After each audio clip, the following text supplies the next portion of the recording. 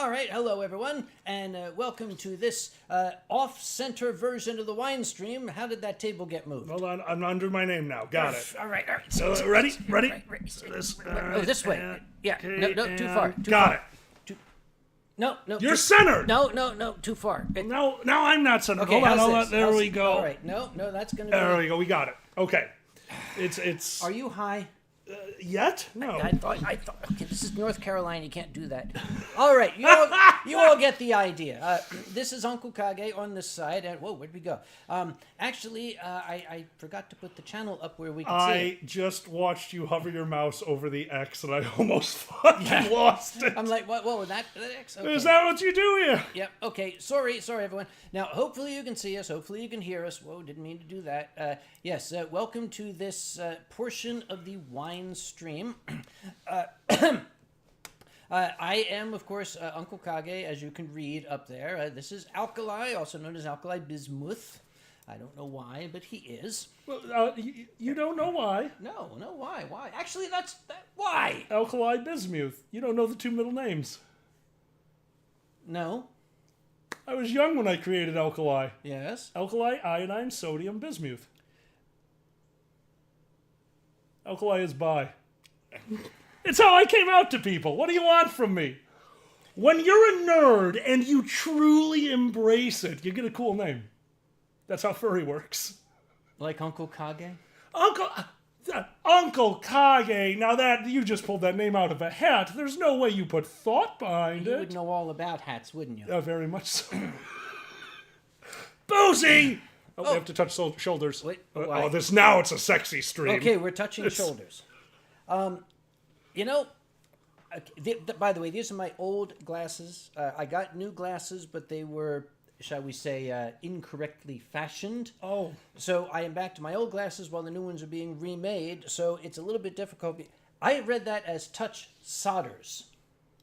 And I was like, what the hell is he talking about? Sometimes when you reach a certain age, you need to seal off certain pores. So a soldering gun works great. Okay, that works, yep. By the way, Aldea Rufus is here. I only saw recently there's supposed to be spaces in that. It's Aldi, a.k.a. Rufus. But I like Aldea Rufus. Okay, no. We came up with a better name for you. I'm really sorry. Really sorry. You're allowed to have it, though. Austin Schmuck. Oh, love that name. That's wonderful. Says, what's everyone drinking tonight? Starting off with some fish piss. Okay. Funny you should ask. You see, very, very recently, I came back from Eurofurence, which is in Hamburg, in Germany. Absolutely spectacular. The people of Hamburg took to Eurofurence just the way the people of Pittsburgh took to That Anthrocon. makes me so happy. It was spectacular. Hi, Leo. So, as always, I was given lots and lots and lots of wine. It is a tall phallic bottle. It is a tall phallic bottle, yes. Now, I have to make a confession. I was kvetching about this. By the way, we got an audience here. Mama T's watching from the wings. Hello. So when I pour this, I pour for you. I pour for me. I pour for you. You pour for the ladies. Sounds good. Absolutely. Hold that shit. Got it. No. We have to open it. I'm sorry. What part of Alkali is bi do you not understand? I can get that cork out without a corkscrew. Really? All I need is a lighter. No. It's on the ground out there. No, that wasn't mine. Hold on. If you give me 10 minutes... I lost my lighter. No. Oh, there it is. Oh, it is on the ground out there. No, it's right here. Give me 10 minutes. That'll pop right out. No. Come here. No. Come here. No. Come here. Let's see no. it. Now, they're doing this under duress. No. Open the wine under duress, No. Oh, it's not always like this. It makes me nervous when you do that on that moving little... Oh, always. Here, hold the rabbit. Oh. Okay. I will skip what I was going to say, and that was stop it. I was given so much wine at Eurofurence, I couldn't bring it all home, and I couldn't drink it all. I tried. Oh, believe me, I tried. I wound up having to share some 30 bottles with the security crew, and you know what? They polished them all off. They're the security crew. It's in their job Yep. description. And many of them are Germans. I kept some of the most interesting ones or some of the really cool ones. This one I kept because this one comes from Luxembourg. Oh, very cool. Do you know where Luxembourg is? It's by the Rampart Lion. That's right by Yes. No. Okay. Luxembourg is a little piece of land. You know how Germany and France have been fighting over land for like 1,000 years? Absolutely. Nobody wants Luxembourg because nobody claims it. It's like this tiny little like Rhode Island stuck between France and Germany's like, you want it? Nope. You want it? 9? No. Okay, let's call it Luxembourg. Okay, but apparently they make Riesling. This is called Pundulhoffeld, and it is a Say that again? Pundulhoffeld. It is, and now the label is in French, which I guess is. Makes it fancy. And it says, Wormel Danger Elterberg. So beware, careful of worms, Right. but the elderberries will kill it. Right. Perfect. It's a grand. Okay, we're going to skip all that shit. Alcohol, 12.5%. That's the important part. That is not the important Of part. course it is. Now, I have never had Luxembourg wine before. How many milliliters are you giving yourself? We are going to give everybody 150 150 milliliters. All right, 150 mil. Which is a standard pour. Oh, really? Yes. Really? You have chemistryed out a standard pour? Roughly 5 ounces. Yes. I'll be right back. 150 I have a special delivery for a You have a friend. special delivery. Where's that glass? There we go. 50, 100, 200, See what I put up with? floor. Hey! There's only 750 in the bottle. We got to ration this shit. We are not rationing wine. I've seen it- your fridge. Put it in the thing down here. Put it in the thing Oh. down here. You have a No, butt- on the floor. On the floor. Oh, God. I have a. Hold this. Hold that shit. Okay. Don't just leave your fleshlight out. That's I your have fault. a That is your stone that fault. we're keeping it in. That's what I was pointing to. Oh, let me have the mouse. I might. Oh, Mouse stays, keyboard mouse stays, goes. You don't need the right. keyboard. Leo Hewington says, "How do you learn in German? Easy. You make sure you're learning, and it's German when you learn it. Es ist Deutsch. Ich bin Deutsch gelernt." Oh, our first try of Luxembourg Riesling. Let's give it a go. It smells sweet. You know, I've seen and drank out of these glasses before. I never realized it has the little pour spout. It's a beaker. Yes. So I can go way higher on this one. And it'll be... You get wine on my new sofa, and your pelt will be covering the sofa. By new sofa, do you mean the sofa that you finally washed? The sofa that I bought to get rid of the old one because there was the large divot in the sofa bed that we're not going to discuss how it got there. Look, when you weigh as much as a small planet, you put divots in things. I don't know what you wanted from me. You notice we don't have you sleeping on the sofa bed. We got you sleeping on the Zydex bed in there. Yeah, I love that I am now sleeping on an air mattress because that has taught me how it feels to be a taco. Every morning I wake up and it is hugging me. It's very nice. Now, does it really? Yours? Actually, no. You have an insanely nice air mattress. I have a very pricey air mattress. You have a very... I do have to admit, the first time I slept on it, Yep. I thought something was wrong in your house and I almost came and woke you up. Why? Because it's a self-inflating. Yes. So as my fat ass lays on it, a very soft hum started. Yep. And I'm laying in there like, is something on? I'm wandering around your house in the middle of night. I put on boxers just for you. Just so you know, you. after Thank you. 10 p.m. I was wearing clothing. Yeah. You're welcome. Boozy would like to know, does the air mattress fit in a tent? What? What an unusual question. Why ever would he ask such a thing? So, You start telling the people, I am going to fix the climate control. okay, and don't kick over your stone wine. I will not kick over... You kicked it over. The whole bottle is empty. You would... Wait a minute. I don't even know how that happened. Hold on. I have a 150. It's still that one. You would know all about 150, wouldn't you? Hey, Alkali, how'd you like the sheets? The sheets are the best. May we get back to the topic at hand? Whatever is Boozy talking about? You're not heavy, you lightweight. Gummy, I miss you too. Boozy and myself took a weekend to get in touch with nature. Think about it. So in other words, we went to a campsite, ramshackled our tents together, some of them held together with duct tape, and then attempted to put the air mattress into Boozy's solo tent. You know the fun part about solo tents are? Easy to set up. The downside, air mattresses do not fit. So when we finally deflated it, put it in, reinflated it, it looked like Boozy was sleeping in a pregnant tent. The bottom was bulging out so far, and you have to remember, I'm a large mammal. I don't fit on beds. No. I have always slept curled up into a ball, because that's how I fit. Boozy's got a bad hip. If you have a bad hip, you can't sleep on your side. So if you are in a tent that barely fits you, on an air mattress that barely fits, and you try to sleep on your back, so Boozy thought, I can't. This is horrible. It hurt. So this genius decided, well, you know what would probably help this situation? I'll sleep on the ground, but on my back. So deflated their air mattress, put some blankets down on the bottom of the tent, and went to sleep on their back. And honestly, gotta hand it to him. Better man than I. Did fine. Slept perfectly okay till the morning. Because tents did not help the situation. I'm sure it didn't, buddy.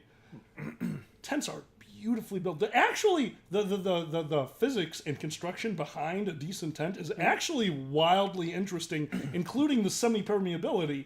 You can't sleep in a tent touching the sides, or any moisture will flow right through and get onto whatever. When I went camping with John, my buddy Denton, they slept in first night. The sleeping bag touched the outside of the tent. Halfway up the sleep, it looked like he pissed himself. Are you sure? It looked like. That's the story. All right, we'll stick to the story. Hey, it was worth it for in the morning hearing him go to the fire and yell, "My tootsies!" But Boozy slept in the tent that the air mattress had bulged out. And you know what tents aren't really good at? Wrong direction force. The tent was being pulled apart at the seams. It left a nice big gap right on ground level. And Boozy woke up to the Spider Queen on his chest. It's like, yo, what's up? Yeah, just hanging out. Probably a friend of all your door spiders. Your door spiders have gotten out of control, by the way. They are perfectly in I'm control. very happy with them. I'll show you and her minions. We got some questions coming in. That is Mama T off camera there. She's playing our audience tonight. Alkali did not go to Germany. He is just helping me drink the German wine. Actually, Luxembourgish wine, because nobody wants Luxembourg. I kind of want Luxembourg. This is good wine. And Boozy is like, so many spiders. The problem is you are thinking of spiders in like a very almost medieval fashion, like they're somehow the enemy. Spiders are not your enemy. No, not at all. I love when spiders hang out over there. Yeah. It's very cool. They get rid of bugs. They're a great part of the ecosystem. They're a little cute. But the moment they touch me, all bets are off. Oh, that's cool. And that is so we cool. need to point out to people. I didn't know this.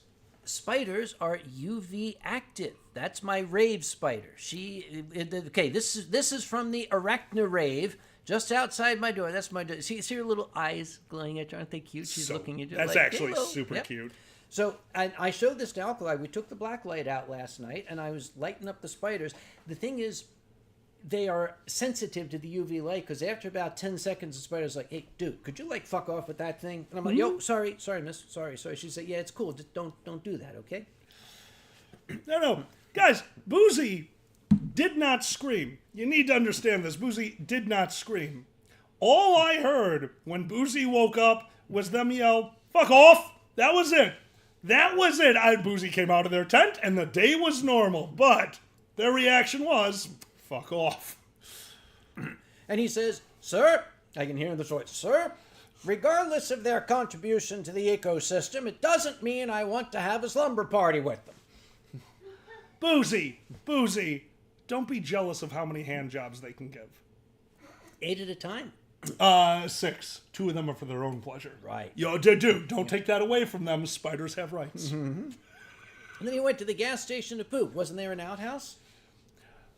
Okay, so you need to understand, we were there in the off season, so you have no idea how funny we found it.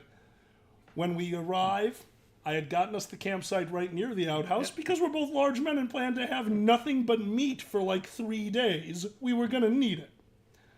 Boozy went in there, minute 10, came walking back out and informed me, well, in there I only had time to find out the nearest gas station is 5 minutes away, so they had never sluiced it.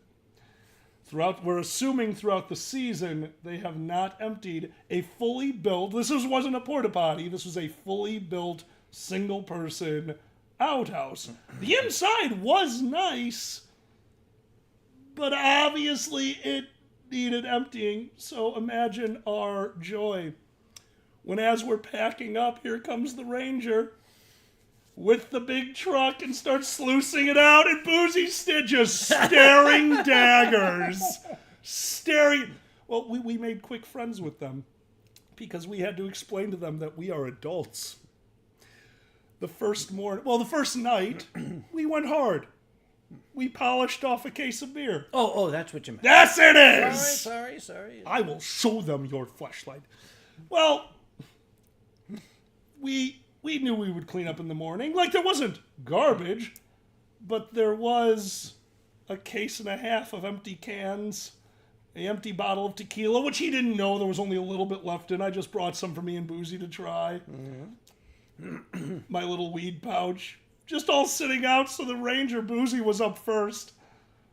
Ranger pulls up, looks at Boozy, looks at the pile of alcoholic trash. He goes, you guys are going to keep that on your campsite, right? And I'm awake. I don't see it, but I do hear it. Boozy's response was, sir, we are over 40 years old. We're not going to be able to move from the fire after 10 minutes. Hello, Brazil. Also, I think Danny's watching us from he is. Outback Steakhouse. Probably. Yes, yeah. Oh, go to Brazil. Oh, Danny Lauderdale is great. Oh, where will he take you? He'll take you to Outback Steakhouse. He'll take you to fucking McDonald's. He'll take you everywhere you don't want to go. Danny did not take you to McDonald's. Who did? The entire car outvoted you, Danny, and myself so that we could try a neon cheese McDouble from McDonald's. And I tried it, and I ain't gonna again. I did not. I chose not to be sick. Incidentally, some people were asking me earlier in the day through texts and stupid shit and voicemails I leave to myself. They were saying, Uncle Kage, what happened to your foot? And I will tell people now. Yeah, you should. Okay. When you get to be my age, you get arthritis. I already got arthritis in that foot. Danny, shut up. So I run every morning, 2 miles, twice around the lake out here. That's what I do. That's impressive. Yep, I run 2 miles every morning before dawn. And starting like not long after Anthrocon in July, after the run, my foot was kind of aching a bit. But, arthritis, that shit's going to happen to you. But as we got through July and into August, it was hurting more and more, and it was getting to the point where I was limping during the day. It was okay when I first woke up and when I first started the run, but by the end of the run, I could barely move. Damn it, Schnur. So I went to the Paul diatrist, because I'm a furry. You got to say Paul diatrist. Paul diatrist? Now I'm angry. And I went and I said, dude, I got arthritis. Do something about it. Give me a shot or something. And he did his Dr. Voodoo, and he said, you don't have arthritis. You got a fracture. I said, what? He said, you got a fracture. You got a metatarsal stress fracture. He looked at me and he said, how long you been running on this? And I said, a day.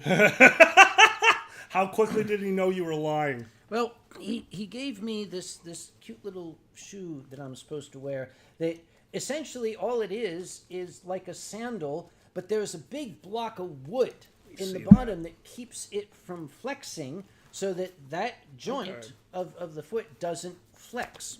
Well, we're having this little tropical storm out here right now, and I didn't want to wear this because it's going to get all wet, and it was very rainy. That would be annoying. So, I have here one of my dress shoes. Now, you will notice it has a rubber galoche on the outside.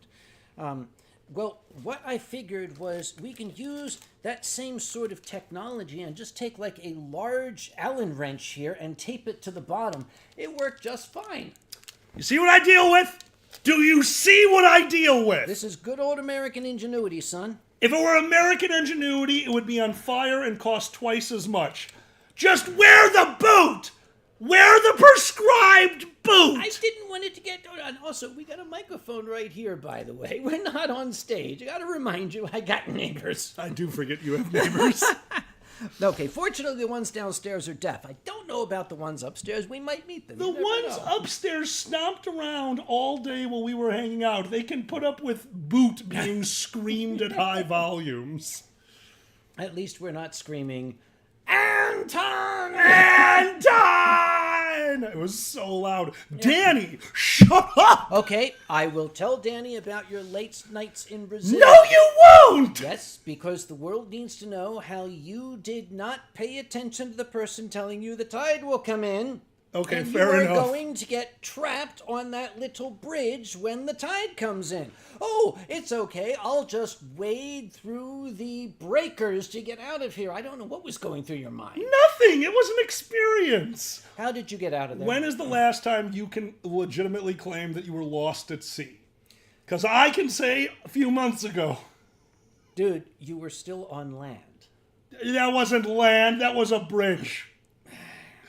We went out and explored Brazil in the middle of the night, and it was beautiful. We ended up on the beach drinking very traditional and very incredibly good caipirinhas. Brazil, you guys know how to drink. And as we're standing out there,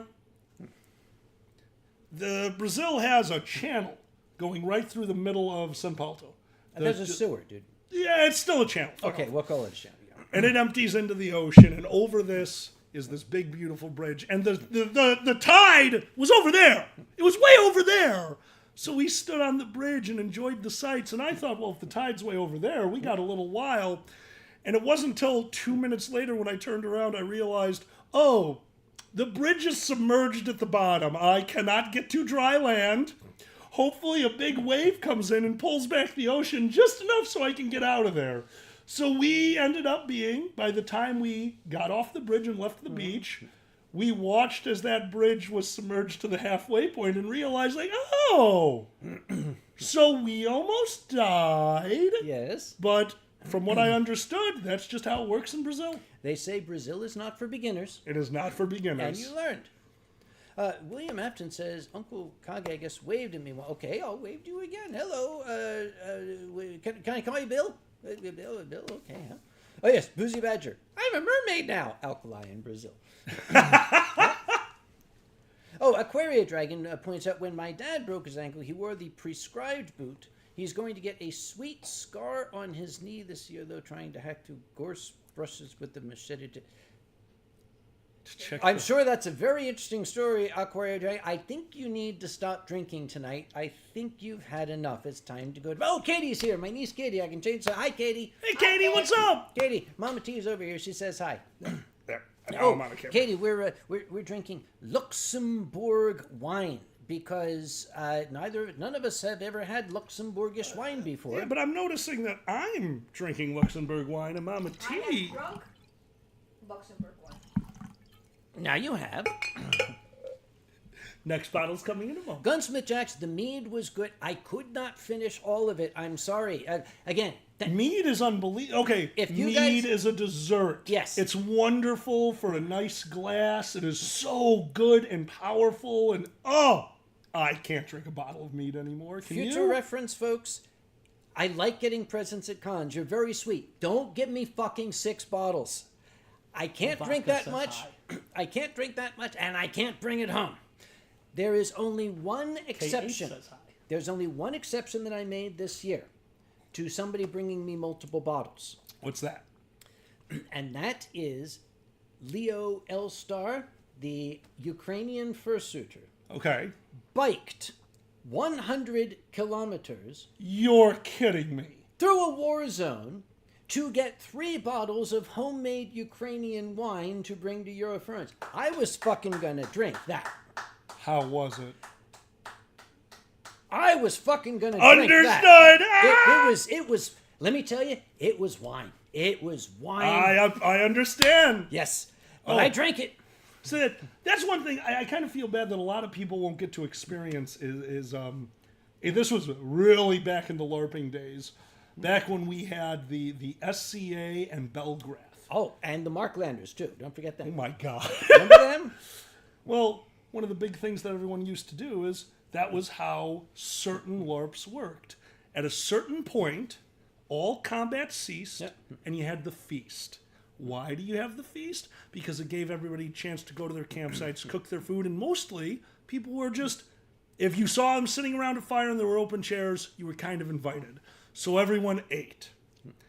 And after they were done, everyone brought out their homemade beers, their homemade wines, and their homemade meads. Yep. And I'm wandering around, what was this? Whatever their October festival. So I'm at a campsite with about 800 people.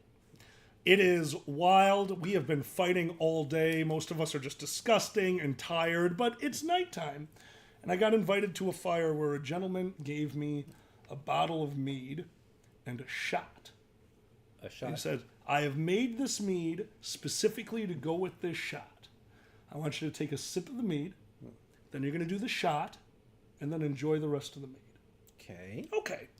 The mead had a very powerful top. Yeah. When you drank this mead, not only did you know it was highly alcoholic, but the honey, the sweetness, overpowering. I'm not going to tell the guy, this is too much. This is kind of garbage. And then I did the shot. Do you know what elderflower is? Yes. The shot was a elderflower liqueur that was so strong that when I drank it, I just started coughing. Elderflower. It coated the inside of my mouth. My bitter receptors totally turned off. My sweet receptors were dulled. And then I drank the same glass of mead, the most subtle floral mead I had ever tasted. Absolutely, hands down, one of the best mead. So I finished this glass, and that's when he looked at me and goes, ugh, that was 30%. I'm like, that's not mead. He goes, I know. Did you see that hit the red right then? That's why are you at the top? No, you're at the No, top. here you go, watch this. That's fixed! Not for the neighbors. Since we got Brazilians here, I can tell them in Hamburg, very, very close to the Conference Center Hamburg, the CCH. If you hear us talk about the CCH, it's their version of the DLCC.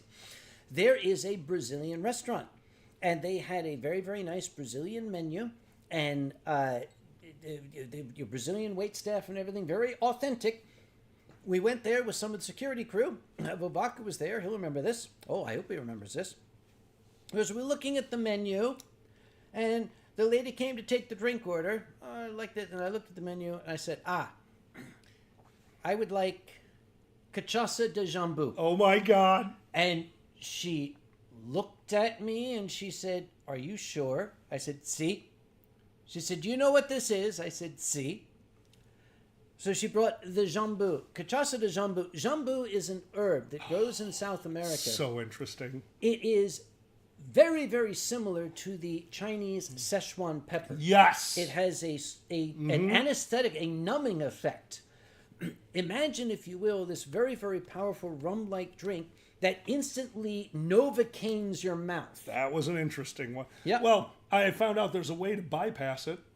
Having a second shot of it, you definitely still taste the second shot. Yep, but I didn't. I made the mistake that we passed this around before the meal. I don't think any of us tasted our dinner. Oh yeah, no, that stuff, dude. That's what killed me in Brazil. That was the last drink of the night. I'm like, I need to go to my room now. And I thought, like, I just had a bunch of... Brazil got me to do a panel where I tasted a bunch of Brazilian chocolates and candies. And if you're an American, let me tell you this right now, we don't understand candy. We just don't get it. We're wrong. Yeah. We are wrong, and Brazil is right. But that also meant that in one evening, I had my week's worth of sugar. Yep. And then I did the drambu. And then I went up to the room, jambu, Yep. and then I went up to the room, And I told my roommates, you might want to leave because I'm going to make some noises from this bathroom right now that I need and you don't want to hear. Hang on. We must be good because Anthrocon security director just showed up, so we must be. Oh, sorry, my apologies. Yes. Yes, straighten the tie. Yes, of course. Yes. Yes. Hello, Mr. Costa. How are you? So good to see you, sir. We have just been sitting here behaving. We are not breaking any rules whatsoever, and you will get no negative reports from us this time, unlike at Anthrocon. Yes, and thank you for standing with me outside of the main hotel while being polite enough to pretend like I was having a real conversation with you while you watched the person that you needed to watch. Yes. You're a good man. Oh, and Silent Dawn. Hello, Silent Dawn. Hello. I'm off duty. Hello, Silent Dawn. He says sits off camera and sits wine. I think he meant sips wine Sips with Mama wine. T. Yeah. And whoever asked it, I've seen your question. My apologies. I just don't like to interrupt. Yep. Baldur's Gate is hands down the best game I have played since City Skylines.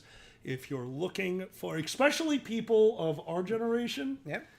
if you remember Choose Your Own Adventure books, this is just Choose Your Own Adventure books with combat. I've never experienced a game before that actually adapted to every little decision you made. So I could talk about that for the whole stream. I'm not doing that, but I will say this. I'm going to be coming back soon.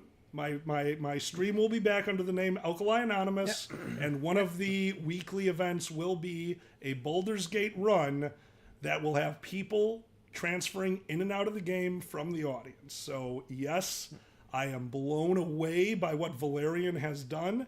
I could not be happier. And while I will never say that this is going to change the industry, because that's just bad thinking. Shanur, how the fuck do you know about that? We're going to leave that one go. Boozy says, oh, I see how it is. Legal shows up, no concern. Security appears, though. Boozy, all you do is wreck my fun and tell me to stop talking. Security has got body cameras. They've got evidence. Security is a problem for now. Legal is a problem for the future. Right, good point. We're worried about the now, Boozy. The now. Ushi, say hello, Ushi. Hello, Ushi. Diesen Flasche komme aus Luxemburg. Die nächste Flasche ist der Müller-Thurgau. So, bitte warten. Bitte warten. I got the translation. Yeah. Every once in a while, I like to put my wine inside of a bad dragon toy and spray it from across the room into my mouth. When did you learn German? Oh, I'm very good at it. I'm getting a slow clap from Mama T. Okay, remember the glasses? Boozy Badger, I read that as, I like to have a hand job in creating the problems I solve. I really need my glasses back. Oh, okay, so I didn't want to steal your glasses, Thunder, but you weren't at IFC. No, I didn't get invited.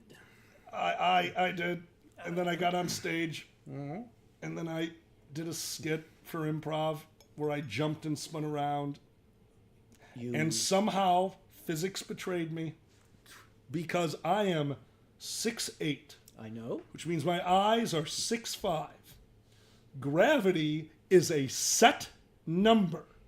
9.8 meters per second squared. Yes. Thank you. Yeah.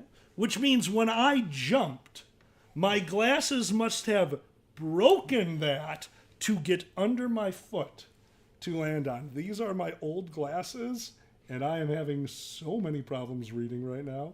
It is so difficult. Then both of us will read. Yeah, good. Yep. So, Chad, if we're missing everything, we're old. That's what happens. That's what it is, yes. QQH says, how is everyone? Well, QQH, that's a very broad question. There are 5.5 billion people on this planet. How do you expect us to tell you how everyone is doing? I'd say, well, let's look at the world right now. Average to below average. Yes. That's not bad. Yeah, unless... Worldwide, that's not bad. Unless you are the guy who runs Twitter, whose name we're not going to mention out loud.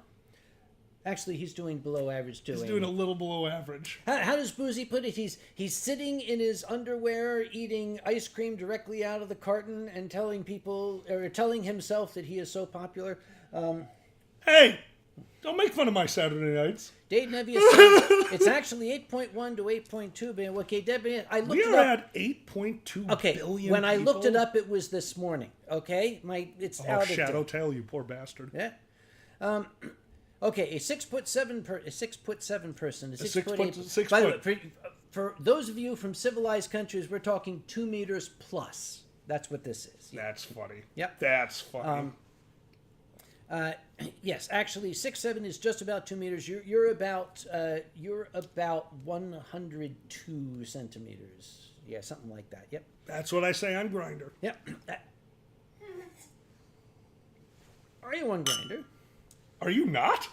No. It's like the best shit show on the planet. Dude, that would require me, a 58-year-old white American man, to use this technology. True. I understand. I'll download it for you I'm right not now. letting you touch this. There it is. Thank you, Boozy. He sits on the floor of the closet in his underpants, eating ice cream with his fingers directly from the gallon, sobbing uncontrollably. I'm an unparalleled genius. That was the quote I was looking for, Boozy. Thank you so much. There it is. Yep. I'm going to replace... Oh, no, I'm not going to replace this. Whose glass is empty? You two. I'll tell you.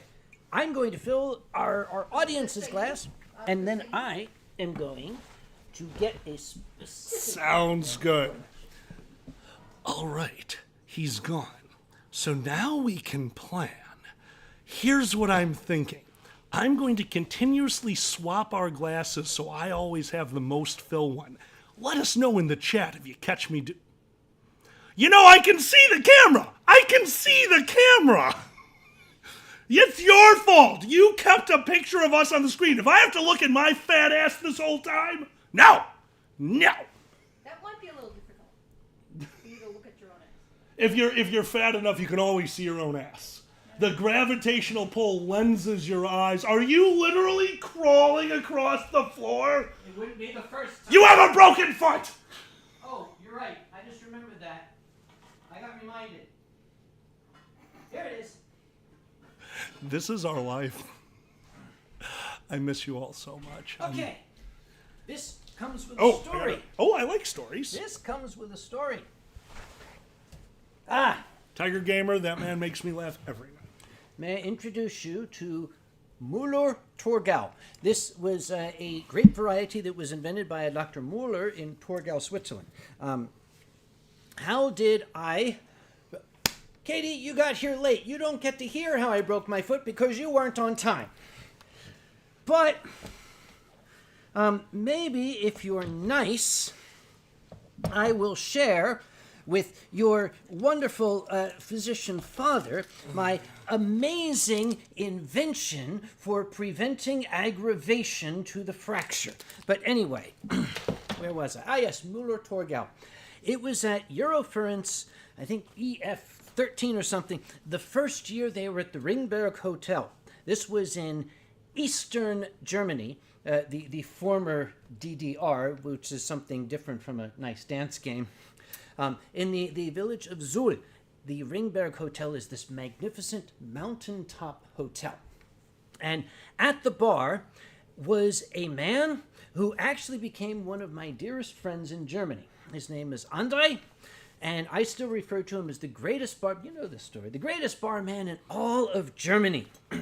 And I went to him and I introduced myself. I said, hello, ich bin ein dummer Amerikaner, ich spreche kein Deutsch. I'm a stupid American, don't speak. And How Andre, many languages can you say I'm a stupid American in? Ich bin ein dummer Amerikaner und spreche kein Deutsch. 1. Je suis le barbare américain et je ne parle pas français. 2. Je suis un bulbe américain et ne le viens teski. 3. Boku wa bakana amerikajin des, zenza wa karimasen. 4. I'm a Yank, fuck it. 5. Right. That was Australian, the last one. Oh, Portuguese. Sorry, forgot Portuguese. Uso um gringo cachaceiro e no falo português. 6. 6, yes. Anyway, I said I wanted local wine. Wein aus Thüringen. You know, the wine was something local. So Andre, still chuckling over the Dumme Amerikaner, gave me this, which is very popular in that part of Germany. Oh, very cool. And since okay, he was just so captivated. Every time he saw me across the bar, oh, hello, Dr. Dumme Americano, wunsch du Wein here? And he just thought that was wonderful. Well, I used to have a fursuit. The Chester Ringtail fursuit belonged to me. I inherited it, a different story for a different time. But I used to wear the Chester Ringtail fursuit. Chester Ringtail was this slinky boy toy character, very much not me. This is why I tell people, never fall in love with a fursuit. You never know what might be inside. Andre saw Chester, and you could see the hearts a popping. He was, down to Mr. Shun, and he came out. He had to get his phone. Oh, and I'd photo. He's got his arm around Chester. Get a picture of me. Get a picture of me sitting in Chester's lap. Get a picture of me, like Oh, he was just having a ball. He loved Chester, and then he had to get back to the bar. He gave Chester a little kiss on the muzzle. He's going back, and Chester took his sleeve and pulled him back and whispered in his ear, Dumme Amerikaner, and then walked away, and behind I heard, Nine! So, Müller Torgau has become the drink of choice between Andre and his mother Ushi and my family. 150. Wait, little full. Yeah, well, you better make a little more. A little more. Now that's good. And this is a dry Riesling, so it is still good, but it doesn't have quite the residual sugar as that Luxembourgish one did. Right, I'm going to help you out as a chemist. Give me a second. So that's a little over. Hold on. Psst. Dude, Ooh, that is you good. got a job to do. Okay, that's a little under. That's a little under. Job first. Damn it! In this house, you act as a gentleman. I am a gentleman trying to get drunk. This is a gentleman. I've never had you not. Mio is here. And yes, Mio was very happy to see both Andre and Ushi at AC. Also, did you catch Gummies? I think Gummy's trying to give you number 7. He says, Jeg zum dum Amerikaner og taler ikke dansk. Let's try that again. Do it again. Jeg dum Amerikaner og taler ikke dansk. Let's try it. Gummy, how close was he? Alkali told him to be too gentle. We're going to wait for that to get through there. It says, Alkali doesn't need to speak Portuguese in Brazil. Yeah. Oh, I don't want to put it on the floor. Oh, Hold on, another one coming. This is not a frisbee. And they are all this is a frisbee. All right, go ahead. You are being very, very mean to the Münchners, by the way. Nailed it. We're never going to get that out from under there. No, doesn't need to be. That's something for you to find when you move. And Gumi says quite close, actually. And Vovaka says like a 6 out of 10. Okay, for not having any coaching, I think I did okay. It's not bad. And Lance Rosso said, did Alkali yell so loud he broke your foot? No, but I expect a pounding on the door from the neighbor any moment. So that's how we get more guests. I can't not. I don't know how you're drinking from the side. I can't not drink from the tiny little. You do. You kind of put it on your lip. It is. All beakers have that pour spout, so that you can pour out. I like the little pour spout. Oh, Pours it Bad into my Kid lungs. 312 says, "Good evening, gentlemen. Anytime I hear, Hey, Bad how Kid. are you, gentlemen? How are you, gentlemen? Hope this evening finds you both well. Alkali, my friend, we miss very much you at Megaplex last week. I noticed nothing about me. Hope you're doing good, brother. Hope you're doing good, brother. Are you doing good, brother? I'm doing good. I'm glad you're doing good, brother. Hope I can see ya soon." And then he put a butt. That is a heart. It's upside down. What the fuck? What the hell just happened? Okay, folks, ladies, gentlemen, give me the remote for the TV. That would be wonderful if I knew where it was. It's in the wooden thing. Oh, it's in it. Got it. For those of you who have visited me before, you might know that this giant-ass monitor I have here is actually a dumpster dive. When King, the Australian fursuiter King, he's on Twitter as Fur King Heck. He's the big blue and black. Yeah. Cute. He was actually doing a student year post student exchange thing here Right. for a year in Durham, and I happened to be. It was the weekend that Crash Azarel was here. In fact, Crash realized that King was here and their friends. Oh, can we go see King before he leaves? He was about to go back to Australia. That's nice. So we went to visit him, and he was just moving out, and so we had lunch and everything. And then he said, "Could you help me take this down and throw it in the bin?" I'm like, "Wait, what?" It's this giant, what is this, 40-inch 43 TV thing? probably. And he said, "Well, I can't take it back to Australia with me. I was just going to bin it." I said, "I'll take it off your hands." What he didn't tell me is the fucking thing don't work. So we're going to turn it off and turn it on again, which usually makes it work. Now we're going to see if we're still connected. Okay. We're still connected. All right, hold on. Let me help you out here, buddy. Yes. It works fine. Computers are not meant to go through TVs. The TV thinks that nothing is playing, and it's just turning itself off. That is a normal thing, and you can turn that off in settings. Mine does the same thing. You can turn it off. Yes! Where have you been for the past 3 fucking years, dude? You've been doing this for 3 years? Yeah, I thought it's in the settings menu! Excuse us for a moment. We are not doing this while on the stream. Give me the remote. Give me well, then now what are you going to do? It says, "What should I watch?" Open food. Okay, do not. Okay, you're going to break your TV What somehow. do I do now? Well, now you just throw out the TV. You've pushed a button that we don't understand. You have done everything wrong. That's not even close. Oh, wait. Wait a minute. Hang on. Wait a minute. Go back to the You have. This is not right. Okay, good. Take this away Give from me me. Thank you. that. Give me that. Take Give that me away that. from Right, me, and okay. I'll take this. Hold on. Give me that. No. You no, take this. No. Oh my! I'm sorry. My bad. You Boozy take, says you will definitely Here. do it on stream for. No. What? I know. Will you take Absolutely. Back, Here no, you I'll, go. no, I will It's take. right here. I will take this, It's and I will do that, and perfect. then And then you will take your glass, No, I and will then give you, okay, I'll give thank you this to very much. I and appreciate give it. this Take your and glass, there, and I you get super that, appreciate and it. we say, oh, wait, oh fuck, wait, I did that Tell me wrong. that was not rehearsed. No, I did that wrong. I won. What? I'll take that. Thank you very much. Oh, Boozy says there's no Ronnie. I want to see this. There's we no will do it on stream for our news. You know what? No, if we could change the camera for them to see how bad we are at this, that'd be one thing. Let's not take the next 10 minutes breaking your TV. I could grab the camera and hold it here. There are so many reasons not to do that. I have seen your setup. The cords over here are basically already on fire. Well, yeah. Maybe you shouldn't screw with your setup. There's not that many cords. It just looks like a plate of spaghetti. It looks like a snake graveyard. There's lots of cords. We got the microphone cord. We got the drawing cam cord. We got the main camera cord. We got the power cord for this. We got the power cord. That other cord, I don't know where it goes. Yeah. But it might be important, so we keep it there. We got the cord plugging in this little phone, which I haven't used for years, but it might be useful someday. We've got this cord. See, this cord, this might go to something. This does nothing. No, look, see, it's plugged in. See, it's a I know it's plugged in. It doesn't go to your... That's your old laptop cord. What if I want to use the old laptop? You threw away the old laptop. What? Give me that cord. No. That is no, that is not your cord anymore. You don't get that cord anymore. You have lost cord privileges. You sound just like Ronnie, for Christ's sake. It's just like having him Stay here. up. It's like, I know it's lit up. That's the problem. You also have to know something. Yep. So I have a paranoia with cords staying plugged in, because in my studio, what do we do at the table out there when the show's over? We sit and drink. Yes. It's a shitty outdoor table.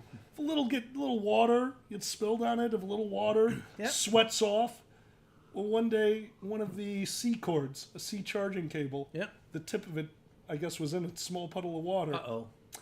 Yeah. Bzz. No. Melted through the table. It's a glass top table. I was going to say, dude. Do you understand why I don't just leave cords plugged in anymore, dude? It melted through a glass table. Don't do that. Thank you, Gummy. Thank you. Gummy Bjorn says, the ferret is right. Okay, if Gummy Bjorn says it, it must be so. Every once in a while, what is it? A stopped clock is gay twice a day? No. If the hands are at 12 and 2, it's gay. A gay clock is It's straight, straight. once At noon. Twice at noon, At noon. but not at 6. Not at 69. Something, okay, just go with it. Okay, should maybe... QQH says hi. Okay, I really should have put this picture up to begin with, my electrical short in the bathroom. Yes. But I wouldn't be able to show it here. It would have to be here, and I still haven't figured out how to put a picture up without stopping the stream. So we'll do that next time. Oh, and apparently you can fix everything just by holding the Alt key and pressing F4. Give me the keyboard. Let's try it. Wait, what's happening? You, Might be yep, give me. Okay. What are you doing with Alt Okay. F4? It says. Alt F4 closes things. No, Do not no. hit Alt F4. The guy said you can fix everything by pressing Alt. No.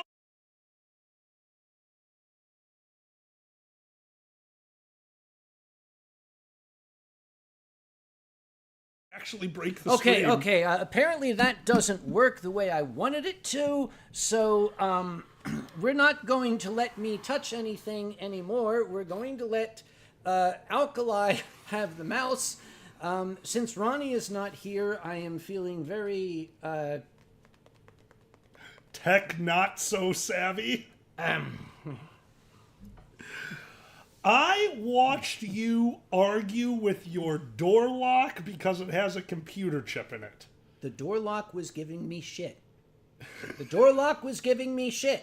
I don't like technology giving me shit. You can't argue. I won. I got in. You opened your door. I Yes. don't know if that constitutes winning. I'm in. The door is still there. QED.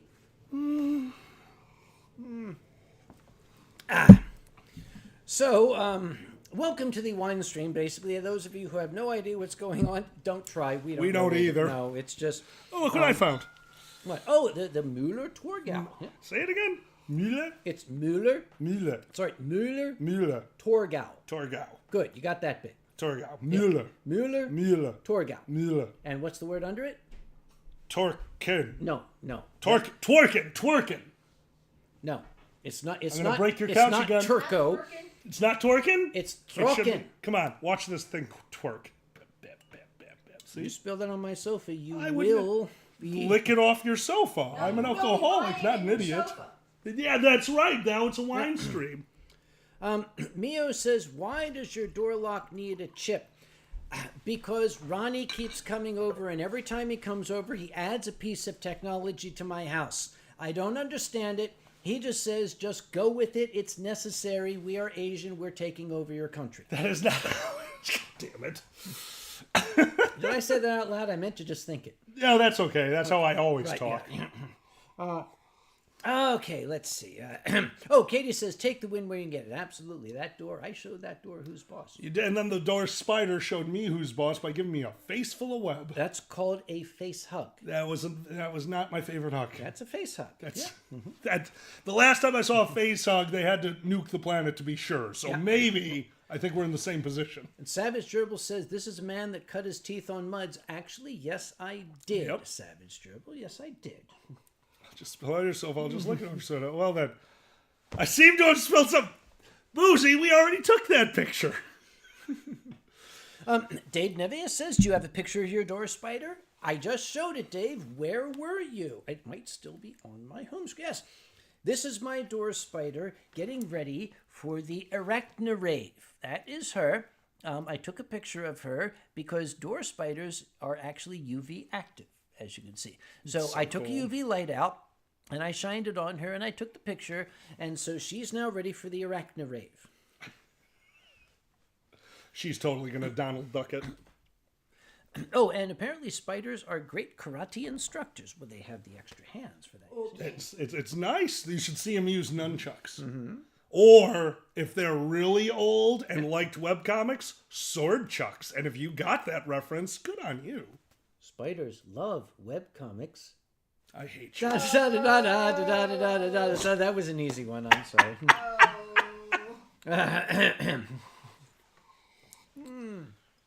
Sword chuck. Wait, what are sword chucks? Sword chucks. That's when you take two long swords, you attach a chain in the middle, and you take enough feats that the DM doesn't just make you murder yourself every time you use them. Yeah. That's about it.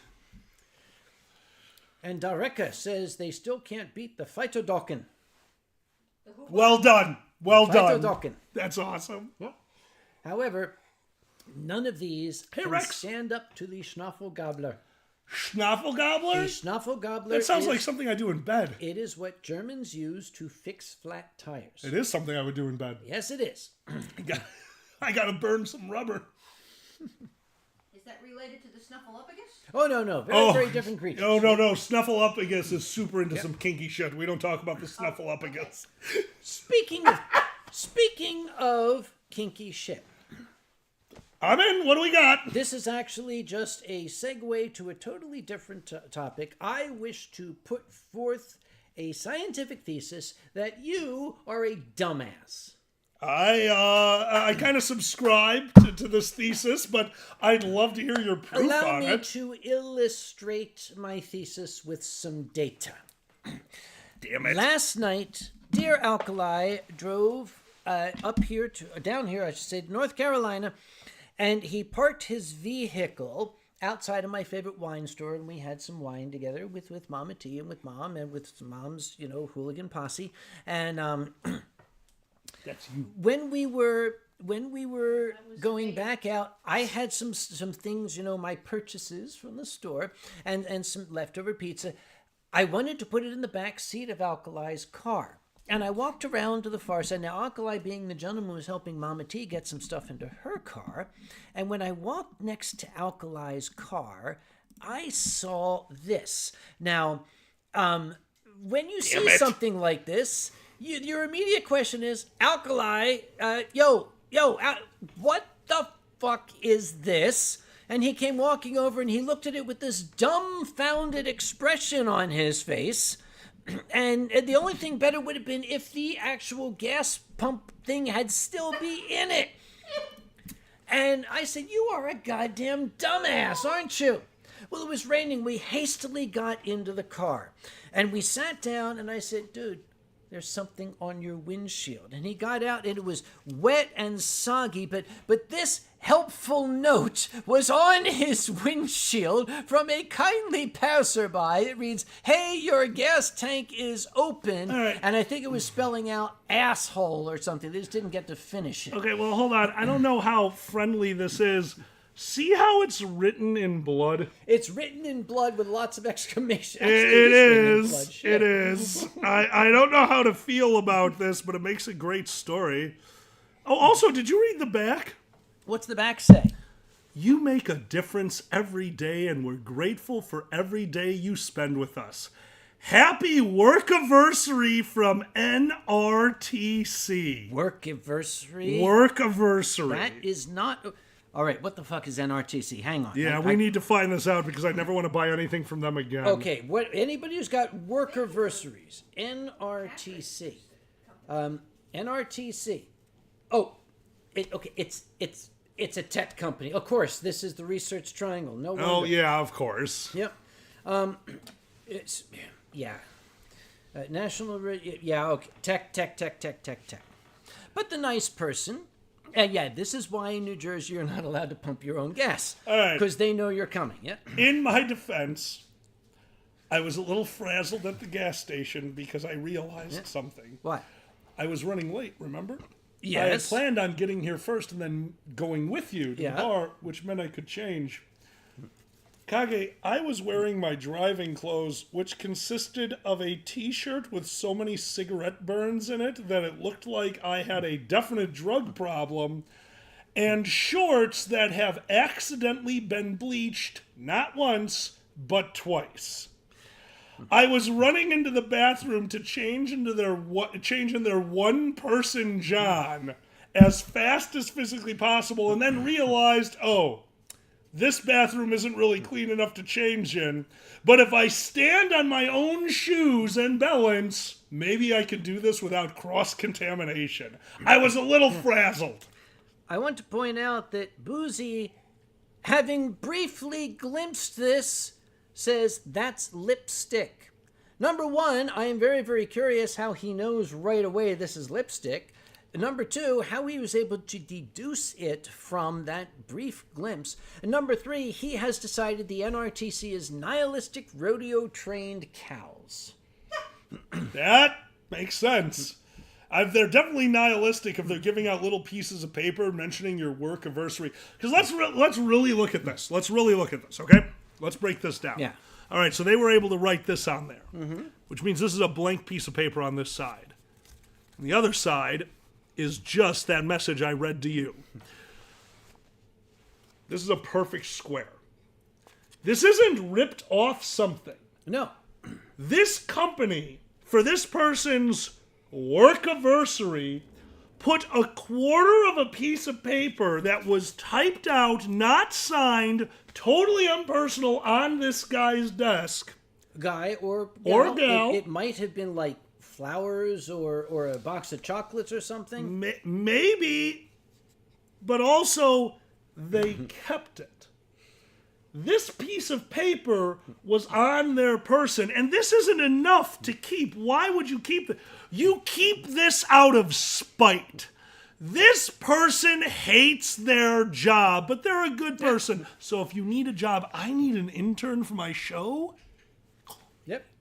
And I want to give a shout out. When I lived in Pennsylvania for a number of years, living across the street from us was a wonderful Italian family. The young man of the family, Carlo, was a delightful young man, good friend of the family. Good. Here we are many years later. He suddenly shows up in my channel. Signor Mastrocola, here is to you. Dude! Yep. Cheers. Welcome to the nihilistic rodeo cows. We're the T. Trained. Rodeo trained. Trained. Yeah.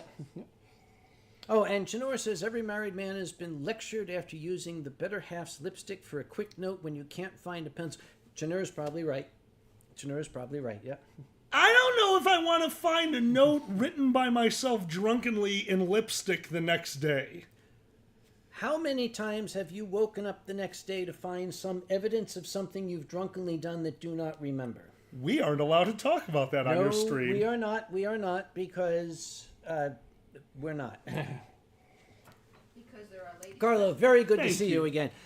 Hopefully you have not lost whatever shred of respect you might have had for me, but this is what I do now. You assume people have respect for us. Most of them are nodding politely. Is that what you just did? Yep. Yep.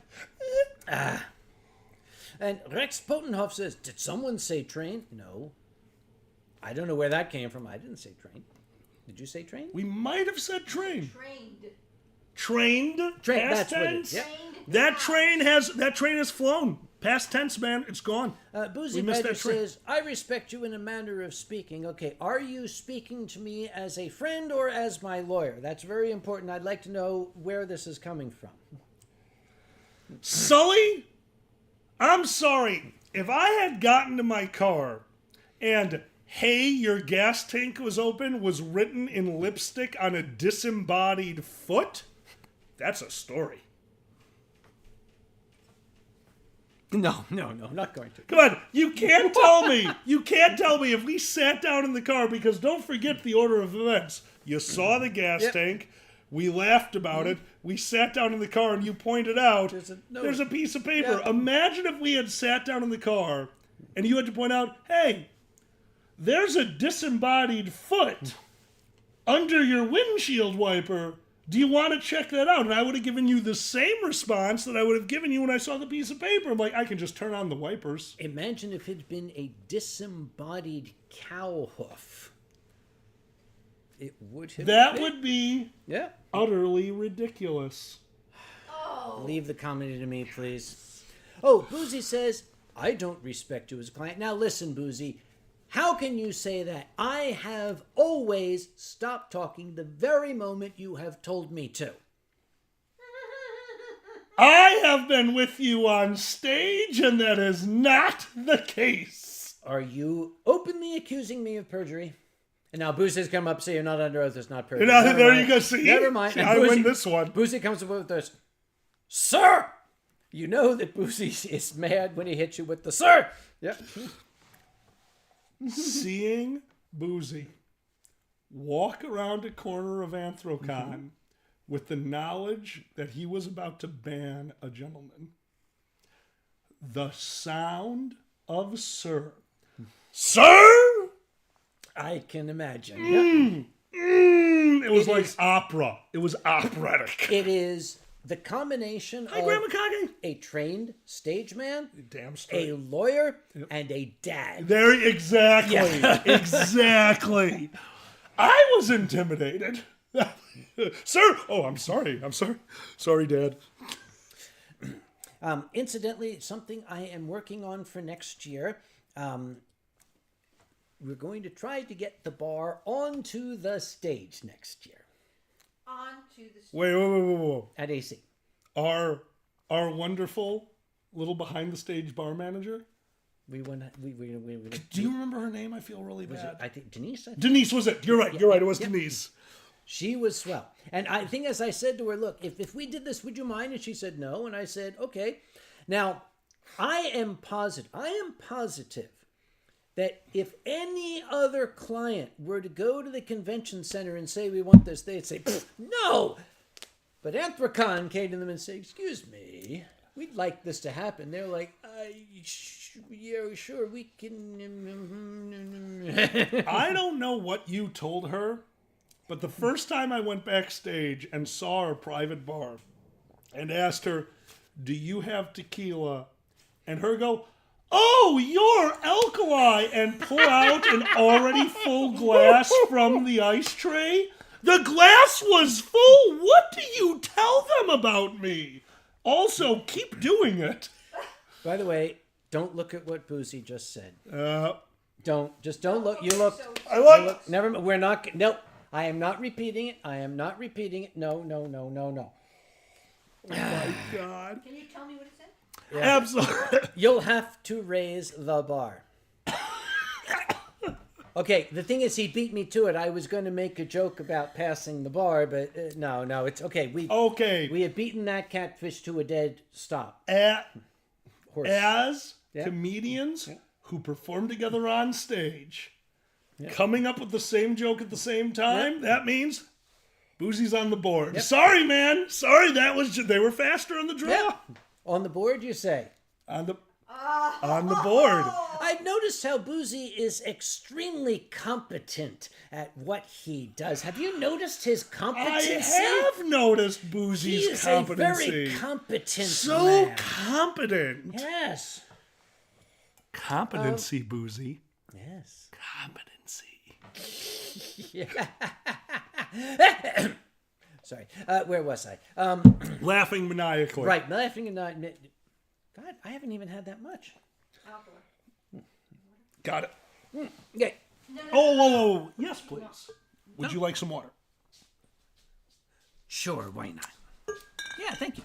Thank you, hon. Yep. Minimally competent. Oh yes. Ronnie will tell you how he volunteered for the board of directors. What I remember, here's what I remember. I remember Ronnie showing up randomly at a board meeting, and he was just sitting on the board meeting, and he said, "Well, I'm just here to offer whatever advice I can." And then we started the meeting, and Ronnie said, "Okay, before we start, I would like to be on the board of directors." And I said, "Are you sure?" He said, "Absolutely. This has been my life's ambition." So, okay, what do people think? So, yeah, sure, we'll give him a try. Okay. Now, that's what I remember. Here's what Ronnie... Now, remember, Ronnie, he's Asian. They can't hold their liquor. So, here's what Ronnie remembers. How it works. Ronnie remembers me asking him to attend the board meeting because we needed a scribe to take notes. And we were all so busy talking, nobody had the time. Makes sense. So we started the board meeting. I said, Ronnie, you're going to take notes, right? Okay. And I started the board meeting. I said, okay, we're going to have a motion to add Ronnie to the board of directors. We had a second. Okay, all in favor, and Ronnie, all opposed. And Ronnie started. I said, no, you don't get a vote yet. Okay, all opposed. Okay, all right. You don't get a vote okay, yet. Motion carried unanimously. Okay, Ronnie, now you can vote. That's apparently how his. That is version, not how anything should work. That's how Ronnie remembers it. So, I gotta bring this one up. Positive Tiger says you would be perfect to play a villain in a movie. Thank you, my dear. I got the front one and This the for right him, one. and this is Steph. Thank you. God, this is. Thank you, Han. Okay, they tried to pull this on me in Germany. They poured a glass for me, and I took a sip. And I said, dude, that's French. Oh my God. You did it to yourself on stage with me one time. Never forget that. Okay, Jeffrey Costa. He's sounding just like Boozy. Damn it, Kage! Is this like a thing? That was a perfect impression. So Positive Tiger Gamer says, you would be perfect to play a villain in a movie. And I totally agree with that. You could play, because you just go into chairman mode, you could play a great villain. You really could. There, yes. So for those of you who don't, you go. I'm going to go get one of my favorite neckties. Please do. Keep these people busy. I'll be right back. So if any of you have been watching his show, because I used to do it beforehand, or me in the last probably 6 years, the beard is somewhat new. The beard comes from me playing a villain.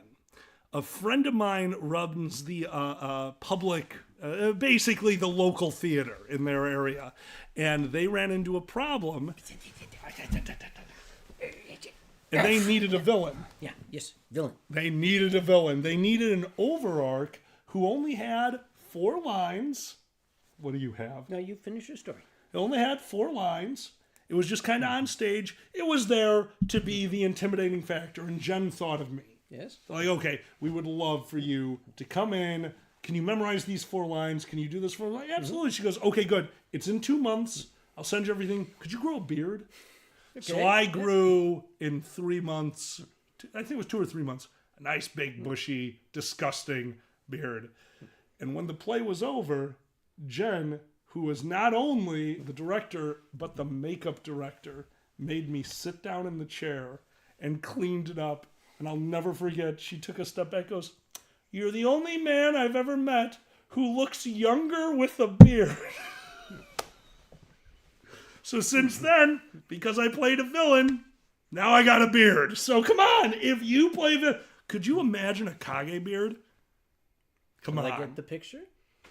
I used to wear a beard. You had a beard? Years ago. You had a beard? I had a beard. I kind of want to see the picture. You kind of? I kind of want to see the picture. Maybe we should solicit money for that. There we go. But first, I'm going to show you one of my favorite ties. Oh my God. Yes. Yes. Am I doing it right? You are doing it right. Screenshot. Wait, which eyebrow? That one. Yeah, it's got, there you go. That's kind of perfect. That's I kind to of be perfect. Straight on. Here we go. Uncle Kage would look like a mall Santa. Who said that?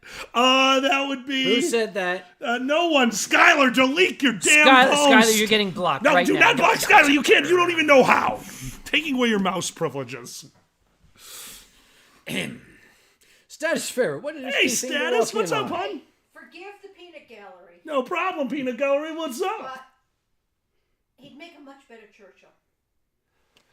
You would make a damn good Churchill. You would make a damn good Churchill. Yeah. What are you looking for? Oh, good call.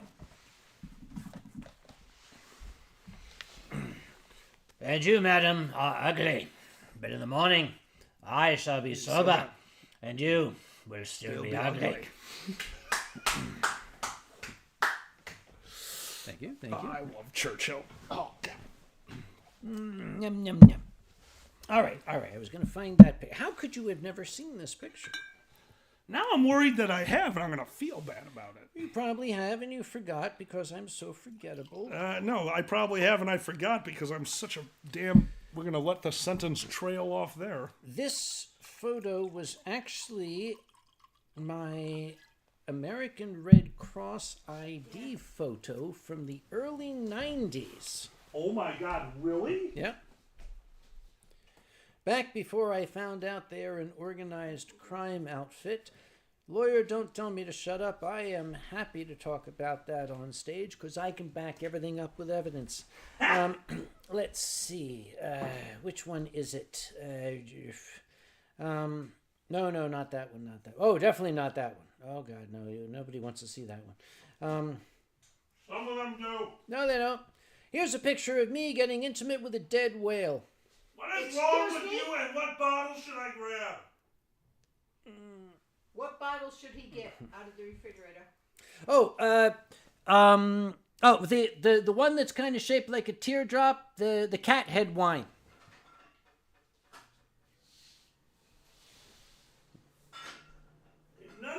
shaped like a teardrop. It's the one that's shaped. It's the one that's shaped like a not wine bottle. Does he need help?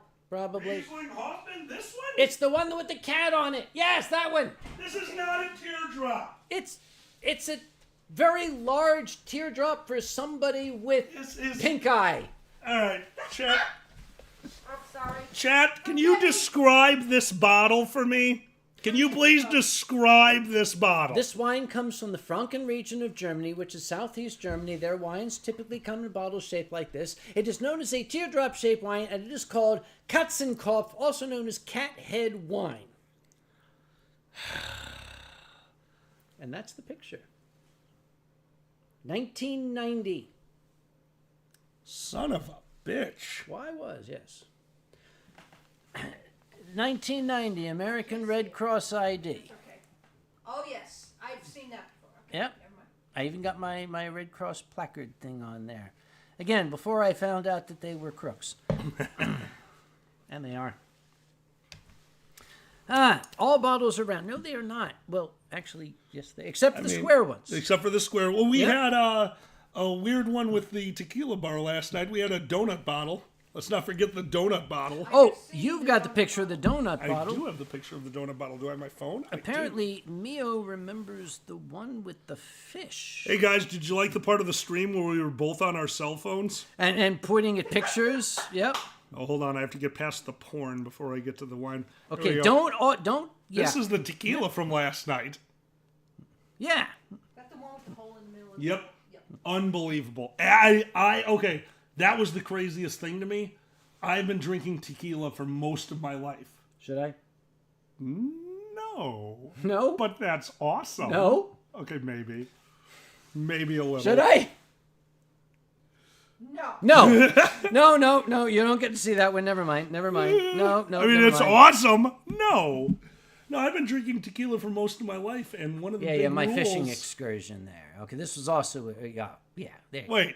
Okay, hold on. Did you actually catch that fish, or Yes. did you rip it off of a plaque and it used to sing to you? Because that looks exactly like you ripped that off of a plaque in somebody's living room after it had sing "Be My Bud" to you. You've heard this story. No, I told it to you. I must have told you the story. I was drunk. Okay, yeah, that's... Never mind. Okay. Oh, Glory Hole Tequila. Wait, no, not Glory Hole Tequila. Glory. You're never going to be able to drink it again, man. I'm sorry. going to drink it more. And after 5 minutes, I'm very talented. Oh, Onyx Flame is here all the way from Wales. Hello, Onyx Flame. Hi, I'm Onyx. trying to remember my Welsh. Uncle Kage has just started choking on what we can only assume to be all the penises in their wine. Weizenwolf says, when will you grow your hair back, Uncle? I'm not going to. You know why? Why would you ask that? You ass. Okay, here's the thing. I still have a full head of hair. It is fully, but I keep it extremely short because I haven't had to buy a brush for the last 23 years. When you wash it, it's washed. When you dry it, it's dry. You don't got to comb it. Don't got to brush it. When the wind blows, it's not going to blow in your eyes. This is fine for the likes of me. Well, you knew me when I still had the job. Mm-hmm. Remember the big I remember your Do you remember Jufro. why? Yep. alopecia? Yep. I got so stressed out at work. Right here to here. Just a strip. It was a landing strip of baldness. Yeah. On the back of my head, so I had to let my hair grow now out. we are just talking stress-induced alopecia. Oh, 100%. Which is, I'm it's, very hard yeah. not to say something. Oh no. No, You can say it. What's up? No, I want desperately to. Ah! Yeah. I understand.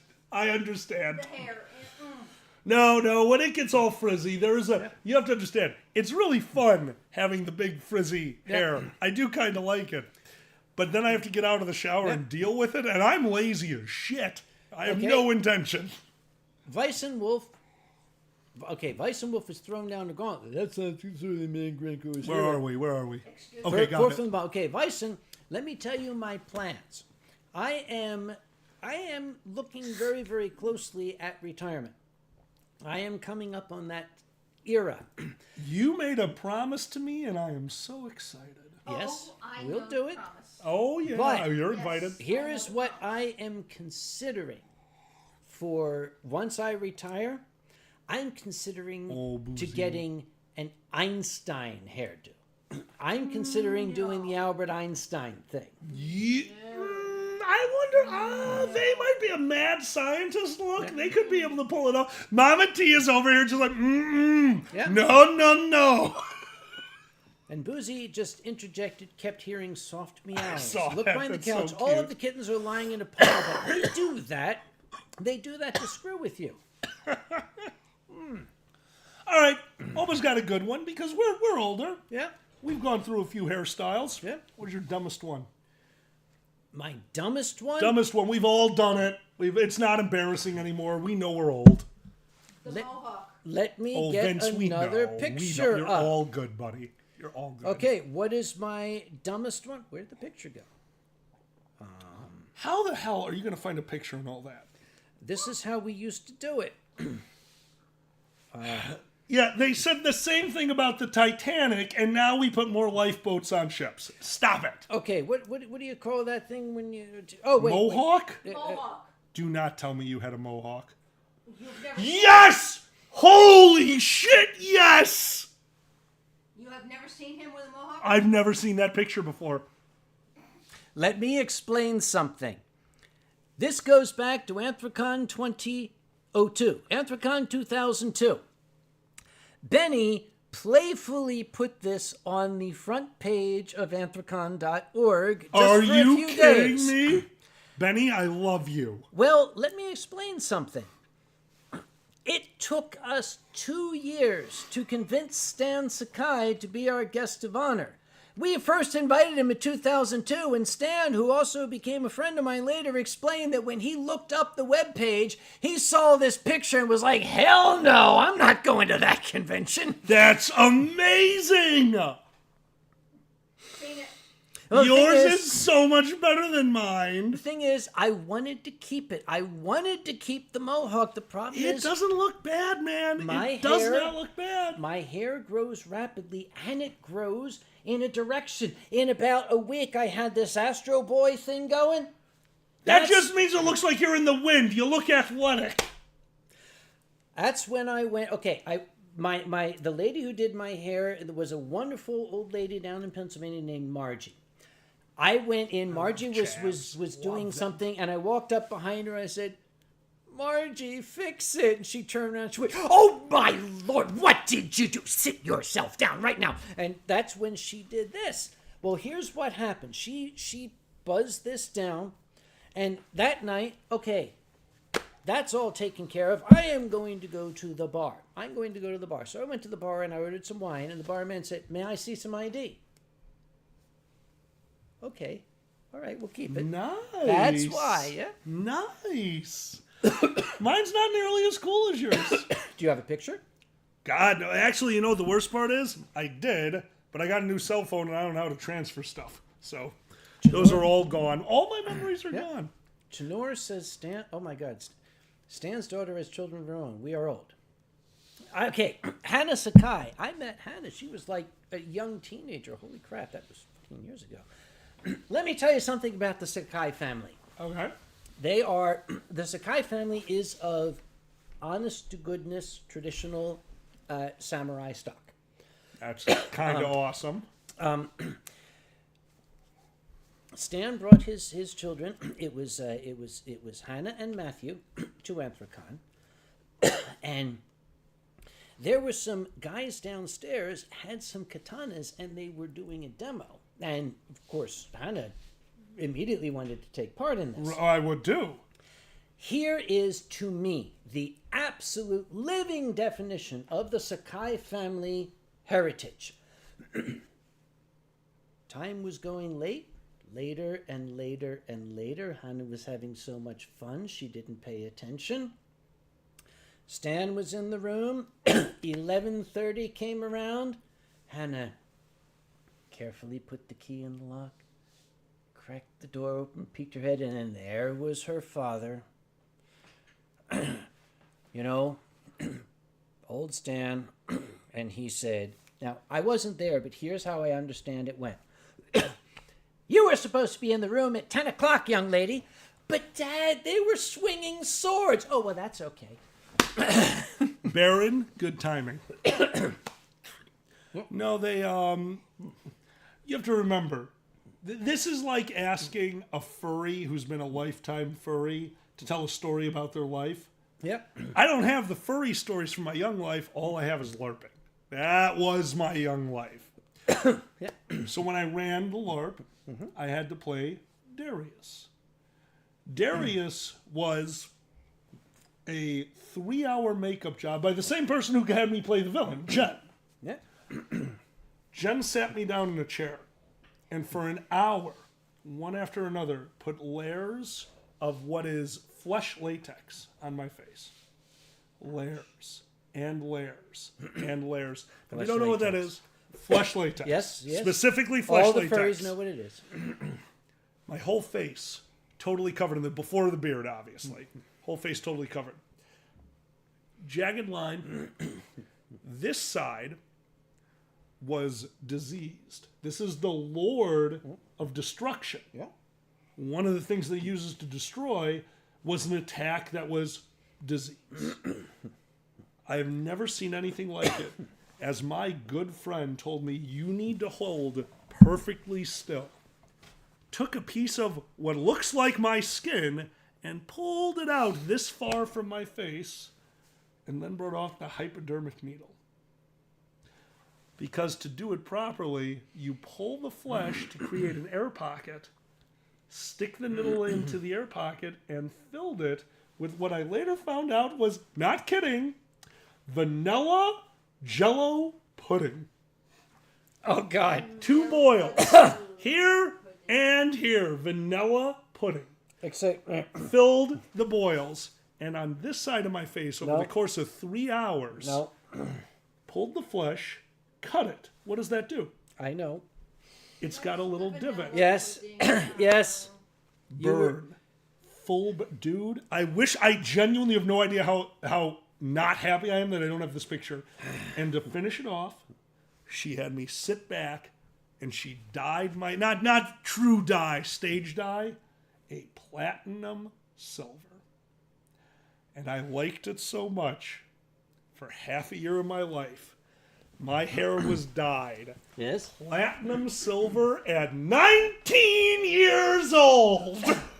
The thing is, as you describe that, all I can think of when you mention the vanilla pudding, all I can think of Is what? is a late, great comic saying, "Let's see if you all can tell what I am." You know where that's coming from. That's good. Hang on, we have to do this. Right? Let me do the line. Absolutely, it's all yours. Here's another fine mess you've gotten us into. Damn right. Well, you have to understand, when we did this, this was, like, I can't stress this enough. In real time, not game days, this was 1 year. They met Doris, and all I had on was a balaclava, a blackout balaclava. They never got to see the character. A year later, in real time, they finally encountered the overarching villain, Doris, the character that I have been hinting at and hinting at and hinting at. When we did it, we were in a sealed barn. There is no stars, no moon, no light. Sealed barn. Okay. The barn is just totally... We rebuilt a campsite to make this all happen. And when they walked in, they encountered the Lord of Chaos. The Lord of Chaos was an idea that we had specifically to do this trick because... do you know what blackout magic is? Yes. Okay. You don't know what blackout magic is. Blackout magic is when the stage is so perfectly lit, and I can't stress this enough, it needs to be flawless, that shadows don't exist. It's the same technology you needed to use for green screens back in the day. So when we did it, we had figured out how to use blackout magic to create this encounter. And the encounter was 2 concentric circles, one smaller than the other, of glow sticks. Remember those glow sticks people used to wear them around their neck? Yeah, yeah. So we used that weird clear tape. Weird clear tape. The packing tape. Packing tape. Yeah. So you could hold this apparatus by the middle, and no one could see your hand. This kind of packing. Dad, you needed that. Oh, you right, need let that. me put it back on my suit. This is why you need to wear the medical device. Yes, right. Sorry, go on. Continue. Yeah. So we were able to hold it by that. So we had 2 concentric circles, 2 of those. Yep. We had a weird kind of squished triangle, and they floated around the room. Tim, Hannah, and Jack were all in full black clothes, balaclava, in the dark. We kind of knew the layout of the room, and they're just waving these things, and they're floating around the room, and it looks good. Being there physically, I can't stress this enough, it looked like these floating orbs, and at the end, the orbs came together to form 2 eyes. The triangle was the nose, and Hannah, who had been kneeling on the ground for 20 minutes, holding a tabard, a thick black tabard, finally dropped it, and that was the mouth. We had a face the size of you, and they were the voice of it. Oh. They were the voice, and they're talking as this thing, and all the players like, okay, that's the thing. That's the big encounter. What is it? But it was friendly. It was nice. So no one paid attention as my fat ass, as slowly and quietly as I could, snuck behind 50 players. 50 of my good friends with the half face, diseased, burnt. Full costume, tailor-made by Jen. It was gorgeous. So when we kicked on the lights, they turned around and saw the 6'8" guy in a flowing, cheesecloth? Yes. Black cheesecloth strip cloak, which means that all we needed was a little breeze, and it looked like the death from the movies. Yes. Flowing very softly. And Karen, who is not a Karen, but she is Karen, turned around as close to me as you are now, because that's how close I got to them. Yeah. Saw me, screamed, fell backwards, and did a cardinal sin called hold. Hold means stop the game. Game is stopped. Like, oh shit, are you okay? And she looked at me, and in one of the proudest moments of my life, she goes, you asshole, I just pissed myself. Oh my god. If that's one of the proudest moments. That is one of the, I scared the piss out of her. I won, dude. I just want to point out this Winestream is Patreon supported. We are grateful to our Patreon patrons: Silver the Viking, Coma Blood, Paul, Boba, Poulette, David Hunter, Dusty, 0071, Furry Trainer, Jack of the Circle, Jelly Paws, Mama T, again, Nikolai Tiger, Rick Hale, Silent Dawn, Silver Fox Wolf, Silver Gataman, Tom Fox, Bentley Shepherd, Bo Rose, also known as Aaron Herolf, Check the Shep, Jungle Pfo, Foxhole Atheist, McLabin, Martin Spankenberg, Max the Wolf, Max the Wolf, a new guy, hi, McLovin, Maine, Merlin Scorch, McCall, Mutterwolf, Q, the Dane, Rusty Rower, The Dragon Show, Ash, and Yaki Soba. Thank you all so very much for your patronage, yes? It's your turn for 5 minutes, I'll be back. Alkali has to go out and suck on a cigarette.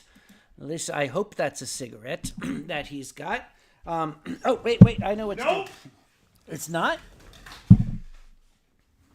Hang on. We can fix. The show's about to get interesting. Hang on. We'll fix this. Hang on. We got this.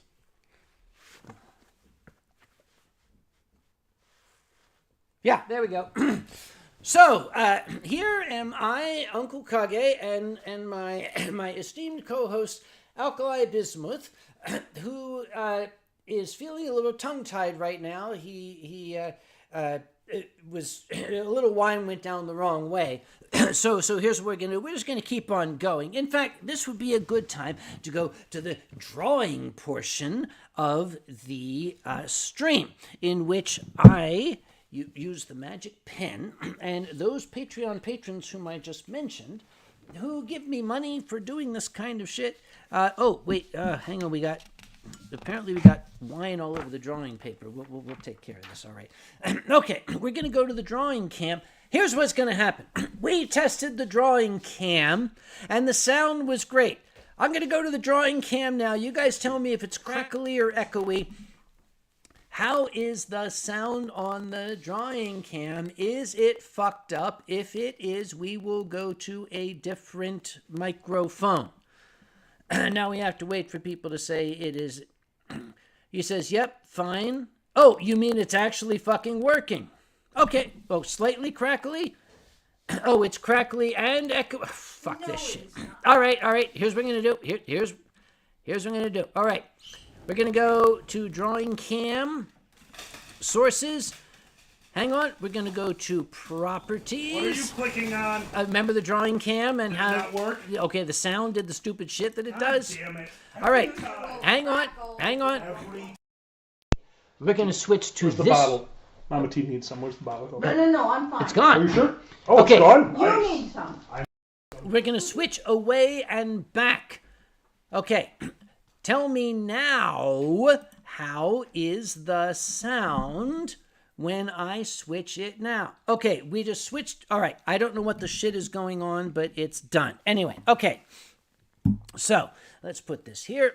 All right, now we are going to go to what people want me to draw. And apparently when I hit that Control F4 thing, it closed my Alt F4, whatever the hell. Okay, Winestream art requests. All right. First, we've got from Bobo Poulette. Oh boy. Kofu Kitty standing on the roof of a Starbucks cafe, screaming obscenities into a megaphone and holding a big picket sign that features a pumpkin with an interdictory symbol over it because it's still September and thus too early to celebrate pumpkin spice season. Meanwhile, down below on the cafe sidewalk, Uncle Kage attempts to deflate the situation by coaxing Kofu Kitty back to solid ground with a platter of Bojangles sushi and a 12-pack of... Yeah. We're going to come back to that one. Okay? Because we're going to go to Mama T, because Mama T says tequila versus wine bottle fight. Tequila versus wine bottle. I can do that. Okay. Tequila versus wine bottle fight. Okay, let's draw the wine bottle first. A wine bottle is shaped like a wine bottle, right? Okay, and it's kind of shaped like this, right? And it's round, so we're going to say wine over here, right? And we're going to put a cork in it. But because this is a nice civilized bottle, we're going to put a nice top hat on it, right? That does not make civilized. Sure it does. Now we're going to... Alkali, where? Okay, we're going to draw your donut bottle. Yes. Draw the anus. Okay, here we go. Okay, it's a round bottle with like a hole in it, and it's got like the anus. Things. Yes. And then there's the torso. Here. And what a twink. Now wait a minute. It's wearing a sombrero. That's a weird overhead view. Well, it's a sombrero because it's a tequila bottle, right? That's almost a sombrero. Fight. What are they fighting with? Wanted to make a comment about your butter knives. They're fighting with butter knives. Okay, so there's a butter knife there. And here is a butter knife there because this is a family stream. And this is for Mama T. Thank you so much, Mama T. Mama T wants the anus.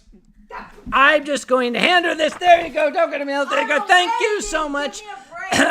Moving right along, Dusty 0071. By the way, welcome Dusty 0071. I hope you're not disappointed, but you probably are. Dusty says, since I'm a fox, and I just think about something simple due to amounts of wine. A fox holding a huge wine glass, the cockroach sitting on the edge of the glass and drinking the wine with a straw. We can do that. We're going to draw a fox first. Now, when you want to draw a fox, you draw a very, very narrow muzzle. The mic's picking you up, by the way. Okay, and we've got point, and foxes are always very happy, and they've got, so that's pretty much what foxes look like, right? It's a good, especially right now. The mic is picking you up. So anyway, Sorry about that. Sorry. so We here, were having a little bit of a private conversation. here we've got. But you don't do it on camera. My bad. Okay. Fault. So the fox is holding a huge wine glass. So we're going to draw a huge wine glass. This is like a macro wine glass here, right? Here we go. And this comes around. Now, there is a cockroach sitting there. We're going to draw a cockroach. Cockroaches are these little tiny guys. Yep. And they've got like the antenna come down like this. But he's got a straw. Now, this is a bendy straw, right? And it comes in here. And he is drinking the wine through the straw. Exactly. So this is for Dusty 0071. And this is from Uncle Kage. Thank you so very, very much. All right. Next we have David Hunter. Uncle Kage with the special guest getting ready for a night on the town. We can do that. First, we're going to draw Uncle Kage. Now, this, for those of you who have not seen this Winestream before, it is very, very easy to draw Uncle Kage. You start out by drawing a potato, because Uncle Kage has this potato-shaped head, right? And potatoes have ears, so you have to draw the ears on that.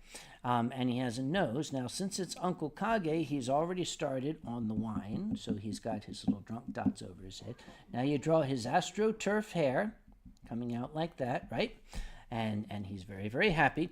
Now, Uncle Kage, of course, is always dressed in his absolute best shirt and tie, so we are going to draw that here. So here is Uncle Kage with his very, very best shirt and tie, right? And he has... he's holding his cell phone because he's going to call an Uber to take us for a night on the town. And the special guest, of course, is Alkali. Alkali is a ferret. Ferrets are long and narrow creatures, but this one is wearing a top hat, of course, so we have to draw the top-hatted ferret, right? And ferrets are strange because they look like robbers. They always have like these masks on like this, and whiskers. But as I said, they are very, very long and lean creatures. He's not wearing anything at all because why would a ferret wear anything? And what he is holding, he is holding his highball glass because we're going for a night on the town, and he is hoping that somebody will fill his highball glass for him. So this is Uncle Kage, this is Alkali Bismuth, and this is Uncle Kage signing it, and this is for I've completely lost track of whatever the hell I'm talking about. This is for David Hunter. I totally sorry, David. This is for David H. There we go. Thank you so much. Okay. All right. Okay. Next is Silver Fox Wolf. Now, you have to understand, Silver Fox Wolf is a macro fur. He is a giant wolf. So first we have to draw a wolf. Wolves have these boxy muzzles, right? They're kind of broad like this. And then they've got this floof that nobody really understands. And they've got these wolf-shaped ears, right? But Silver Fox Wolf is British, so of course he's got to be wearing his bowler because he is so very, very proper. You know, and there we have there, and of course wolves have whiskers, right, and noses.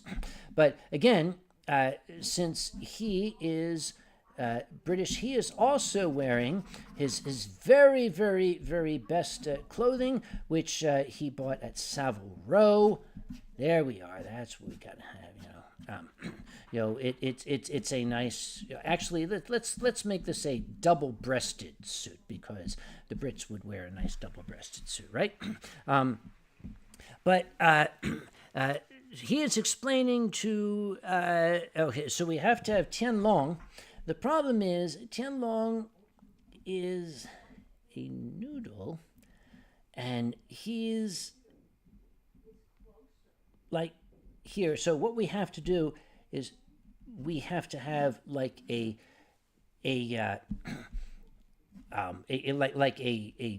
zoom in on this here, right? He's nomming on his tail. So what we have here is we have, so we've got Tianlong.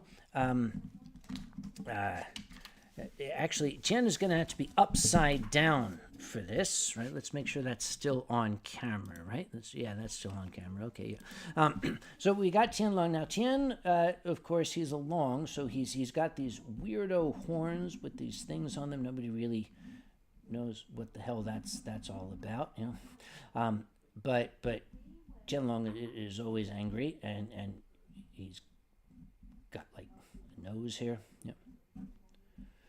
And but don't forget his noodles. His noodles go like this. Yeah. But he's a noodle dragon, and noodle dragons, as you know, are very large. But he's an imperial dragon, so we have to have 5 fingers and toes and shit there. So he's like that. That's my best impression of what's happening here. So this is for Silver Fox Wolf. And this is Uncle Kage. We have our very, very posh British werewolf nomming on Tianlong's tail. And Tianlong is trying to explain that noodles are friends, not food. But what is that going to matter when you're in the mouth of a macro wolf? Okay. Next, we have Furry Trainer. Furry Trainer has given me carte blanche. Pardon me. Oh, that's alkalized. Excuse me.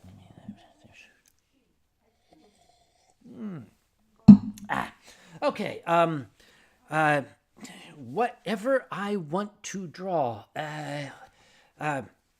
Okay, I'm looking around for inspiration, but inspiration is not hitting me here. I'll tell you what.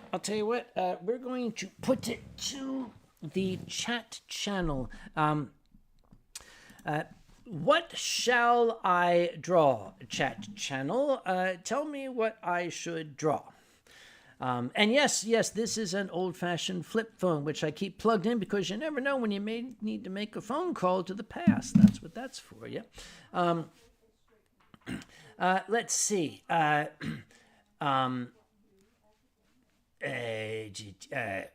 I don't have the Sharpie Magnum anymore. Silent Dawn has it. That's why. Okay. Munition blast pole. Draw Alkali with a tequila bottle up his bum.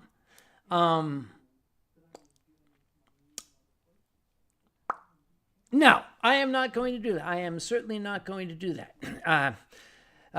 Undertaker says, draw uranium. I could do that. Draw a cute mouse with tulips. Actually, nope. Here's what we're going to do. Here is what we are going to do. We are going to draw a cute mouse. Now, mice, they're like foxes with these little tiny short muzzles, but they have these big comical ears like this. That's a spider. That's not a mouse.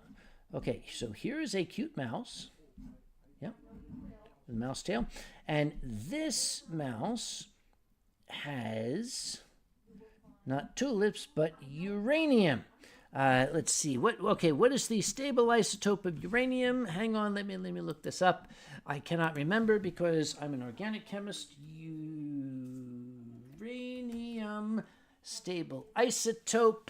Okay, here we go. Is it 238? Yes, uranium 238. So this will be atomic number 92, 238. Yes, that would be it. Actually, I apologize, Furry Trainer. This is a very, very tiny picture, but it's a very, very tiny night. If you're not watching the stream, you will have no idea what this is. So thank you very, very much for your patronage. Okay, so now with tremendous trepidation, we are going to go back to... I'm pretty sure 238 is the stable isotope. If not, we are going to have fission, and this entire place is just going to go completely to hell. All right, let me now go back to this. We've got Bobo Poulette. I'm going to say Bobo. Kofu Kitty standing on the roof of a Starbucks cafe, screaming obscenities into a megaphone and holding a big picket sign that features a pumpkin with an interdictory symbol over it because it's still September and thus too early to celebrate pumpkin spice season. Meanwhile, down below in the cafe, Uncle Kage attempts to deflate the sushi by coaxing Kofu Kitty back to solid ground with a platter of Bojangles sushi and a 12-pack of Bojangles hard sweet tea. Let's do this thing. Okay, we've got Kofu Kitty. Kofu is a lion. Now, in order to draw a lion, you basically draw a cat. And you start drawing a cat by drawing testicles, right? Now, in order to make it a lion, you've got to give it an afro, right? And little. So here we have Kofu. And he's a lion. And you can tell he's a lion because he's got like a paintbrush on the end of his tail, right?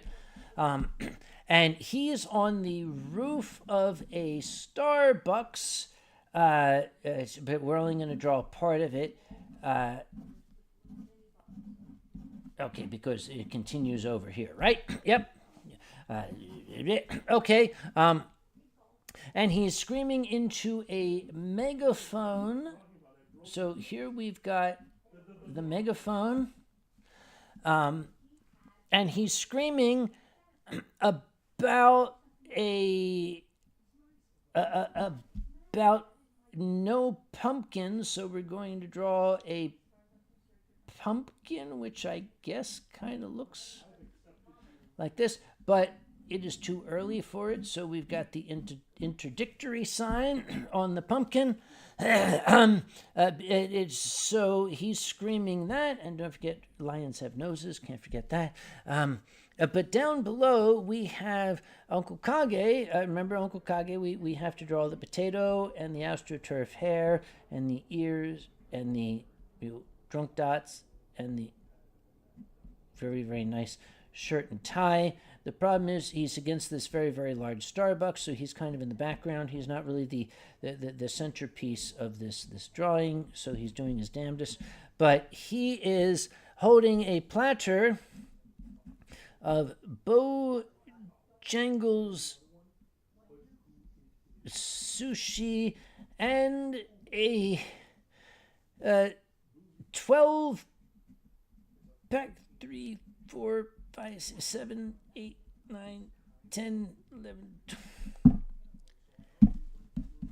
That's all you get for your goddamn $25. Man, increase your donation and maybe we'll make it color next. Oh my God, what's all over my fingers?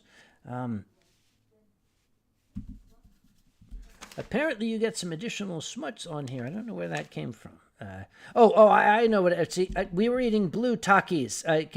When you eat blue Takis, blue gets everywhere. Sorry about the blue. Okay. All right. Now I'm going to go back very, very briefly to the channel because I know that Silent Dawn is here. And Silent Dawn has been, one of, not only a patron, but a very, very dear friend for many, many years. Silent Dawn did not send a drawing request. Now, did he just overlook the drawing request? Is he freezing his tail off in the wilderness of Alyeska? Or is he just not interested in his poor old Uncle Kage any longer? So I'll tell you what, Silent Dawn, I'm going to give you exactly the amount of time it takes me to run and get another bottle from the refrigerator.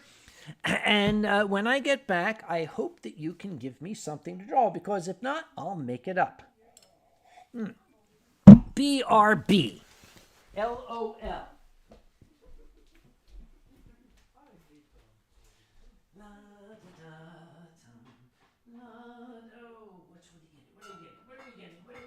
What is this? Wait, this one. No, not that one. Not that one. What the hell is it? God damn it. I thought I put it. No, here it is. Got it. Okay, we got it. All right. The next bottle we're getting out, this is also from Eurofurence. I have no idea what this is, but it's got a crazy drunken cartoon wolf on it. Let's get back to the camera. Can you all see that? Let's There we are. That works. Yeah, this is the next bottle. It is Staffelterhof Knackeritz. It's got a wolf on it, so it's got to be good, right? Okay. So let's see. Did Silent Dawn come back? Because there it is. It was 30 minutes before stream. Okay, let me check. Okay, let me try refreshing the page. There it is. There it is. Okay, you guys, you got to do this shit before the stream gets underway because, yeah, all right, here we go. And Tom Fox came in too. All right, here we go. So you guys got to do this shit like before everything starts, all right? Okay. Boy, we got 3 of them. Okay, we're going to add this in. Silent Dawn, draw me wildly driving my truck off the side of a 3,000-foot mountain, done in a monster tiger. And then I have to go to format and text wrapping and say wrap. Monster tiger, rat fink style, fire, smoke, flying rocks, tiger drooling in a crazed rampage. Well, here's the thing, Silent Dawn. I don't understand what half of those words mean. So what we're going to do is we're going to draw the 3,000-foot mountain. You're on Mount Fuji, or maybe it's Mount Kilimanjaro, or maybe it's just a giant candy corn. Nobody really knows. But we've got the truck, and the truck, of course, has wheels, and it's kind of, shaped, truck-shaped like that, and it's got a tiger in it, and he is going to drive us, and you've got monster. Where the hell were you, Alkali? I don't understand. I don't know. Rat fink. Something about rat fink, fire, smoke. Oh wait, I already did 4. Smoke, flying rocks, drooling tiger. What are you drawing? Where the hell were you when I needed you? This is for Silent Dawn. Okay. I had to refresh it. These people came in at the last fucking minute. These things happen. Yeah, guys, you got to get me this stuff in advance. All right, there's. No, you don't. Yes, you do. Do whatever you want. Put that shit over there. Okay. No. Okay. Now we. What is this? I don't know. I just drew it. All right, my turn. Move. Oh, wait. You get Silver Godamon. Alkali to draw a ferret doing a backflip. Abso-fucking-lutely. You do that, I must pee. You enjoy your piss. You do that. All right, hold on. I got to switch the screen to see where the hell this camera's pointing. Give me a second, guys. It's right at the paper? Okay, gotcha. All right, so I got to do a ferret doing a backflip, and we're going to actually, at the same time, where the hell do you keep the chat? There we go. I'm not paying for that. Silent Dawn, you are paying for every bit of this in brain cells. I'm going to let you in on a little secret right now. This isn't healthy. The show isn't healthy. Okay, a ferret doing a backflip. So first we got to draw a ferret. We all know how to draw a ferret. First off, ferrets have like the fox ears, but tiny and pointy. There's the ears. Oh, they're so cute. They can hear everything. Now we got the little thing and little fuzzies. They're fuzzies. Okay, now ferrets are pointy like foxes, but more adorable. Love you, foxes. So we're going to do a oh, look at how fucking cute that ferret is. And that's the nose. Okay, so I drew the fallopian tubes. So that's okay, because they are a tube. Ferrets are tubes. So now we got to do the backflip. So they're back, so it's got to go up. There's the body. It's got legs. That one's behind. See how the line started behind the body? That's called perspective. And there's the other leg. This is 3-dimensional if you are a 2-dimensional creature, just so you know. And then we got the back legs. Those are longer. I don't know why. And then, of course, we have to draw the tail, the semi-useless ferret tail, but if you meet a ferret without a tail, just know they walk exactly like a bear. It's not a joke. That's a thing. And now we need motion because this is a backflip. So we got to draw the motion and knock the microphone and blow out all of your speakers. So we're doing the backflip. But why? The question is always, why are they doing a backflip? Well, there's that tequila, anus tequila, they call it. There's that tequila with a top hat on a triangle, because I don't know how to draw. That's a top hat on a triangle on anus tequila. And oh, they're so happy. But then there's like this whole section of the page over here. So all I know is that Kage is so disappointed.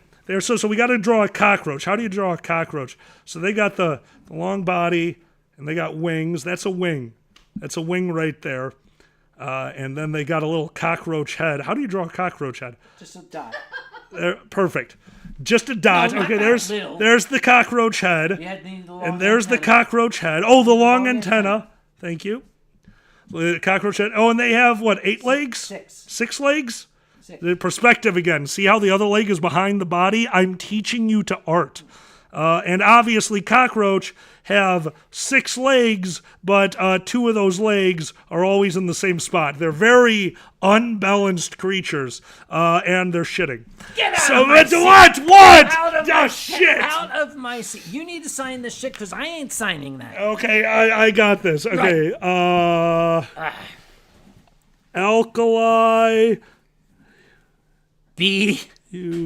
Okay, believe it or not, it's actually really hard to sign somebody else's name while thinking of your own name. So B-I-S-M-U-T. Alkali S-M-U-T-H.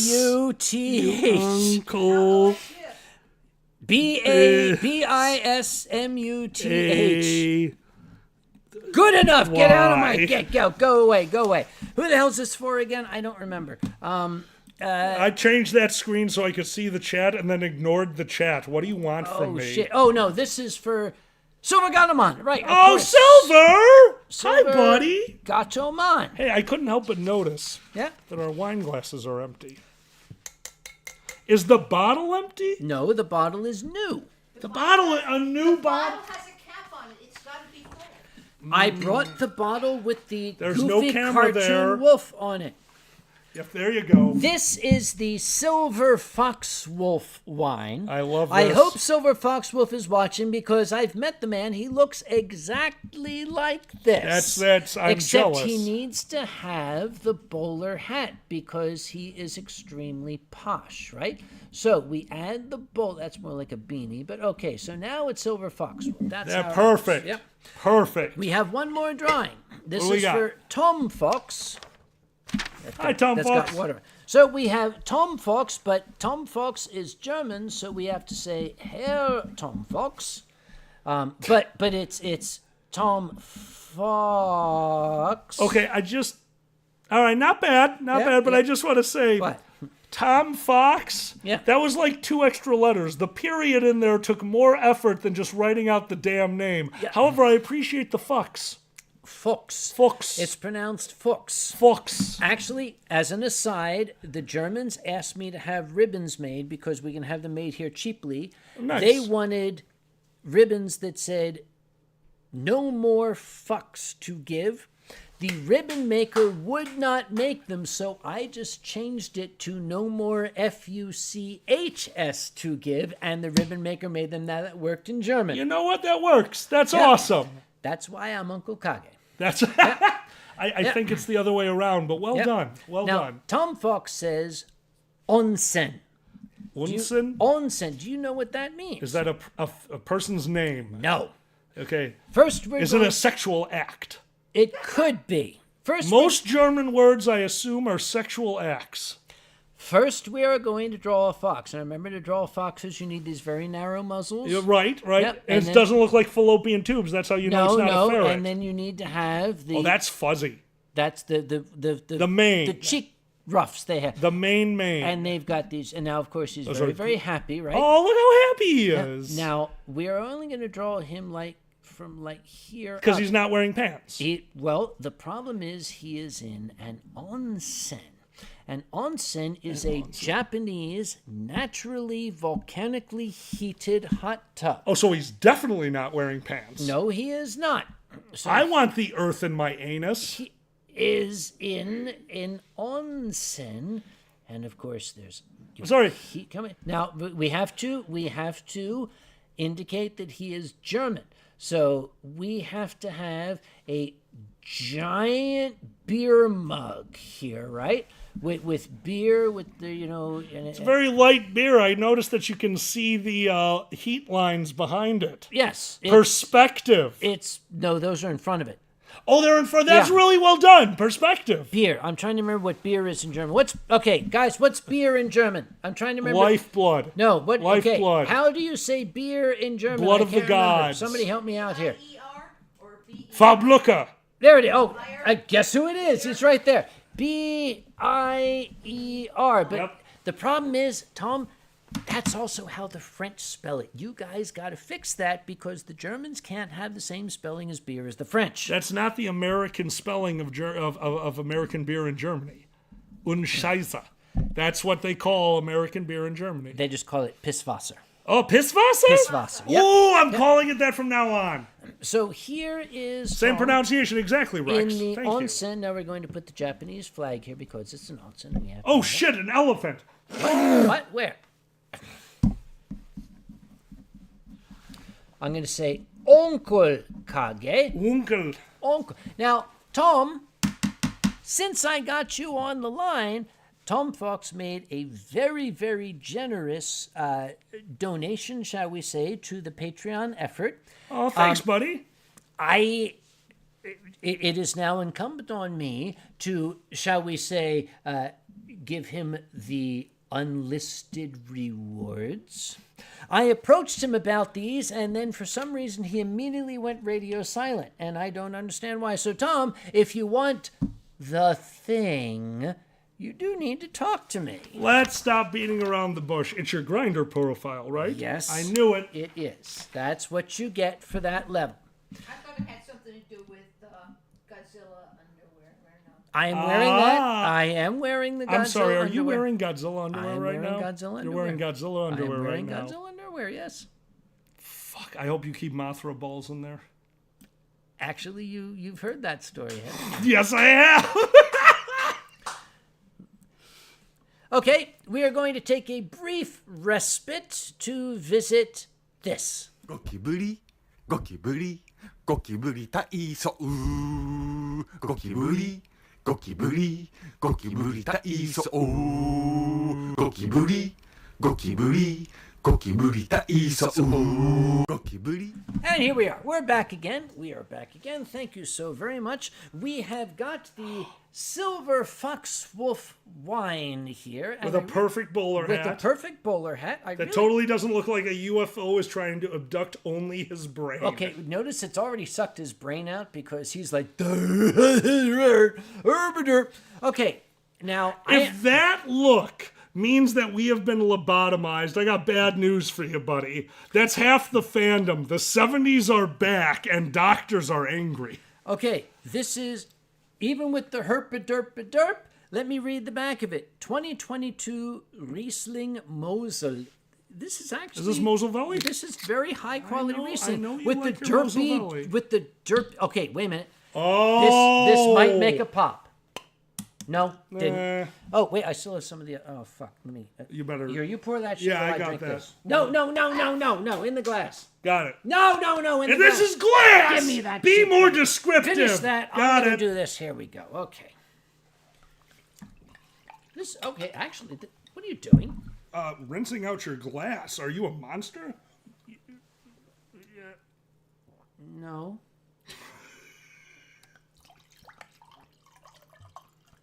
You will see to our guest.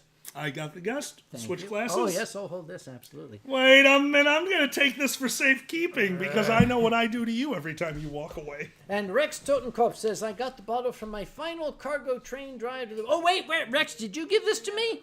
Oh, in that case, I'm very, very pleased. Thank you so much. I didn't realize you were here. So the person who gave me the bottle is here. It's Rex Totenkopf. Oh, He's right there. dude. Yeah. Thank you for the bottle. And I didn't break it. Wait a minute. I didn't break it. I checked. No. Okay. This is important. If you tried to contact me, I didn't get the message. Thank you. Yeah, I sent you a message via Patreon. You did not get it. I will send you. I need to send him an email. We talking about Rex? No, Tom. Who we on? Tom got Fuchs, it. yeah. Got it. I sent you a remember. I'm bunch so of sorry, shit Tom. via the Patreon Everything we're shit. talking about now is already gone. And the Patreon shit apparently didn't. It's how the human brain works. It is. Aren't you glad you're a fox? Tom, es tut mir leid. Ein bisschen später. Ich will. A little sweet. Ja, ich will. Ich will du ein E-Mail gesenden mit meinen Fingers on the keyboard. Every once in a while, in the middle of the night, my socks fly off my feet, land on my face, and I don't know why I wake up with an erection. I finally learned German. I can translate you perfectly. What's Shall the I name try of some German that on you? Yes. Alkali? That is a loaded question. Alkali. What's Yes. the name of that game on Whose Line? Where you step forward and you... Interpreter. Okay. Okay, so if you can't hear Mama T asked, what is the game on Whose Line where somebody speaks in a nonsense language and somebody else interprets for them? Yes, it is called Interpreter. And I don't know how I feel about you getting onto the stage and speaking perfectly in another language, because I won't know if you're making fun of me or not, and I want to know. 2000. Meine Deutsch ist immer besser. He's making fun of me, isn't he? Yeah?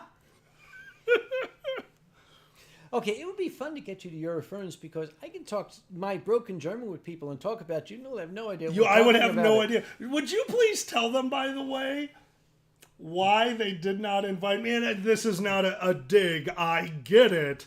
But they had a very specific reason why they were a little concerned about inviting me. I will explain it. Meine Freund hier ist eine Riese und also meine Freundin ist eine große Arschloch. Did you just call me gross? No, that means big, large, like a big stage. Oh, you call me fat. Got it. Okay. No, that would be Deca. That's I different. am so Yeah. Deca. I am decadent. I said to the Eurofurence organizers, "Hey, why say you have Alkali come out?" And they looked a little uncomfortable. They said, "The problem is he has such a thick American accent. No one will understand him." I did not know I had an American accent. And it's thick. Also, that's the worst part. I'm not the worst of the Chicago accents. I know I got the Chicago in me. But I have 2 or 3 friends that can talk a mile a minute. And that every time I hear, oh, you've got the Chicago accent, I'm like, oh, am I talking too fast for you?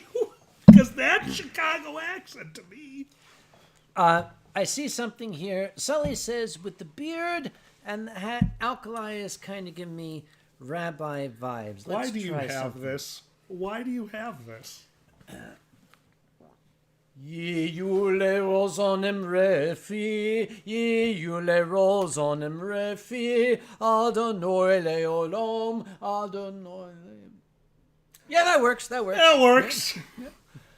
Besides, the lyrics are Cthulhu, Cthulhu, ya, ya. You know it better. Ya, ya, Cthulhu, ya, ya, Cthulhu, ya, ya, Cthulhu, and Azathoth. Ya, ya, Cthulhu, ya, ya, Cthulhu, Is it ya, time? ya, almost Cthulhu and Azathoth. Oh, you know the other one verse. Hail Nile, Lothotep, Hail Nile, Lothotep, Hail Nile, Lothotep, and Yog-Sothoth.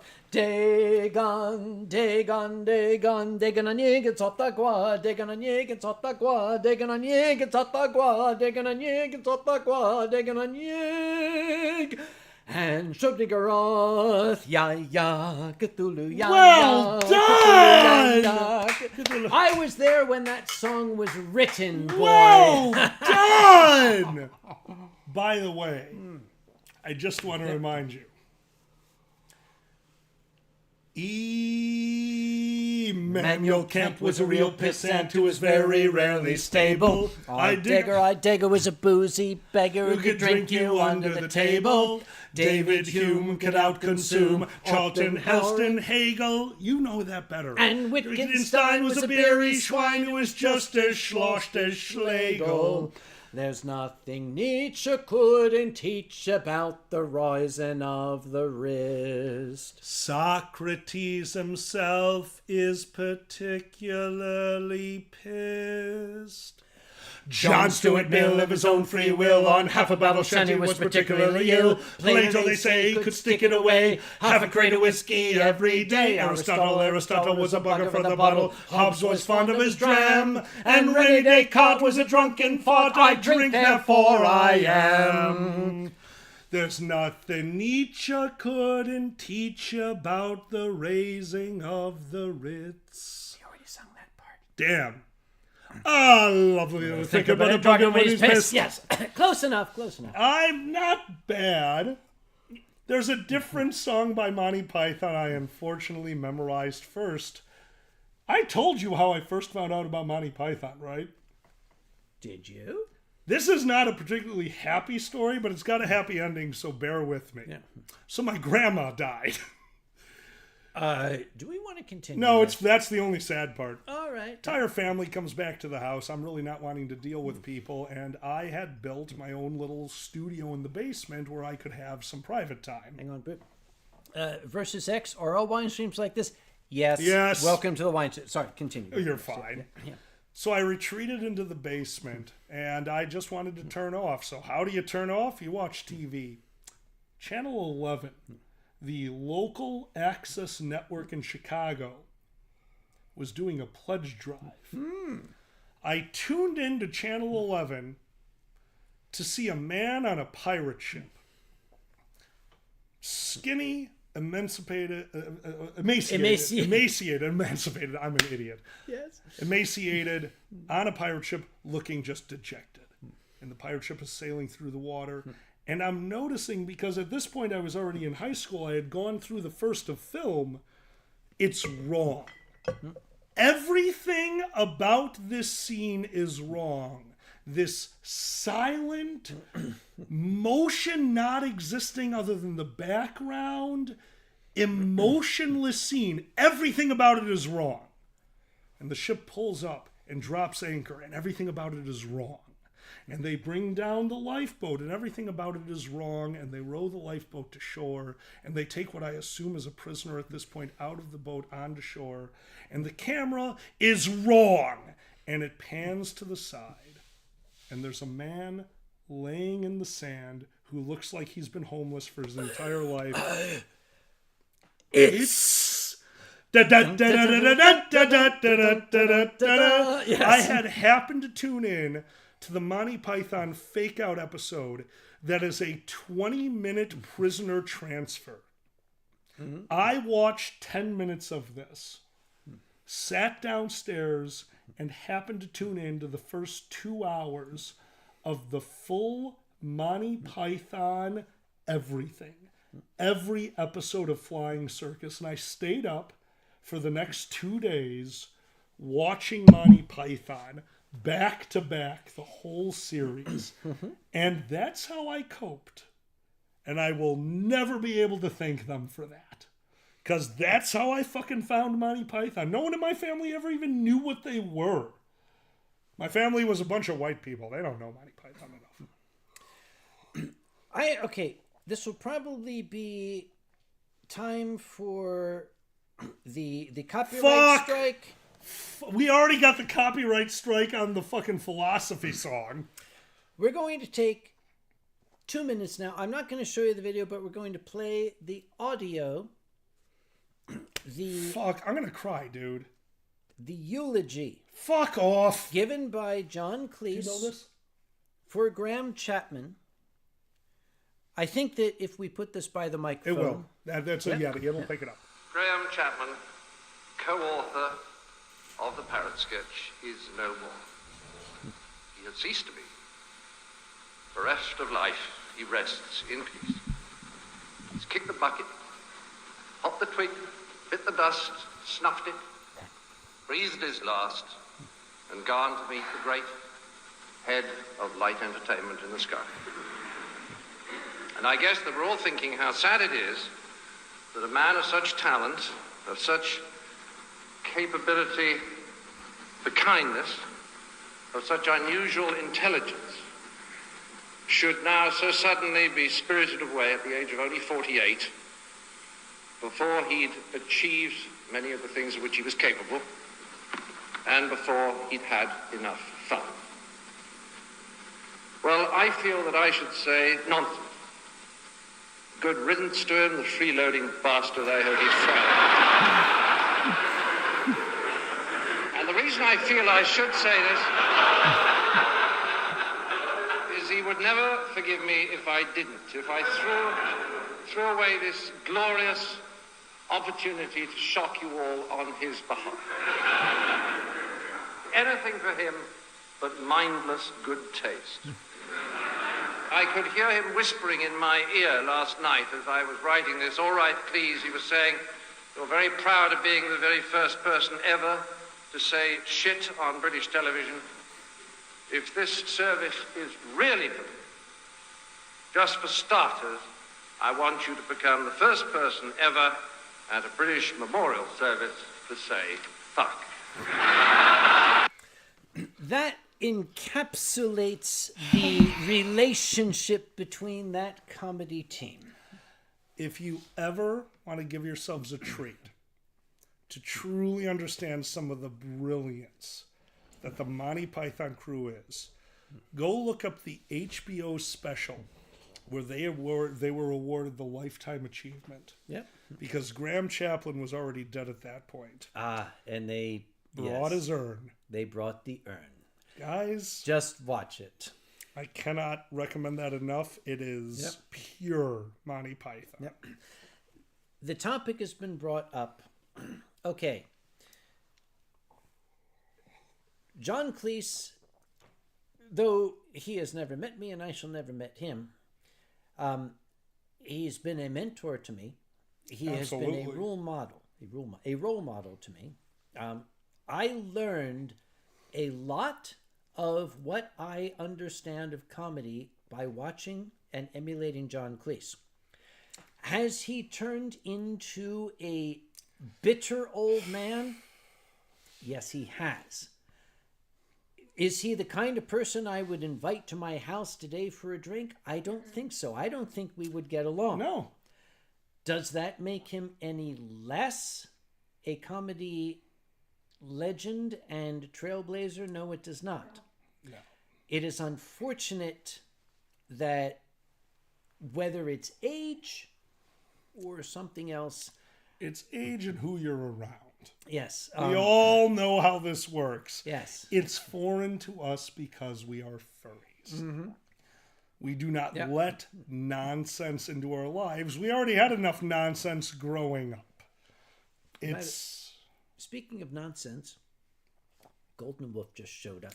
Golden Wolf! Oh, Goldie. Hi, Goldie! Hi, Goldie. Oh, God, they're taking a screenshot right now. Are they? Definitely. Cheers.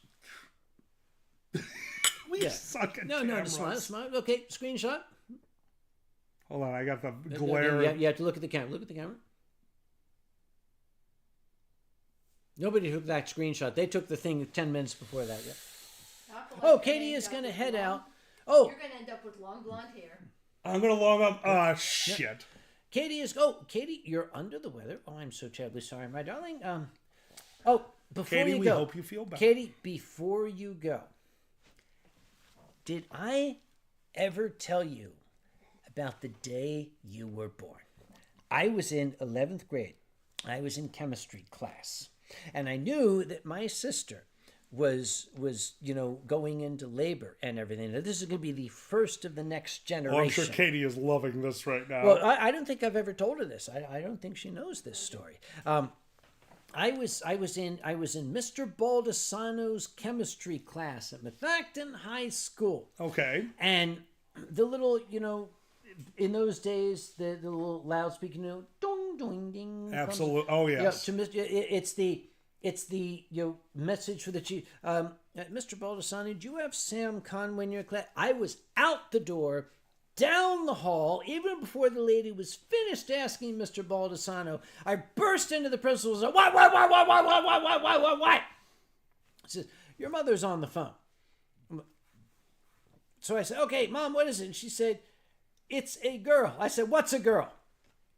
She said, no, you're oh, I Almost know. just spit wine, you I'm ass. sorry. Okay, I was very, very excited. Okay, I got a niece. I'm an uncle. I am now an uncle for the first time. Not the last, but the first. And I was so very, very excited, so very, very proud. And I have always been proud of my little bitty baby niece. And the thing is, she's always going to be my little bitty baby niece. And like, she's got kids now and like a job and like a mortgage. And it's like, she's still my little bitty baby niece. Because here's one of the memories I have of my little bitty baby niece. Sitting in the audience of a presentation that her Uncle Sam was giving in 1986. In 1986, I needed a summer job. I graduated. I'm about to go to grad school. Okay. But I got a summer. I need to get a summer job. That's what we do, right? Thank you. So I went to the local shopping mall. They had like an employment officey thing there, and I went into the employment agency thing. Okay. I walked in and I said, "Hello, miss. I would like," and she looked up at me and she said, "How tall are you?" At the time, 5'11". I've shrunk since then. You spine collapse. I'm 5'11". You see, I've got a degree in chemistry. What I was hoping for, she said, "What's your shoe size?" Remember the Monty Python sketch? Absolutely. And I was like, 10.5. I came in for her and she said, "Do you like to wear costumes?" And I said, I've been known to. Remember, this is 1986. This is years ago. She asked me if I would like this job, and she explained it, and I said, "You know what? That sounds like fun." What? Mattel Corporation was doing a tour to promote a toy line. They needed costume performers to do these little skits to help promote their toy line. Dude! For the summer of 1986, I was He-Man. I need to know. Shirtless He-Man? Yes. I was He-Man. And the thing is, this was how many years ago? Just a couple of weeks ago, out of the blue, I got a letter at my place of work by the guy who was Orko, who many years later remembered his old partner in this thing, and he sent me this letter out of the blue. "Hey, remember me?" I'm like, "Dude, of course I fucking remember you." That's fantastic. Wild. Vivaka, are there any pictures? I don't think any survive. You'd have to ask my sister, my mom. Okay, ask my mom, "Do you have anything?" She'll look in the back room and say, "It's here somewhere." No, you're never going to fucking She's going to find find 2 cast iron pans. it. In joke, yes. Has anybody Love you, actually- Grandma Kage. Has anybody actually seen her back room? I have. Oh yeah. So yes, I spent several months as He-Man.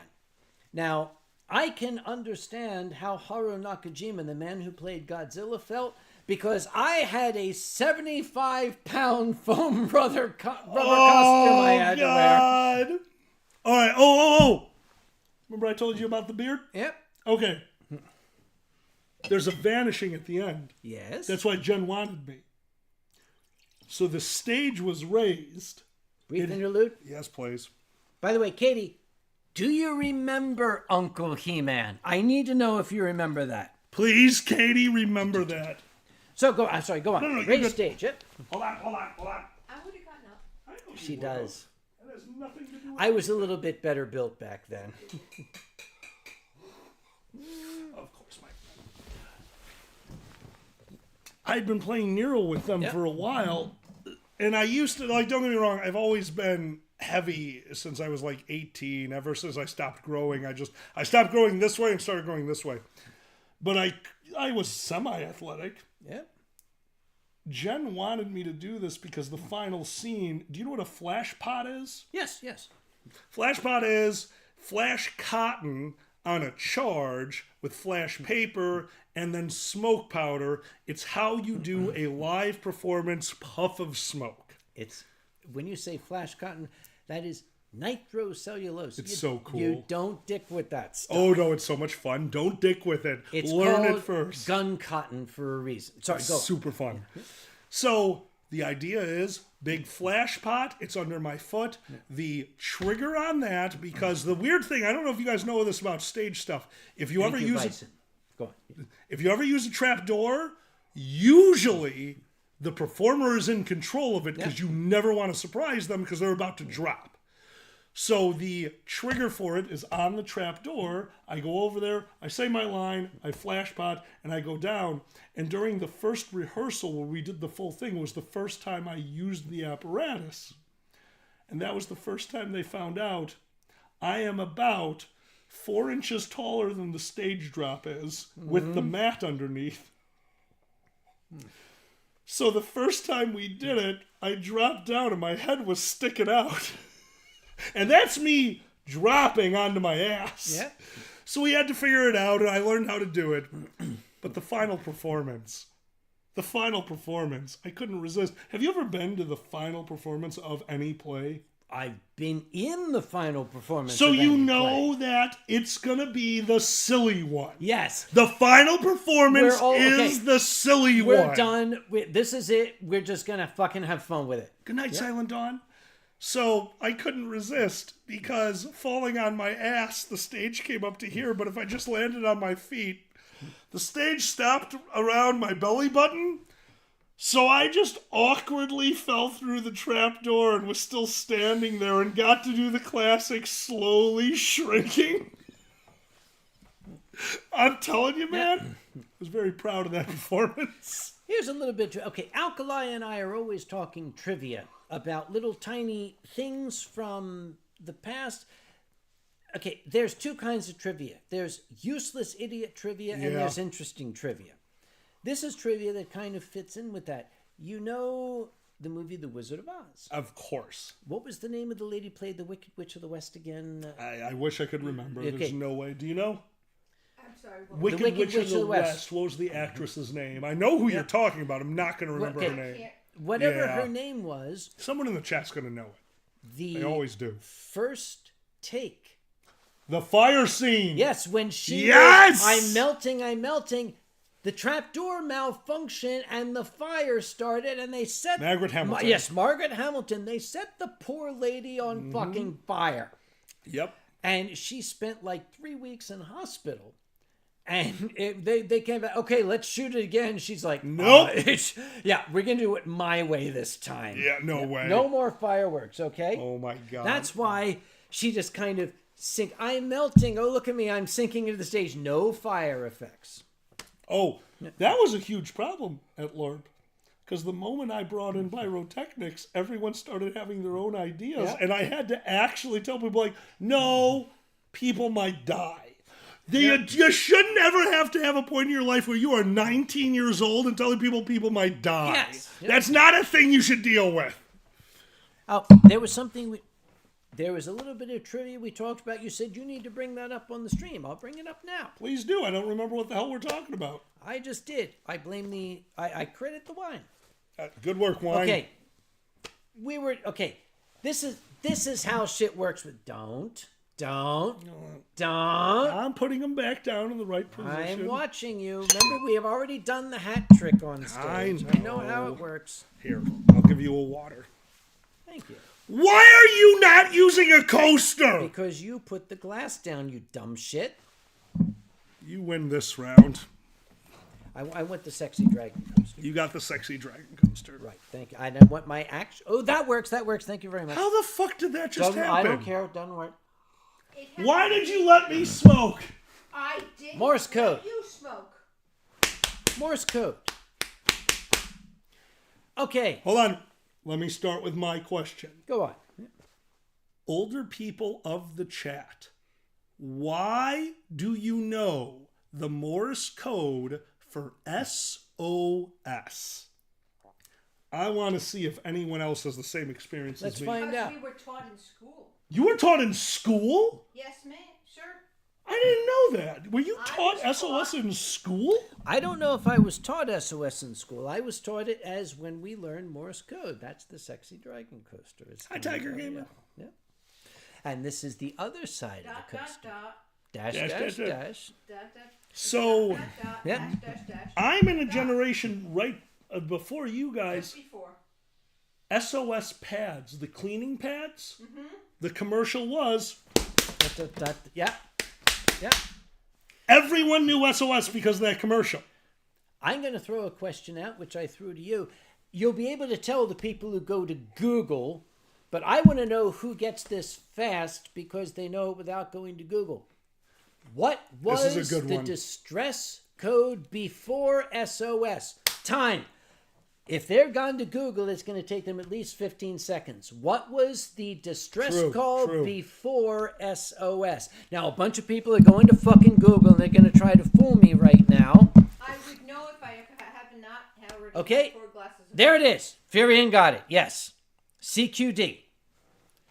That was it. And the rest of these, Nice. the rest of the people looked it up on fucking Google. I actually Yeah. didn't know what CQD meant. Come quick danger? Okay, Wait, what does SOS stand for? it doesn't. It is just the pattern is easy to recognize and Easy to remember. remember. It doesn't actually stand for anything. That's what I get for learning from a commercial. Yes. It was CQD. And here's another bit of trivia.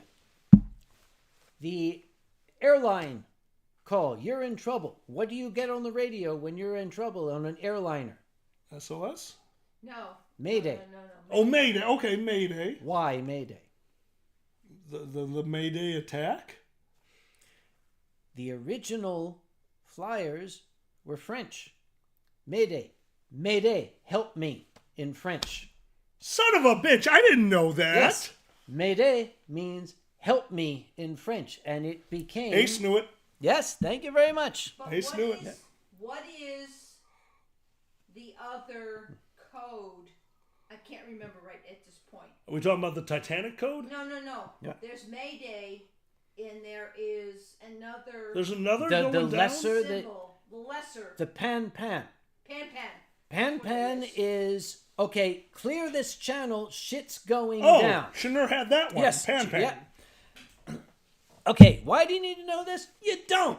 But someday... Cool information. Yep.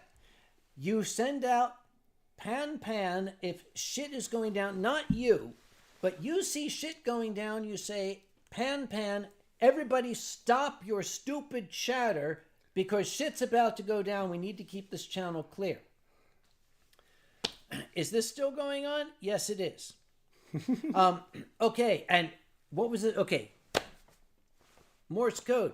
These days, we have our little abbreviations for shit. LOL, ROTFL. No one is ever LOLing or RO2E. All those letters. Right. That's not new. It's easy for us, but in the Morse code days, when you had to... You couldn't... Hello, Professor Ballinger. I am so pleased to hear... You abbreviated shit. Status, I love you. There were all sorts of abbreviations for common phrases. One of them was to wish someone good luck. You would send the numbers 7-3.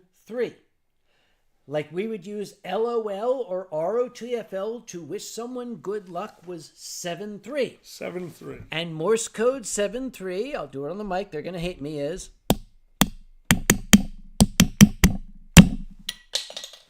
You've heard that in every single British sports stadium. They stomp that. Yeah.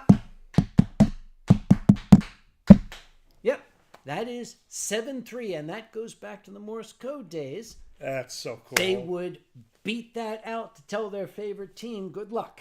See, I love stuff like that. Yep.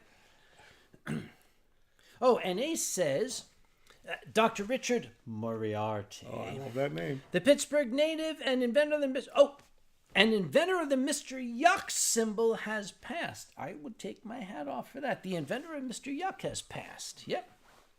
And 7-3 still that's awesome. survives in today in ham radio parlance as a sign-off. Yep. Oh, I didn't know that. Yep. Let's see. Oh, good. We gave Thomas new information. We did. Be careful giving Germans new information. God damn it. Actually, Onyx, have a wonderful evening. I am going to apologize to the entirety of Eurofurence because every once in a while I say something that probably is not correct. I was at Eurofurence and a very, very, very prominent furry came up and introduced himself, and I said, "Oh, what part of Germany are you from?" And he said, "Oh, actually, I am from Austria." I said, "Oh God, the last time they let an Austrian in, look what happened." I think I said it very loud. So I'm very sorry. I shouldn't have said that. So Danny's back. I was actually about to... Danny. Hi, Danny. I was about to talk about Danny because I still love that one of the first things they told me when I arrived in Brazil, it's like, Alkali, you need to know. Here, what's the word? Gringo is a term of endearment. To the Brazilians and to the Portuguese, yes. Immediately, Danny tells me this, and I get to the con, I'm like, I wonder why. I was like, everyone is calling me Gringo. I'm like, oh, thank God you told me, because that does not mean the same over here. Repeat that to me. Uso gringo cachaceiro y no falo português. I So can't speak gringo enough. Cachaceiro I'm white. y I'm stupid. no None. falo Portuguese. Portuguese. Portuguese. Very good. Excellent. Nailed it. Excellent. You nailed it. Yeah. Sully flicks away for 45 seconds and comes back to, I'm sorry, I shouldn't have said that. Too late.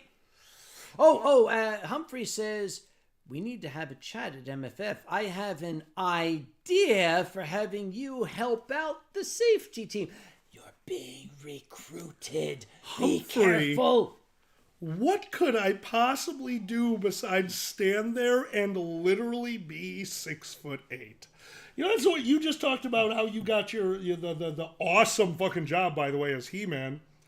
It's in my head, and whenever it comes Sorry, go on. Do you know how I became a broker? No. How tall am I? 6'8". How long have I been that tall? Since puberty.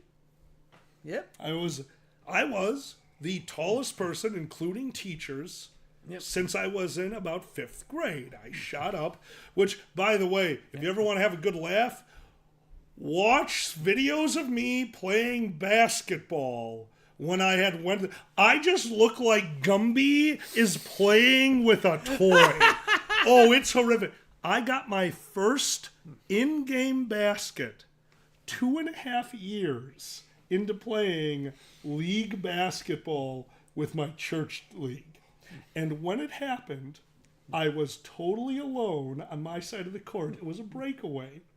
And I was so nervous that instead of doing an easy layup, I flailed the ball from the half-court line, and it went in. And the whole audience gave me a standing ovation because they all knew it's the first time I ever made a shot. That didn't help. Mm-hmm. But at this point, I'm 16 years old. I had gone to the Chicago Mercantile Exchange, and a guy yells out at me, "Hey, his name is Calf. Get his attention." Okay. So hey, Calf! And he looked. And the guy said, "I got a place over for you at the Chicago Board of Trade. I'm 6'8" and loud as shit. He hired me as a runner on the spot for a company he had nothing to do with." So that was your interview. That was my interview. Can you get his attention? Can you get his attention? That's how I became a runner on the Chicago Board of Trade from 16 years old to 20 years old. G1 expert, chemist live streaming with Alkali. So professional chemist, professional... Nothing. Yeah, okay. Fair. Expert in the world of finance, former stock trader, hat Former. aficionado. I like that. Yep. A small-time comedian. Working on it. I'm working on it.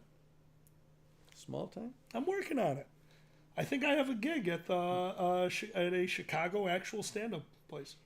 Let me know how that goes. Laugh Factory. Yep. I actually got super lucky. I found out that there was a non-for-profit Chicago comedy club. And I thought that was super cool. Yep. So I went there and I found out to try out, you just talk to one of the organizers and get a spot. So I'm going to try it. All right. It'll be fun. I think Jackass. I'm considering taking a brief break, and the best way, since we've got Brazilians here, and since Ronnie is not here, Uh-oh. I think we need to show folk how much fun Ronnie had at Brazil FurFest in Yes. Santos. Yes. So, folks, we're going to take about, I think it's a 4-minute video, Perfect. which will give us time to, like, take a piss. Get wine. Here we go.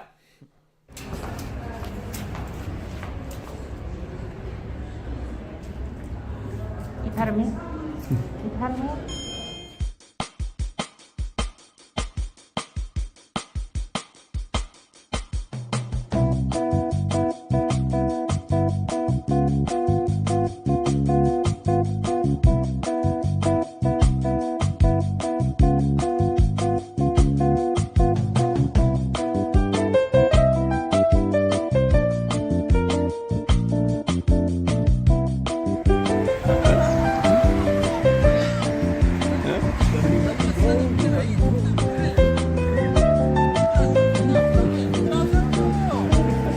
Ciao, ciao.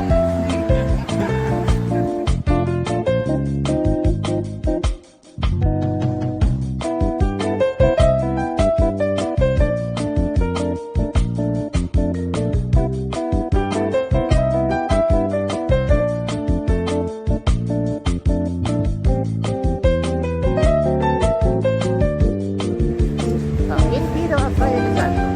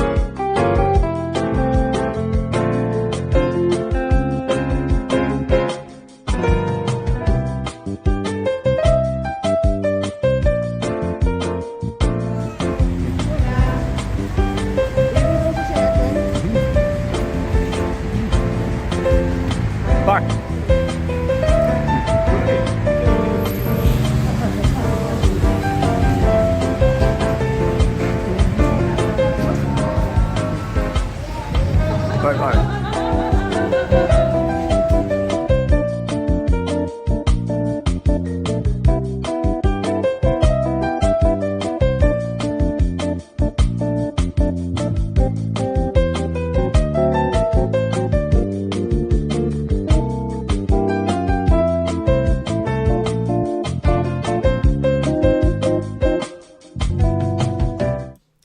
So that was indeed, that encapsulates Brazil FurFest for me. I don't know how it encapsulates it for Alkali, because there were no floods, there was no cut off from land, there was no Brazilian Coast Guard coming to rescue you. The Brazilian Coast Guard did not come to rescue me. I just stared at them for a while. Yep. All right. What time is it? It is time. Cat time. Yes, we are coming back to the cat head wine. It's called Katzenkopf, which is cat head. That's what it says. Kitty. Yeah, Katzenkopf. Positive Tiger Gamer. I got a story idea. A ferret and a cockroach at a stand-up comedian place with wine and tequila on the house for making people laugh. What's your thoughts, Uncle Kage? That's called the Anthrocon charity show. Basically, you're looking at it right there. Yeah. Oh, Sue is here. Sue! And Benny has been Mama T lurking says for a hi. while. Yeah. Oh, I saw Benny in there. Yeah, and Benny says, I am horrified that Sue showed up. Yep. Have I ever told Stand Up, Fall Down on your stream? Stand up, fall down. Yeah, one of my first gigs. Before you do that, Absolutely. I'm going to show you a picture. I love Because when you're an old man, you need somebody to help you carry your booze. Yes, you do. Okay. You need somebody to help you carry your booze. Sometimes you need somebody to help you carry your booze. So, stand up, fall down. I'm what distracted does this now. mean? What am I'll I- just bring more pictures God up damn it!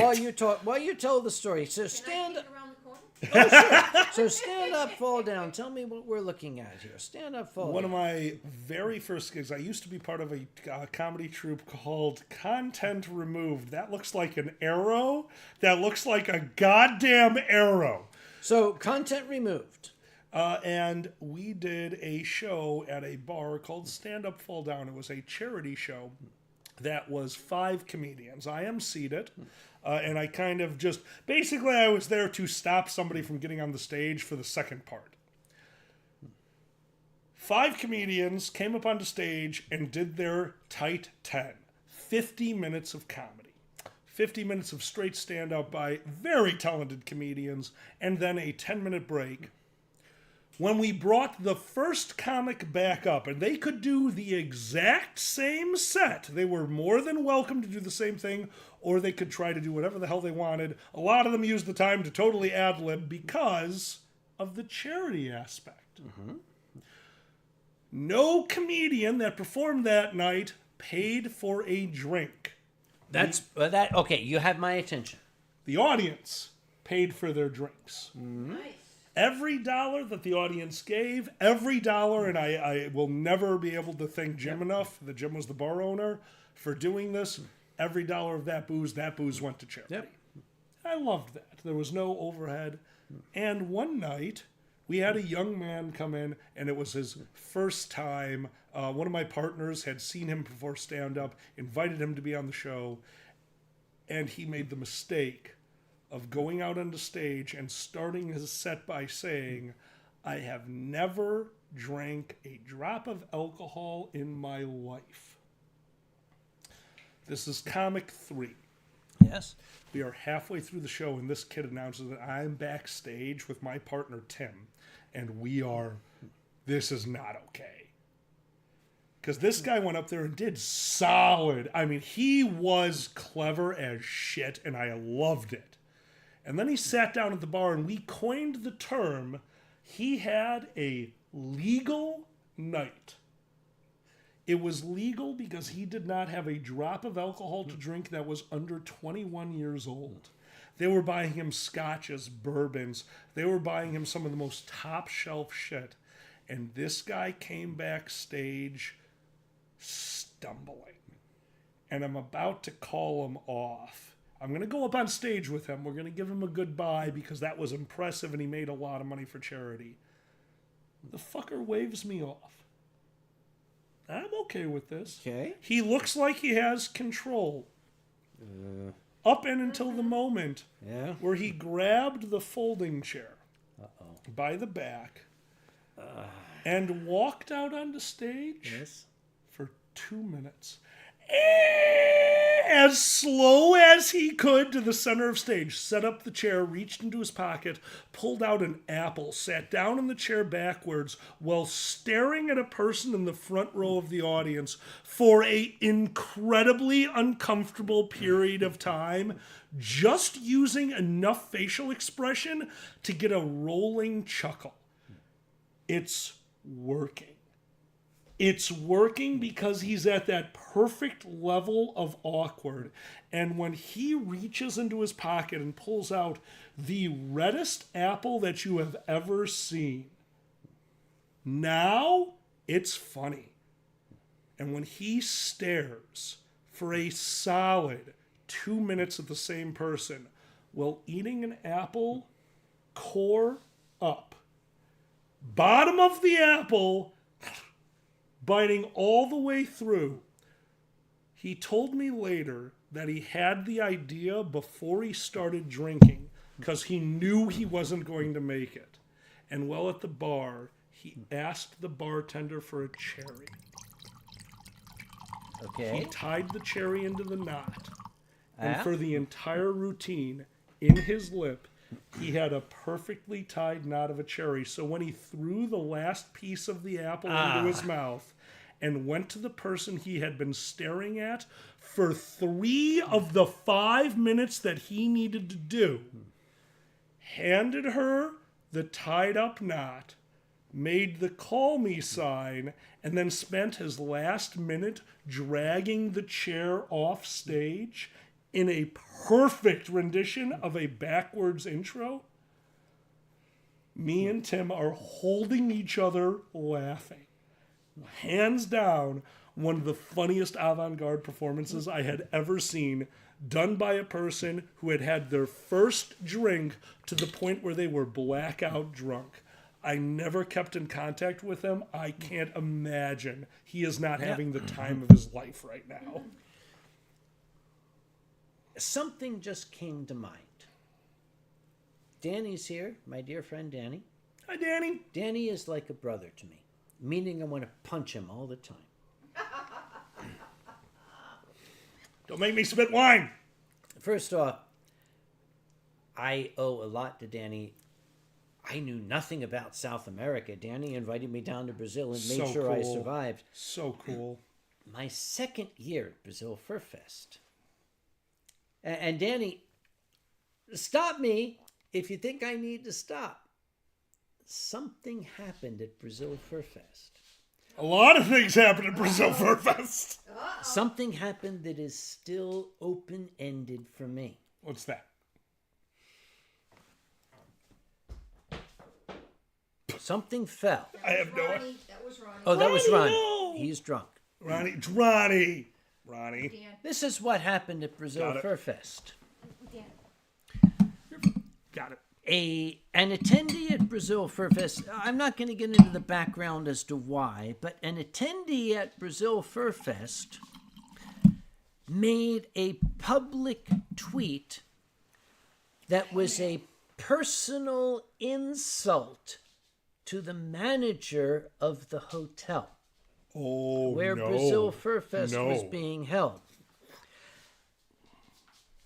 And I know that this caused a little bit of consternation. Nope. Let me tell you why both that manager and Danny are better people than me. Because I met with that manager, and Ronnie was right next to me. And I met with the manager, and I said, first off, on behalf of our fandom, our Night community, Morningstar. please let me apologize for whatever this person was trying to pull. I don't know if they thought it was a joke. I'm just going to ask one thing. I need you to tell me who it was. Just No! tell me who No! it was. The manager wouldn't do it. And I went to Danny and said, so Danny, who was this person? I just want to know. You can't. You own the Allegheny River. It's already so close to overflowing. You can't do this. But this is a different continent. All new waters, virgin waters, uncontaminated by corpses. Bullshit. It's not as that close. Bullshit. I play Baldur's Gate, and I know you have a site-to-site teleport for your Fair. corpses. Would you fuck off? Neither the hotel manager nor Danny would give this guy up to me. I asked professionally. I said, just introduce him to me. Mr. Ronnie here is not a martial arts expert at all. I just want to talk with him privately outside. Neither the hotel manager nor Danny would allow me to find out who had insulted our very, very hardworking and dedicated hotel manager. And the thing is, this leaves something of a hole in my existence because somebody out there needs correction. No, you know why they can't tell you? Because legally the word accomplice exists. They cannot tell you. Boozy's not here? Oh, God damn it. That should not stop you. Boozy is not. Oh, dude, Danny Lauderdale, message retracted. No. Okay. No. Dan, they know. You don't F. You don't F with Uncle Kage. I just wanted to take this person aside and explain to them why Aside sounds like teleporting to them to the Allegheny. Sounds a lot like it. Yeah. I'm not putting teleport past you. Fireball. Fireball is another spell. I'm fairly certain you know. just wanted to talk. I just wanted to talk. Okay, you're a stage performer, so prestidigitation is obviously one of your spells. And if we know the description of prestidigitation, it cleans stains off of clothes. Well, that is a stain on the furry fandom. I think you're using a 0-level spell to kill someone. Danny says, is it the right time to get Alkali another airline ticket to Brazil? Danny, are you offering? Danny, I am already saving up. I have no intention of ever Okay, we need to tell the audience what happened last time. How you got to Brazil FurFest. You need to. I was also drunk for that, and you have a better handle on the story. No, I don't. Okay, those of you, our darling audience that we love all to pieces. When Alkali was here some time ago, it's Uncle Kage and Alkali. Oh, we're here being funny, and Danny was in the audience, and we're drinking, and everything is great. And we finished the show, and we went to sleep. And Alkali's on the airbed. We woke up with headaches. And like, oh, mother of crap, shit. Whoa, God. I came in here. Alkali is like throwing up in the bathroom. I came out here, and I checked my email, and there's an email from Danny saying, okay, so now that you're willing to get Alkali down here, I can do this. And I'm like, what? Wait, what are you talking about? I don't often go back and look at these streams because they embarrass me. Yeah, right. I went back and looked at the stream. Apparently I had made the drunken offer to Danny without realizing it. I'll get Alkali down there if you can make him a guest. And Danny took me up on it, and the next day he's like made all the arrangements. Now I get to get your fat ass down there. Did you enjoy the plane flight? Fuck off. Would you care to? Fuck off. Because remember, when you're traveling on Uncle Kage's ticket, go on, talk. I am 6'8". Yes, he is. I hate flying. 2 meters and 1 centimeter. 2 meters and 2 centimeters. Somebody said it was almost exact. 101 centimeters. There we go. Well, Kage, because of their suck my dick card on their goddamn airline. Yes. My flight out there was moved up to something called middle class. Would you like to know what middle class means? Premium economy. Premium economy. They left out a bottle of wine and told us to help ourselves, so I was too drunk to care about the lack of legroom. And on the way home, on a very unoccupied flight, I got bumped all the way up to first class on United, into a sleeper. I would like to mention, I still don't fit in a sleeper. But it came with a rent boy. Slightly. You weren't supposed to talk about that. That was a friend of mine that I met in the bathroom. Sorry, I thought that came with the airline. No. He's just a cool dude. Well, the funny part to the stewardess was watching me attempt to recline in the seat and her having to go, well, you tried. Or, as a consolation prize after hearing the whole story, literally bringing me 4 rubber band bottles of tequila and an entire 2-liter of club soda and telling me there's more 4-packs in the back. Welcome to my world, boy. It was beautiful. It was beautiful. That's wonderful. I will say, and I can't let you bring this up without me saying it, What? that I will never be able to thank you enough because I don't know if I would have ever done that on my own. I was too worried about finances at the time, and I definitely wouldn't have gone. And you gave me one of the most ridiculously beautiful moments of my life when a Brazilian woman who could not speak great English had to explain to me that she was trying to tell me that no, it's not that Brazilians love you. You're Brazilian. Fuck me. Fuck you. God damn it. I've been crying about that for months. Thank me. Thank Danny. He's the one that tricked a drunken old fucking gringo into paying your way down there. I still don't know how you did that, bro. I love you, Danny. Hey, Danny, can you get an old lady on there? There we Yeah, go. can you get an old we're lady getting down too. Yep. the cruise together. Yep, but here are the 2 takeaways. Number Morning 1, Star, go. The 2 takeaways from this story are, number 1, you're one of my dearest friends. You are one of my There's dearest nothing that's friends. too good for you. That is wrong. The second takeaway is, don't get drunk when Danny's around because he'll make you make promises, then he'll keep you to them. That's what Brazil's all about.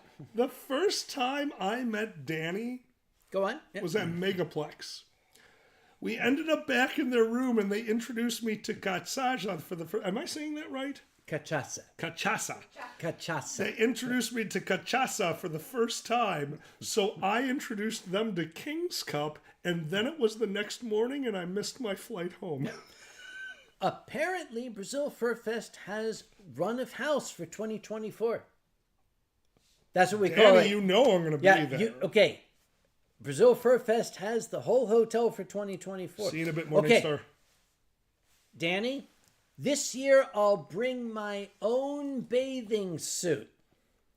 Because I forgot That's my right! bathing suit. and Bathing suit? I forgot my They have an old bathing man suit, bathing and suit. Danny said, "Oh, it's okay. We'll get you one." I'm like, No. This is Brazil. I'll get my own bathing suit. Thank you very much, because I am too old to wear a piece of dental floss to the pool. Thank you, Danny. I love you, but I'm not gonna do it at my age. So he's not going to wear a banana hammock. Not yet. We're working on it. Okay, wait. Depends. Sue dear, stop trying to hide people inside me.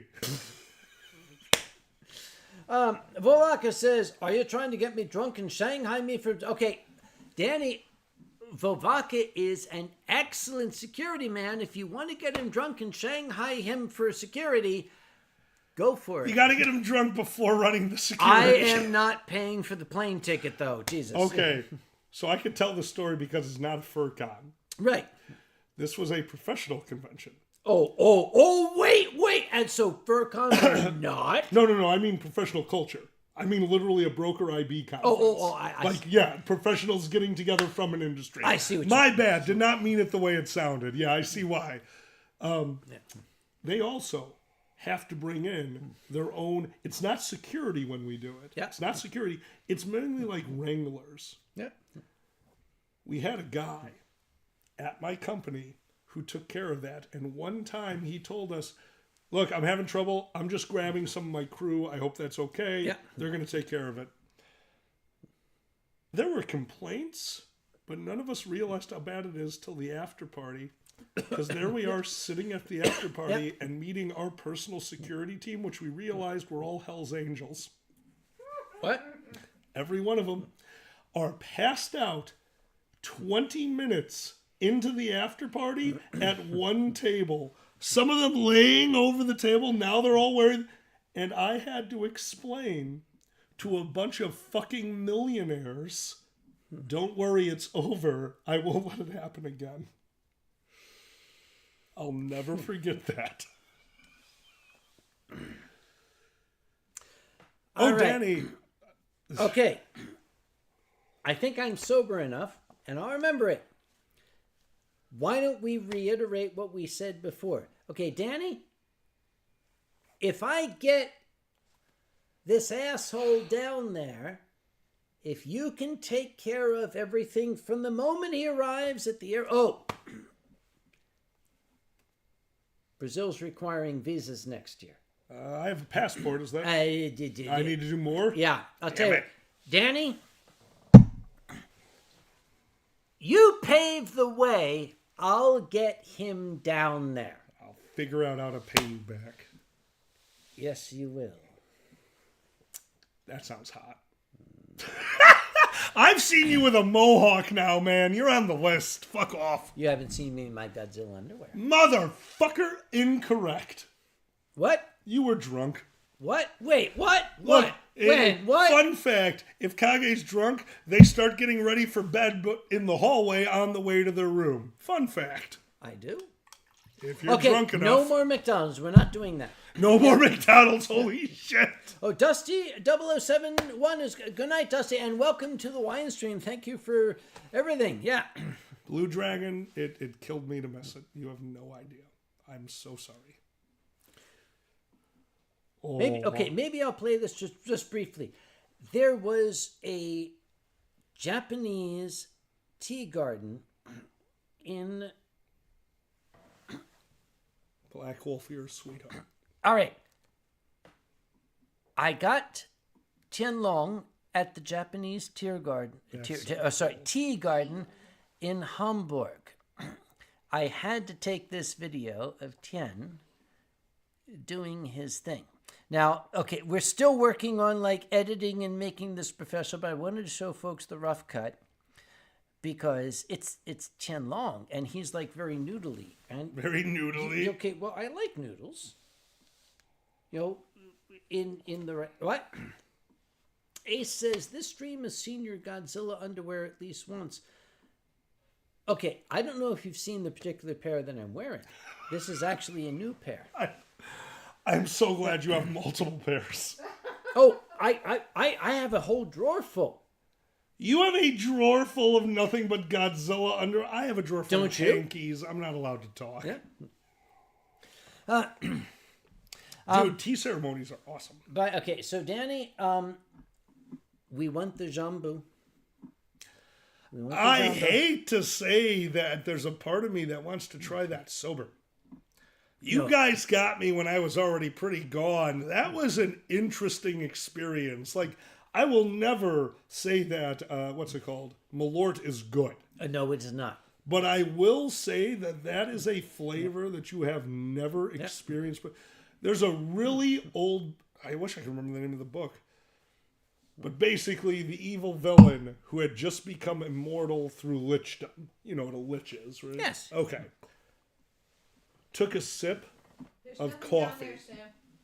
What are we looking for? I thought I had an additional hat. They're both over there. Yeah, I thought I had a third hat. I don't know. Oh, no, you're wearing it. Never mind. Sorry. That's why. Never mind. You're wearing... Okay, never mind. Yeah. Oh, that's fine.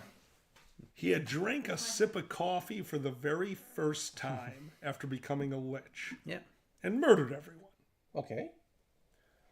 Because in his experience, a sip of coffee, and I totally agree with this, can brighten your day and get you ready for everything and anything. Yeah.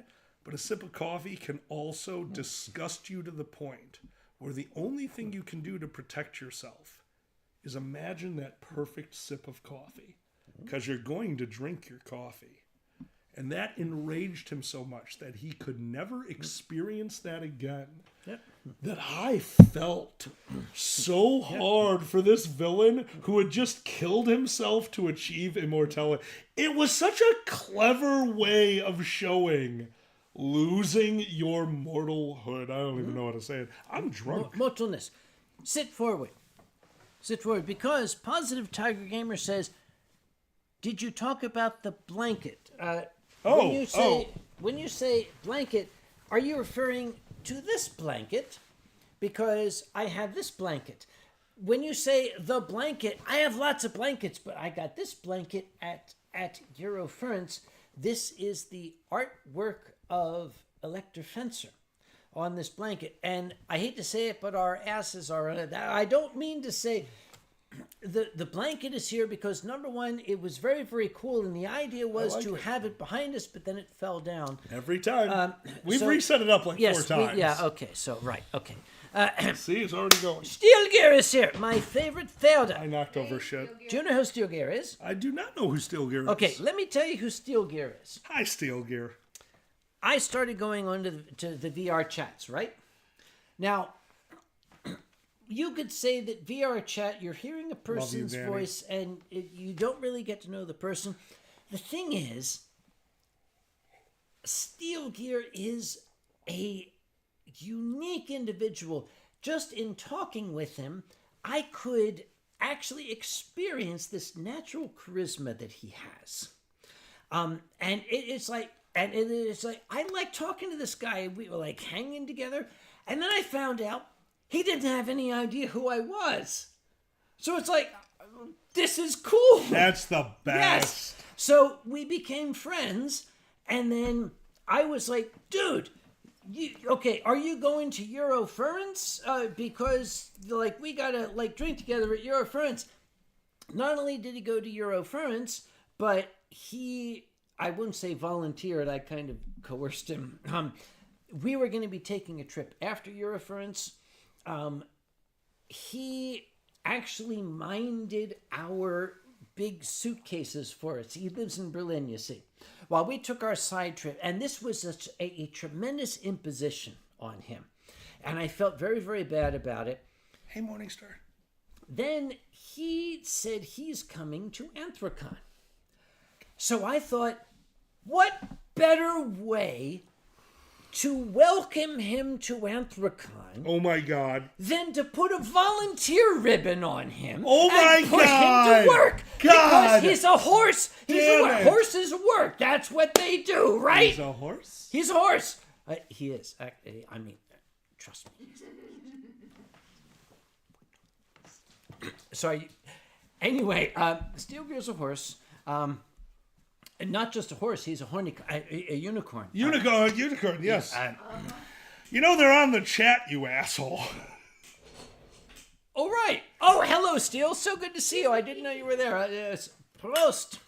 But, okay, totally seriously, disembodied voice that I met on VR chat that I now consider a friend. I have got to know this person, and he is a totally capital fellow. And I am very, very pleased still to have met you. And I'm not just saying that because I want you to come back to Anthrocon next year and be on my staff. Although if you wanted to, I would certainly have you on my staff because you did an absolutely fantastic saying you job. want them on your staff. Rephrase that now. I want to have you impaled on my... We need to work on this. Okay, it's lost in translation. I'm speaking English. I should probably translate it into German. Still, ich Wunsch haben Sie on meine Schwanz. Because du bist eine Pferd, und diesen Pferd ist sehr, sehr sexy und du hast eine große Schwanz und ich liebe deine Schwanze. Mein Gott, ich liebe deine Schwanze. I can't wait to have a nice meal with you and talk about our respective mothers. See, I translate perfectly. Thank you very much. All I got out I'm reporting the stream. All right, here you go, buddy. Here's a great one for you. So I made a friend at a con. all I got out of that was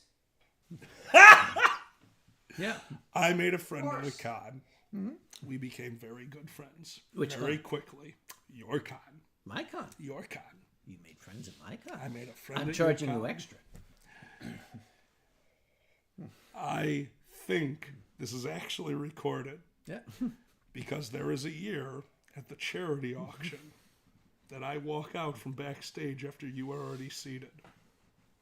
And a voice that I had gotten to know in the last evening yelled, "Holy fuck." Yo, holy fuck. Yep. Because they had no idea who I was, and then I walked out for the charity show. I was smiling like a fucking idiot coming onto that charity panel because I knew exactly what happened. And that amused me more than you could possibly know. Still, mein Freund, willkommen und danke for being here. Yeah, Thank you for coming, and thank you for being queer. See, I understood that one perfectly. that's exactly what I said. Thank you. Okay, you could do translation. Damn it, Benny. Yeah. I'm very good at translation. And you do not come. Oh, no, we're not going to say that. I'm reporting this stream again. Morningstar, have a wonderful evening. good night, Morningstar. Guten Morgen. Yes, guten Morgen. By the way, Steele, if you got here, we have das ist ein Frankenwein. We're at 100 for this one. Hold the bottle. Oh, sorry. Yeah, show on the bottle. Yeah, das ist ein Frankenriesling. Ist Katzenkopf. Ja. Gesundheit. Thank you. Clink. Clink. Oh, man. Not a Frankenstein and Frankenwein. Vovaka, danke. Fabluka. Okay, if There's another one of those facts. Why did the horse neigh every time? There we go. Hit it. You know it. I knew you knew it. I know Well- you knew it. because the director didn't speak German. That's The a great director answer. thought that Blucher meant glue Glue. in German, but it didn't. So the joke was Frau Blucher and the horses would neigh because he thought they were saying glue, and the Germans are like, what? The fuck? That ain't no, dude. That's no. That's Still funny. yeah. Still yeah. worked. How about Monty Python, Life of Brian? When the emperor is talking to the guards in the palace and they're all trying not to laugh as he talks in the lisp. Do you know the story behind that one? Do I know the story? I know the dialogue. You know the dialogue. Do Biggest you know Dickus Biggest Dickus? Do you has know the a scene? wife named Incontinencia. Do you know why the scene looked the way it did? Because they didn't tell the guards. Worse. What? John Cleese told them. John Cleese, Monty Python royalty, walked out and told every extra on the scene, we only get one take for this. If you laugh, we're not paying you. And walked away.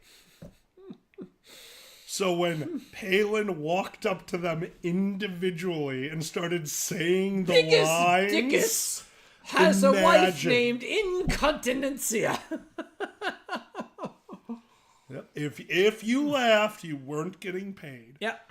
How about big gulps? Do you know the brilliance of Jim Carrey for that insanely good scene? No? Dumb and Dumber. Hey, big gulps, huh? Okay. And he walks away. Yeah. outside of the 7-Eleven. Do you remember that? Mm-hmm. Do you know why? Why? I have a friend in the Screen Actors Guild. He got the job because he was on the scene of a show that was filming a submarine skit. And the person who was supposed to announce the captain on the deck, the director called cut and said, I don't like him. He didn't like him, and he went to every extra on scene. Say it, say it, say it. And my friend said, captain on deck, said, you, they put him in the role. And on that day, and this is not a joke, he went from living in a studio apartment with 3 guys to getting his own place, because that day he said a line in a production which got him into the Screen Actors Guild.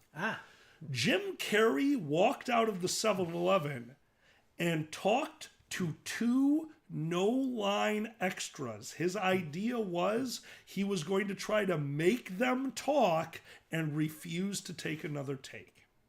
That's why that scene is so weird. That was Jim Carrey trying to get 2 extras who thought their career was on the line and they shouldn't say anything to talk, to force them into the Screen Actors Guild. Kind of a cool fact. We were talking about cool facts earlier. I just remembered that one. Danny Lauderdale, excuse me. How do we apply for staff at AC? Patsy wants to know. Okay, Danny. Oh, boy. All you have to do is turn your back on me, and I'll take care of the rest. If you know what chloroform smells like, let me know. Once you've smelled it, you will never forget, and things will remind you of it and freak you out. Dude. Believe me. Right? Many years of nursing. Yep. Weird old school dentist. Yep. By the way, Danny, email me. And Steel Gear, if you want to join us again, email me too. We'll talk about Dinoschwanz.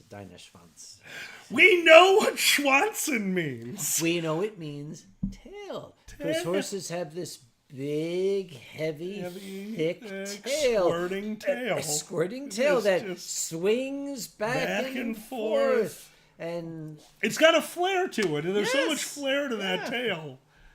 We gotta stop. No, you have to stop. Here's the beauty I don't have of a it. show right now. I Steel, can say whatever I want. Okay, Steel Gear, I'm going to dox you. I'm going to dox you right now. Do you know what that means? Does it mean something sexy? Probably. Okay, Vovaka, leave the comedy to us, please. That's not funny. Here's the thing. Steel Gear's like, oh, I'm going to come to Anthrocon. And I am going to enjoy Anthrocon. Uncle Kage, do you have any advice for me attending Anthrocon? You look at the video of the Anthrocon Fursuit Parade, you'll see Steel Gear wearing one of my security vests in the videos. That's why I love him. Steel Gear, dude. Prost, mein Freund, Prost. And Patsy really wants me, Joseph. We need you in, Reg. Okay, Reg. Yeah, Reg. Yeah. Oh my God. By the way. Yes. Thanks for having me over. Thank you for coming over, because if you hadn't been here, I'd be sitting here like, here's Alkali, and you wouldn't be here, and I'd look like an idiot. That would be bad. That wouldn't be a bad thing. You would have to put a phony beard on and a hat, and okay, and now I have to point something out. Oh God. What I need to point out is What? this hat actually fits you. Okay, what size is that hat? Okay. This is Danny, I'm so excited. I figured out my hat size at one point. The thing is, this hat fits me. Fits you perfectly. But why does it also work for you? Because of the glasses. There's still the gap. Even though it's sitting high, I've still got the beautiful gap, and that's what you need for a hat. You need the right gap. Okay. poll on the stream. Do I let Alkali keep this? I got I'm 4 not bowlers. taking one of your bowlers. I got God 4 bowlers. damn it. Do I let Alkali keep this bowler or not? Let's see what the staff says. Not the I'm staff. going to wear the- this the with my people. trench coat. At least this way, I usually wear the trench coat with the fedora, and too many people accuse me of being horrifying. So maybe I'll switch over to the bowler. Then I'll just look like a British murderer. And they don't murder people in the States. Cattleman's. No, that wouldn't work with the bowler though. Ooh, I have ooh. I have a cattleman's coat. Still very cool. Okay, the thing is, technically the hat is too small, but it's still works. working. That's, Because I've got the super long fucking, the rest of my body got fat, and my head stayed skinny. So you have a long face. I have a very long You face. should speak to Steel. I already went to talk to Spielgear. Hi. Hi, say Boozy. Oh, Boozy's back. Did someone say Schwanz? All of a sudden, Boozy shows up. That's how you summon them. Yeah.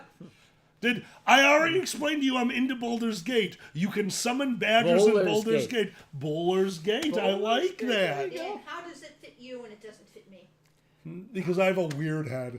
Yes, you I have a do. weird head. You have 2 of them. And look at that. Let's move on, shall we? Now that one fits. Okay, why did Boozy suddenly show up and say, did someone That's say a good one. Schwanz? Because it's Boozy. By the way, Steele, did you get to meet Boozy? I meant to introduce Steele to Boozy. I don't know if I got the opportunity yet. Let me know if you guys ever got to meet. Bulger's Gate. No, it's not Bulger's Gate. Baldur's Gate. No, it's different. Yeah. Go play Baldur's Gate. Holy shit, did Valerian do a good job. Janora says, I thought you summoned a lawyer with retainer. I can go get That's my retainer. funny. I can get my retainer from the bathroom. And You have a retainer? Yeah? You poor... Oh. Okay, you see this shit out here? You think this is real? Oh, dude. I got that weird gaff over here. Yeah? I already had it all. The Yeah? dentist told me, he's like, yeah, you can go ahead and wear it like once every other night. Yeah. It immediately reverted because, again, Yeah. I got to 6'8" before I was 16. They got me Yeah. braces before I was done growing. It just turns into a mess in Yeah. there. I hear if you offer me whiskey Okay. or turn down the thermostat, I know you're it. still a dad. I'm going to leave this to Danny and Boozy. I'm not getting involved in this one. They already ran me broke. You're already... No. Yeah. Boozy, we're going to somehow drive to Brazil. Get your ass ready. Yes. Okay, can that van carry all of us? Holy shit. Can it carry all of us? Yes. Is it capable of going over water? What do you think I purchased? What are you, a vampire? You can't cross running water? What the hell? I'm impressed you know that about vampires. Excuse me, do you know who you're talking to? Sometimes. Mr. Trivia. True. Mr. Okay, no. You win. You're right. Yep, I should know. Danny, Okay. I can't, which is why I Wait. need to see it. Wait. Can you imagine Boozy Badger in Brazil? By themselves? No. With QM, yes. And I'm going to lay down the law right now. Boozy is not allowed to go to Brazil alone. Boozy must be accompanied by the significant otter. There's a reason for this. Myself and Boozy, individually in Brazil, will have a very good time. In fact, Danny wants to hear the stories of that. Danny, shut up. Love you, buddy. Me and Boozy in Brazil together without QM? No. No, you can't do that to us, man. No. You can't. We just feed off each other's You psychoticness. need a chaperone. Yes. 50? Danny keeps saying, I know a story about you in the streets of Santos. Okay, I Danny, literally can't tell it on the street. this is hearsay. Our lawyer is here. Hearsay is not admissible in any forum. So, because of ex post facto and habeas corpus and the 18th Amendment. That's not Shut up! the Shut right up! to Shut up! Because of those three things, because of ex post facto, habeas corpus, and the 18th Amendment, we cannot mention what happened in Santos because of our lawyers. Lawyers here, man. You can talk to her. You're supposed to back me up on this, you fat piece of shit. How you can call me a fat piece of shit? I admitted Boozy is sensitive.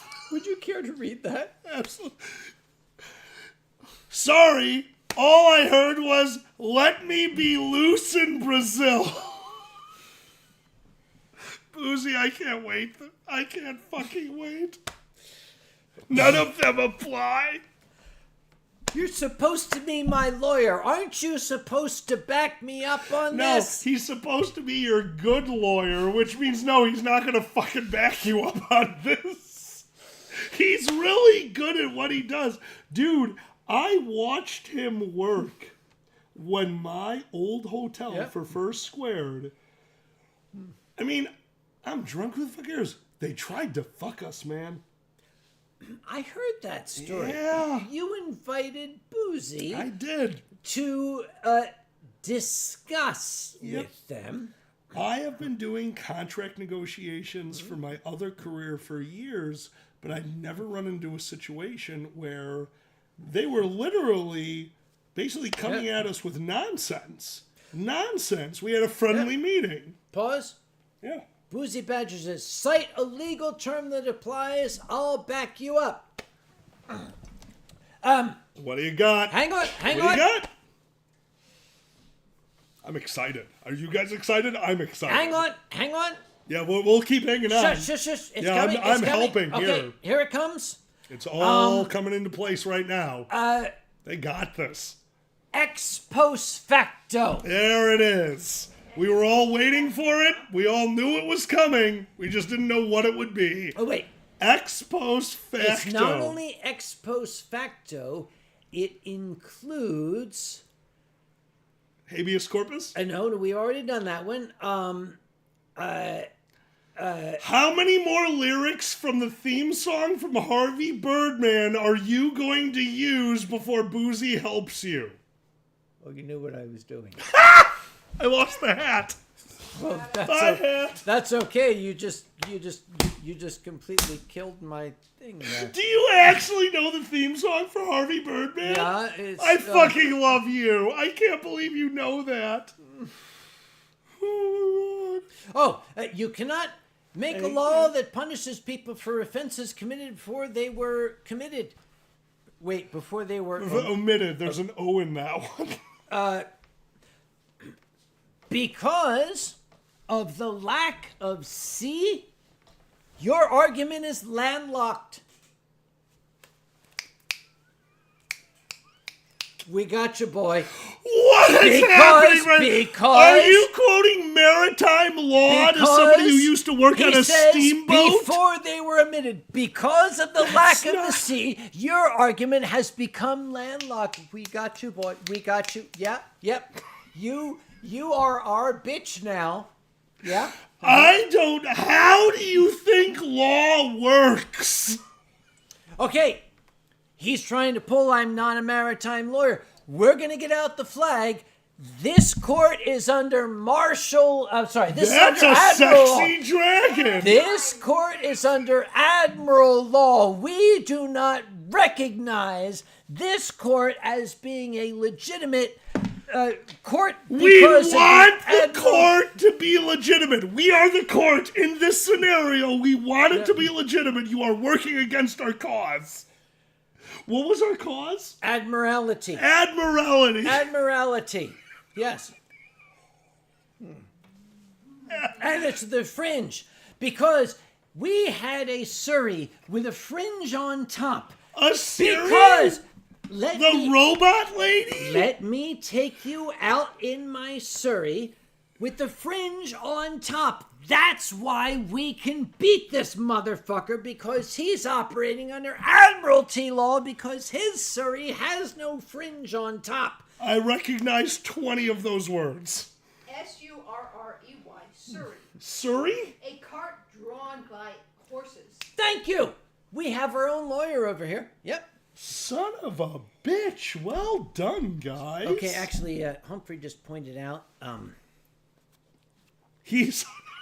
Okay, I might have just made a tactical error in arguing with our own legal counsel. I would like at this time to withdraw my assertion that the fringe of our Surrey has been admired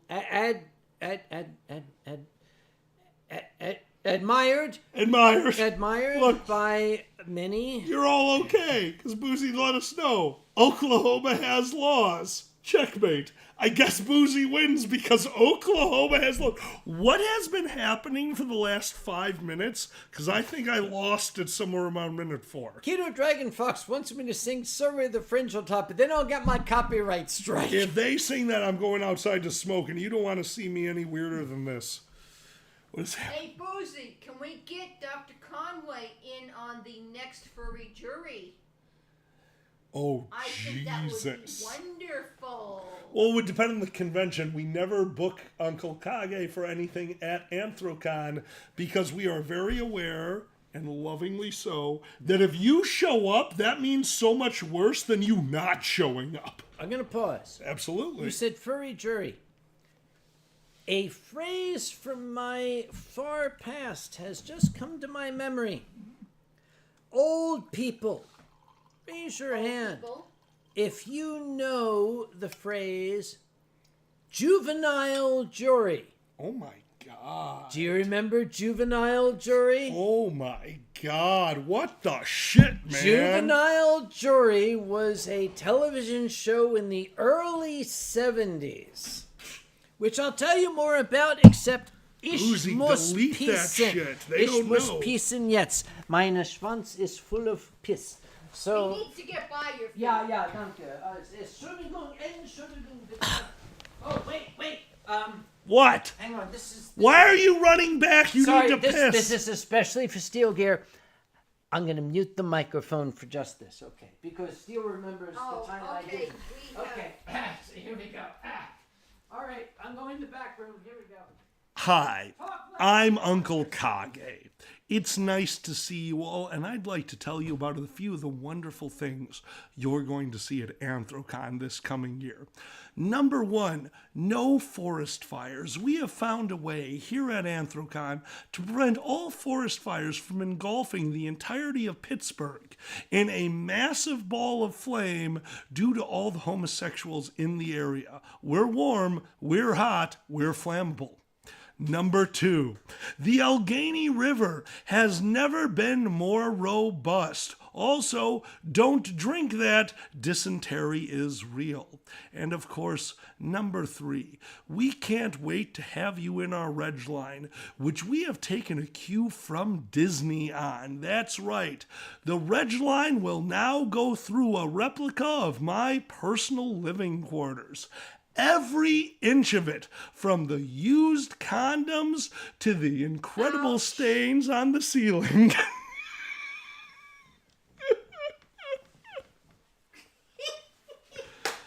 Black Wolf, how the hell do you know that? Black Wolf remembered rear entropy. I got in trouble with Google because of rear entropy, man. That wasn't fun. Steel Gear? Apparently, yes, and I wasn't aware of that until you pointed it out. Thank you, buddy. Where the hell is my... Okay, now I know I'm drunk. I just went to drink. you can't find the little lip. I didn't find the little lip, so I stopped. Hi, I'm Uncle Kage. You're Alkali. Here. I can't sit there. The label is not correct. I'm Uncle Kage. You're and gonna Uncle climb I's over a not couch, here. aren't you? Jesus Move Christ. yourself. What you have a broken goddamn foot. Come around the side. Oh, Jesus Christ. I killed Uncle Kage. You're just gonna backflip into this dude. Oh my God. No, I'm not. I'm too fucking old. By the way, is Steel still here? Steel. Oh, Steel. There are people still here. Oh, hello, Steel. There are 67 people here. I have to tell Steel. Earlier this evening, Alkali said to me, we need to watch a movie. Let's watch something light-hearted and happy and joyful. So I showed him Untergang mit Bruno Ganz. And I don't think he thought it was very light-hearted. But it was really It good. was a great movie. It's a Pandez great is movie. here. Pandez is the person Hi, who took care of Des. the video. Mama T says hello, Pandez. What video? I'm here. Proops. Greg Proops. Greg Proops, the comedian, the improviser. Whose line is it anyway? That's it. Yes. Pandez, dude, that's hysterical. I owe you one, buddy. Thank Yeah, you. yeah. You put a smile on my face, friend. Quack Quack Honk says stains on ceiling are basically there until we got them. The stains quite. are, yeah. Look in the light, and What? you will see what you missed. Oh fuck. Yep. It's good until you put up the stage lights. Oh Jesus Christ. Don't we fucking Jesus. Look, I have to point that out, right? you know what? This is my friend. Would I truly be a friend if I didn't torture them a little bit? Pandey. Sorry, Monsieur Pandey, vous parlez français, n'est-ce pas? Das ist allemand. I can't remember if Des knows French. Vous parlez français, n'est-ce pas? Si vous parlez français, dites-moi, parce que j'ai quelque chose de vous dire en français quand que je voudrais que Alkali ne comprenne que je dis. So, Boozy, remember how you kept telling me to get lights for my stream and stop angling desk? Yes, actually, Boozy, I remember telling you to get lights for your streams and stop angling Dexplans. Please tell me you did so, and you didn't do something stupid, because that's what I want to know. And I kept insisting it made no sense to buy those. I don't like where this is going. Okay, Boozy, just come out and say it. What did you do, you dumbass? Oh, my God.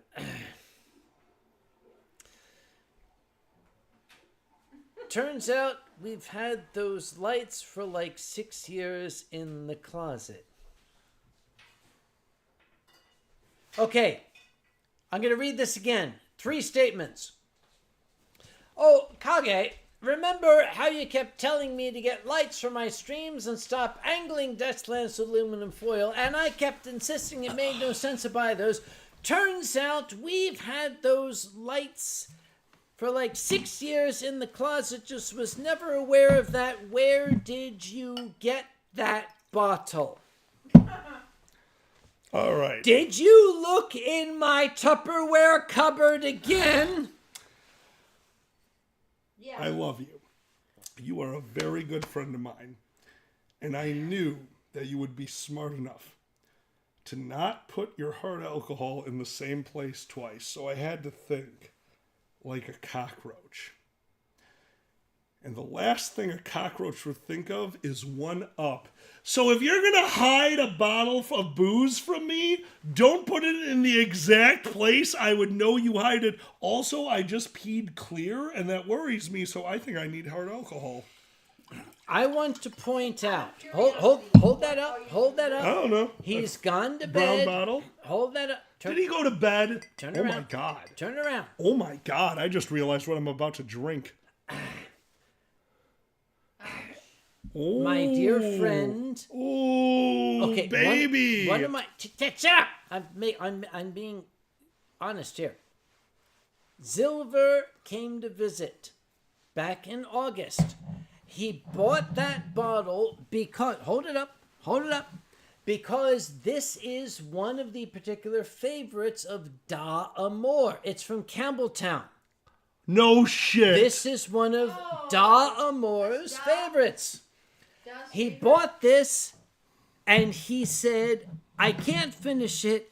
I'll keep it here. And I quote, I'm going to hide it. When Alkali comes, let's see if he can find it. It was hidden. It was hidden. I'm a LARPer. I'm a D&Der. Did you think I wouldn't pass my search check? Silver is probably in bed now. I don't think he's on the channel, but I'm going to send this to him. He will be happy that his little plan that when Alkali comes, see if he finds this. I peed clear. I was worried. This is a medical emergency. What if that's a problem? I don't know a lot about urine. Sometimes Melvin pee red. Just had to throw that out. Cheers.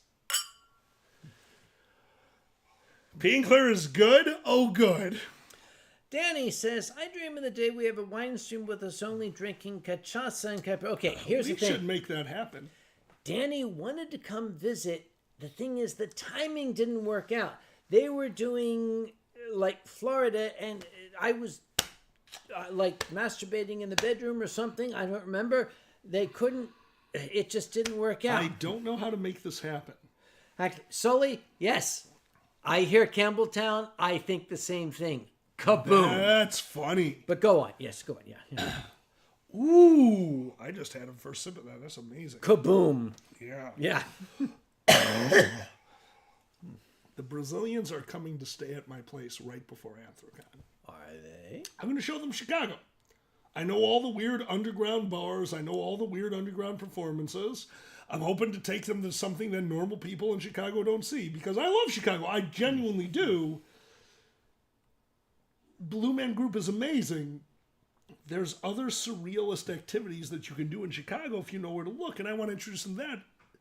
But it's right before Anthrocon, and I'd say you should come with for some of it, and we could do a wine stream right before Anthrocon.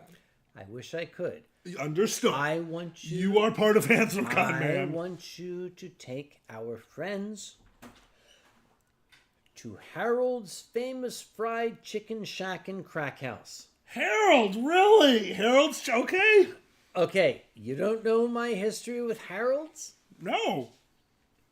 You have a history with Harold's Chicken? Dude, I spent a year in Chicago in 1991 to I 1992, forget that remember? all the time that you hated it. I was in Hyde Park, the Harold's on 53rd Street, which I called Harold's famous fried chicken shack and crack house. Boozy, call me. We'll figure it all out. Dude. We will make this happen. So when I was working on the Board of Trade, we had a place we called it Prison Chicken. You know, there's a prison, a high tower prison in the middle of Chicago, downtown financial district Chicago. Yeah. Right across the street from it is, I think it was called Mike's Chicken. And I don't know what it was, but you know those turkey legs that you get at the Renaissance Fair? Yeah, the big yum, yum, Yeah. yum. Yes, yep. Their chicken legs were like this. They were, not legs, I'm sorry, chicken tenders. Yeah. We're talking about the largest, it looked like a turkey tender. And they were just the greasiest thing. And that was prison chicken. And we loved prison chicken. Prison chicken was fucking delicious. Steel Gear says, I haven't been to enough obscure places in the U.S. yet.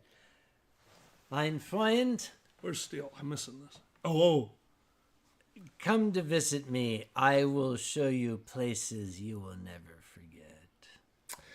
You know, next time you come to Chicago, I know you had a horrible experience, and I understand why. Chicago takes a lot out of you. I want you to come visit, and I want to show you some of the... This is no joke. There's a few bars left in Chicago that the bar is on the first floor, and their second floor, where they used to do dances and stuff, they rent out that stage to comics. Yeah? I'm telling you right now, man, there are a few stages left in Chicago. Oh, good. Okay. Good. There's a few stages left in Chicago that really still showcase the ridiculousness of just fun people that want to have a good time. Yeah. I think I could show you a good time in Chicago, man. A dear friend has made a quiet plea. Where are we? Pendez says, because he's Pendez, he's French, quand allez-vous acheter moi chez ces undergrounden Parfumweisung herumfe. I got you, baby. Yeah. No problem. I can't wait for the next time I meet for you. Me and Des actually have a tradition that's been going on for years, and Yes? it makes me sad because I'm a huge Doctor Who fan. Which Doctor Who? I did get into it late. Matt Smith is my doctor. I understand. I appreciate the old season. Who are you? Which one? I am a Tom Baker doctor. Oh, fuck yeah. I understand why. Are you Tom Baker? Officially, Mama T, Tom Baker doctor. I do not take anything away from the brilliance of Tom Baker. Actually, the brilliance of most of the doctors. But for the first time watching Doctor Who, I watched an actor portray an alien who felt like an alien. Matt Smith, not only, in my opinion, played one of the best overworld creatures. Thank you, Phelan. And Austin. Yep. But if you ever get a chance, watch his final moment. Yep. His final monologue was so obviously a perfectly written speech in universe and to the fans. I can't even think about, I'm tearing up right now thinking of his goodbye. Matt Smith will always be my doctor. That man was a goddamn genius. Really good in The Queen, too. And there is one Thank you, Volan. one actor who portrayed the Doctor, who is underrated, who performed the role exquisitely with loving fidelity to the spirit of the role. What's that? Who's this? It was a one-off. Rowan Atkinson. What? Oh, they called it! God. I forgot that Rowan Atkinson did that! Yes.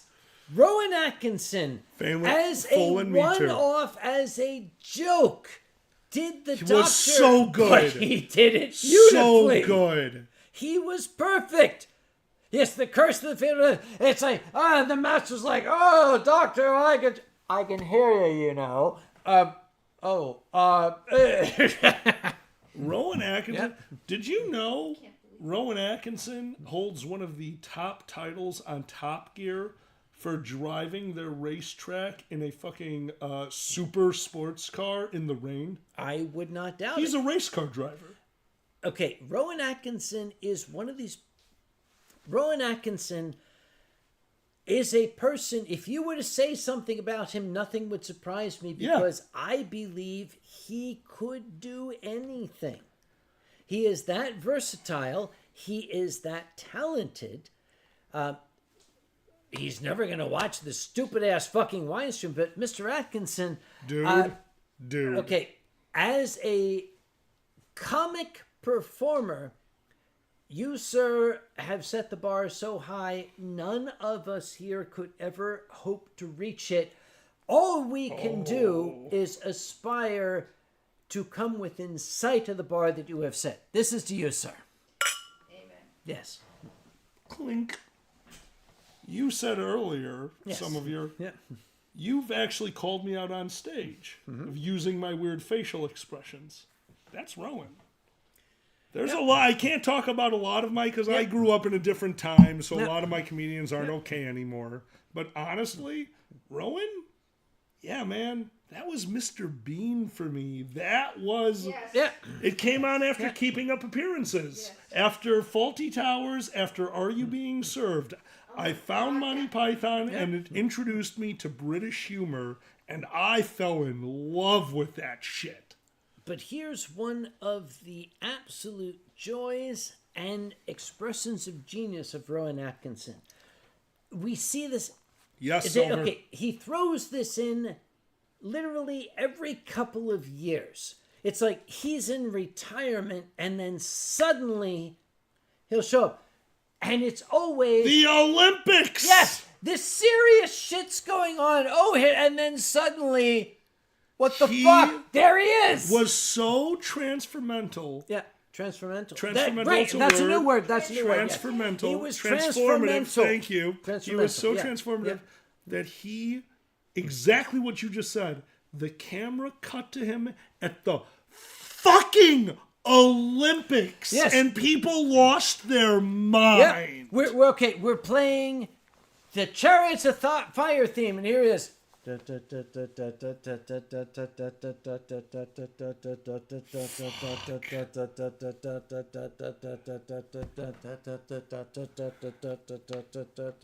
He's fucking brilliant, you fuck. All right. I know you know them. You know them, so we're going to ask you guys. Benny Hill. Oh my God. Thank you! Benny Hill. Benny Hill! A person who today would be canceled for being Absolutely. a sexist fuck. Yes, The joke was being sexist. Yes. That was at the time acceptable, but the difference between that and the crude acknowledgement today of the exact same joke. The exact same joke. The thought that he could put into it. The skit that he could create out of it. Let's not forget the spoken word poetry. What if my penis was on my hand? I tell you. Yep. I just... It was something unique. And we have to think of at the time. You want to talk about not being done? Fucking Benny Hill killed me when I was young. He was the last... The fastest Sully? Fuck yeah. He was the last burlesque comic. Exactly. That's interesting. Yes. I never thought of it like that. Burlesque comedy, that's what he did, and it died with him. And the funny thing is, this man lived in a little flat in London. He lived a very Spartan life. He had like this tiny little flat with a TV and one chair. And everybody thought he died penniless, but he left like a 12 million pound fortune. Yep. And just the fact that his comedy was, it harkened back, and here's where I risk it all. His comedy harkened back to an ancient day of, okay, sexist humor, racist humor, and everything. But he came to it in an era when it was very self-aware. Very. That's a huge difference. He was doing this comedy. The fact that it was sexist comedy was the joke. Yes. Yes. He was making fun of this whole idea of the big busted women and the Hills Angels and everything, because here he was the male lead, this paunchy, yeah, and that was the joke, and he recognized that. He understood the world was changing, that this era of comedy is on its way out, but if we can make it the joke, that's why he was successful with Hills Angels and all that. Fuck me, Hills Angels. Yes. All right, we've got two on the chat I want to talk about. We're going to start with Black Wolves. Mama T, I'm going to need you in for this one as well. Could you get in behind us? Oh, I'll do my well, best. I could make room for the lady. Do you want to jump us? I'd love to. You're over here. Come here. Right. Here. I'll tell you what. Give me these. What? No, you're not leaving. What? Here we go. Do that. All right, we're going to fix... These pillows cost me $25. Oh my God, $25. No, that's not gonna Give work. me a push. No, it's not. It would give you a push. Wait. I've been looking for this. Holy shit. Is that the one I got for you No. at your con? No, this is the fit. Oh, wait. It is the one I got for you at is, your... it's Why is the fucking receipt I got for you months ago in your couch? Because I put it here so I wouldn't lose it. In your couch. Move over. Move. Gentlemen, I need to set. I'm moving them. Push. Give me a push, would you? I'll push you with God my damn it, ass. just You have a very firm ass. I've Isn't heard that that. nice? I've heard that before. All right. You're in. Oh wait, we. All right. There. I'm getting skinny. There we go. Nailed it. All right. You guys talk. I'll fix. Where's the mouse? Over there. I'll fix this shit. You guys talk. I'll fix this Kage shit. is about to deal with technology, everyone. I'm going to give you the play-by-play without being able to see the chat. I can do this. Klage has just clicked. Klage has just clicked 3 buttons that were totally unnecessary. I watched them do it. Okay, now they're in the right spot. They have clicked on the title sequence. We got it. And like every time they go to the wrong place on the page to change the text. All right, you're not even typing. Wait. You're not typing on the Do screen. your thing. Just leave me You alone. don't have the keyboard. I have the keyboard. That's a wrong keyboard. It's right here. Look. Okay, fine. I guess that keyboard works. Kage has figured out how to type on the screen. However, they have not figured out where to click to get rid of the extra spaces. I'm working on it. I know you're working on it. That's half the fun. Delete. You need to go over there and back it up. Oh, we're getting there. My name isn't. That's perfect. I nailed it. That's actually really good. Well done. There. Well done. Okay. Wait. I can embigify it. Hang on. In Bigify, Watch we're this. making up words, everyone. Enjoy the stream. And you're totally. An alkalian, I'm huh? an alkalian. Oh. Let me, No, you're not fixing No, it. That's I- me now. I can fix I'm me. Let- I'm an alkalian. Let me. I'll fix it. Roar. Talk to the people. I'll fix the shit. The question Yeah, was do what you're talking your about. most influential post-war comedian. Oh boy. Hard. Yeah, I know it's a hard one. Depending on which war you're talking about, I've been through a few 2. of them. Okay. 2. God damn it. Perfect. Oh God, I had the name in my head. It's okay. Give me a skit. I might know it. God damn it. Good night, Mrs. Calabash, wherever you are. Oh, shit. Good night, Mrs. Mrs. Calabash, wherever you are. I have to let you know, the original restaurant burned down. Oh, You're kidding me. It's All gone? of the photographs, Holy the original shit. letters. However- but they're rebuilding. They're Thank gonna you. try. Okay, thank you. But now you must explain to the young audience what you're talking about. Okay. The Red Skelton. Red Skull. It wasn't Red Skelton. That was not Danny DeVito. The I'm other guy. sorry. No. No. You're. Hold Ha-cha-cha-cha-cha. on. Are we? We're all talking about the same. We're still Yes. talking about. I'm Yes, sorry. I'm a little Mrs. drunk. Calabash. Mrs. Calabash. Mrs. Calabash was not Okay, Red Skelton. let's do it this way. There you go. I live in North I'm trying to Carolina, remember it too. down Yeah, I know. on the coastline. I live in Help a us little out, guys. town Chat, called help us out. Sunset Beach. Jimmy The Durante. next town. Thank you. Durante. I'm Thank you, sorry. Long Tooth, I've yeah. had a little bit of wine. So folks. we've all. had No, a not little bit of- Eddie Izzard. No, Jimmy Durante. Okay. Yeah. Calabash like is Eddie the next Izzard. town over.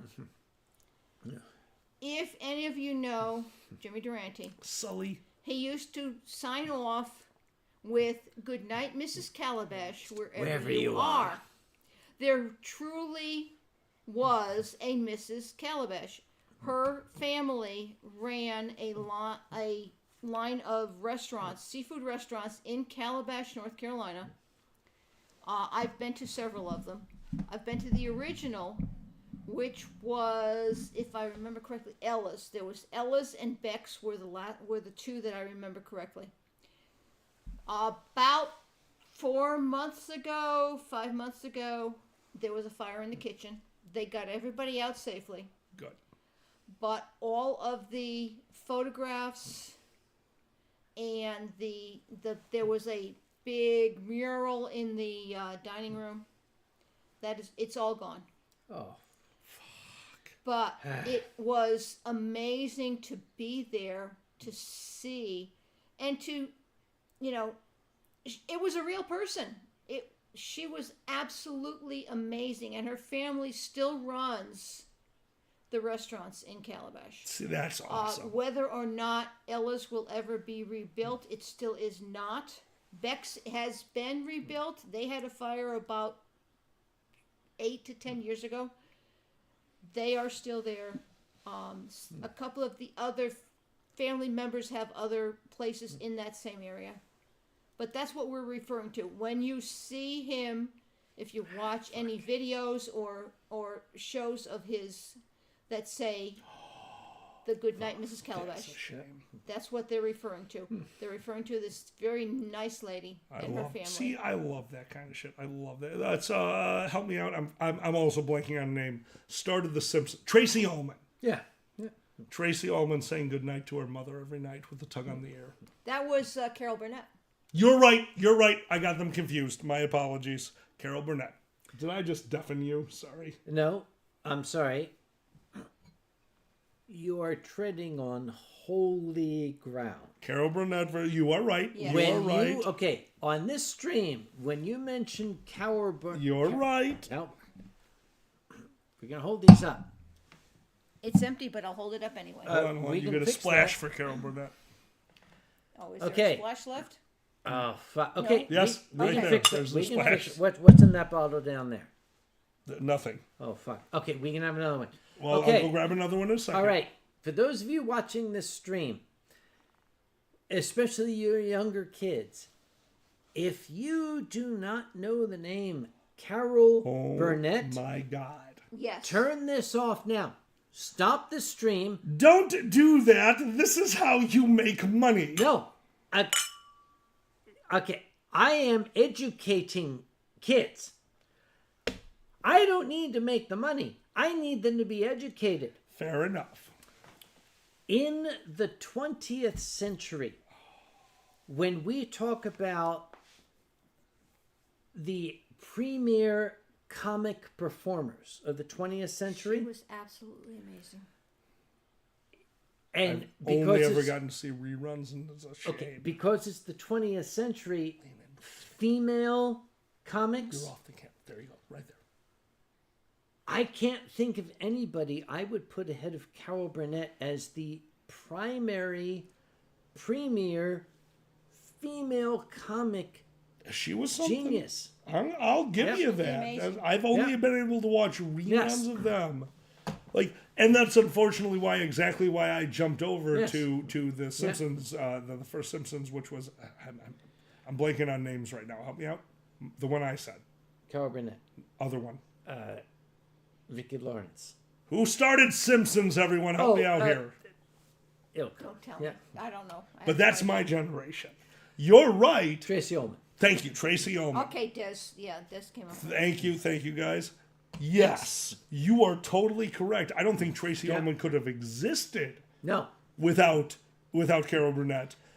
But Tracy Ullman gave me so much my childhood.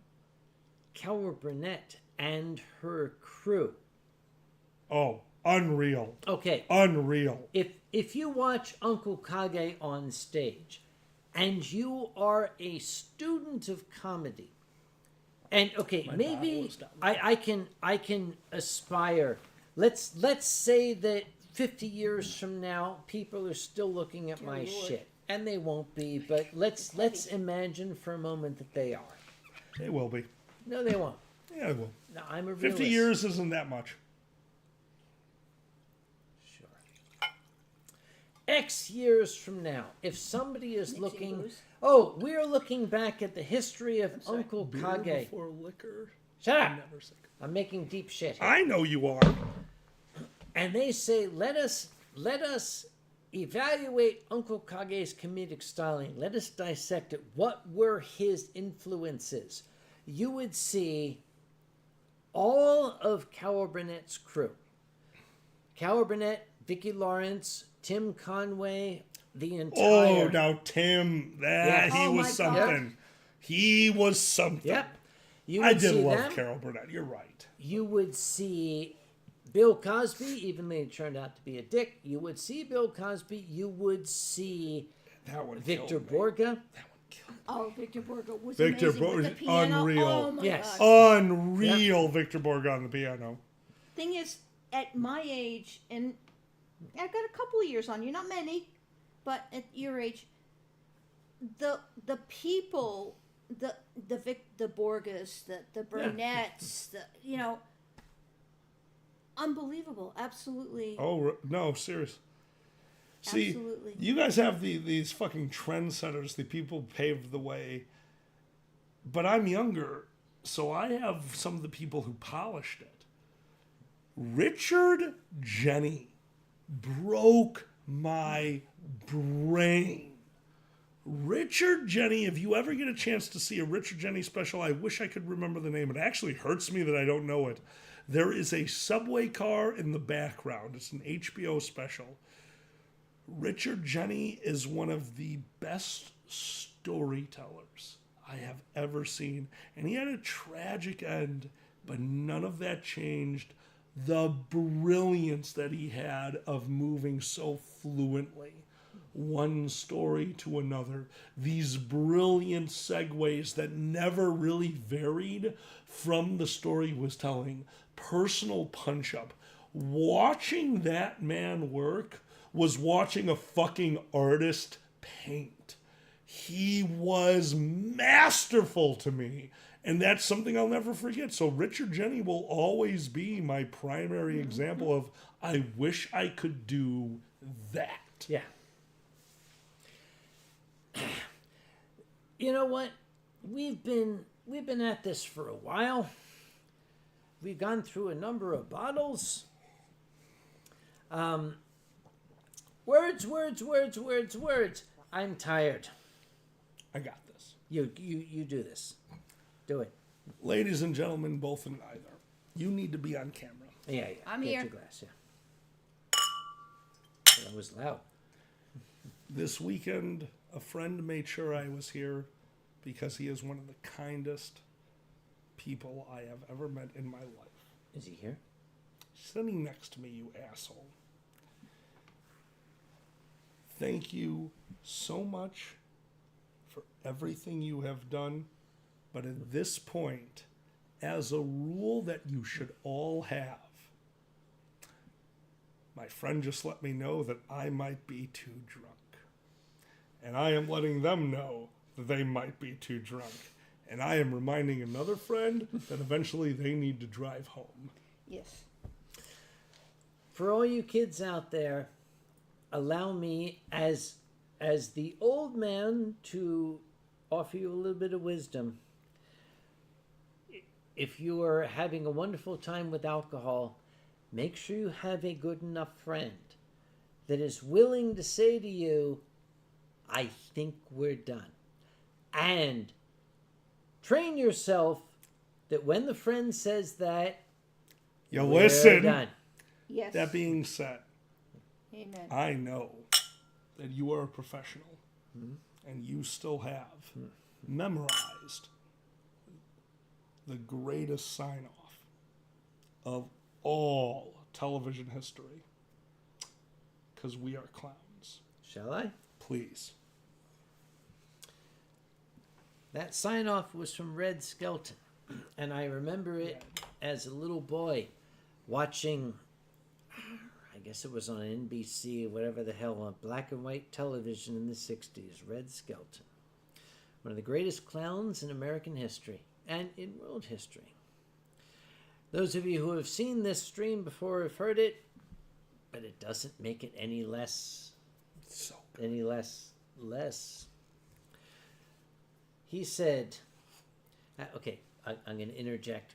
He was also very proud of the fact that he did his entire spiel without the use of 4-letter words. Okay, we failed. I always Yeah, fail we with failed. that. Yeah. But he said, if someday you're not feeling well, you should remember some little thing that we have said or done here tonight. And if that brings a smile to your face or a chuckle to your heart, then our purpose tonight as clowns has been fulfilled. And on behalf of my dear friends and colleagues, I hope that if someday you're having a really shitty evening and you remember some stupid shit we've done here and it brings a smile to your face or a chuckle to your heart, then our purpose as clowns has been fulfilled. That's what we're doing here tonight. That's what we're here for. I very much hope, on behalf of my friends and colleagues, that our purpose has been fulfilled tonight. As that beautiful man once said, good night and God bless. See you all soon. I'll be streaming again next month, everyone. And I you love better be all. there. Thank you for being here. Love you. Love you too. Love you, buddy. Big penis.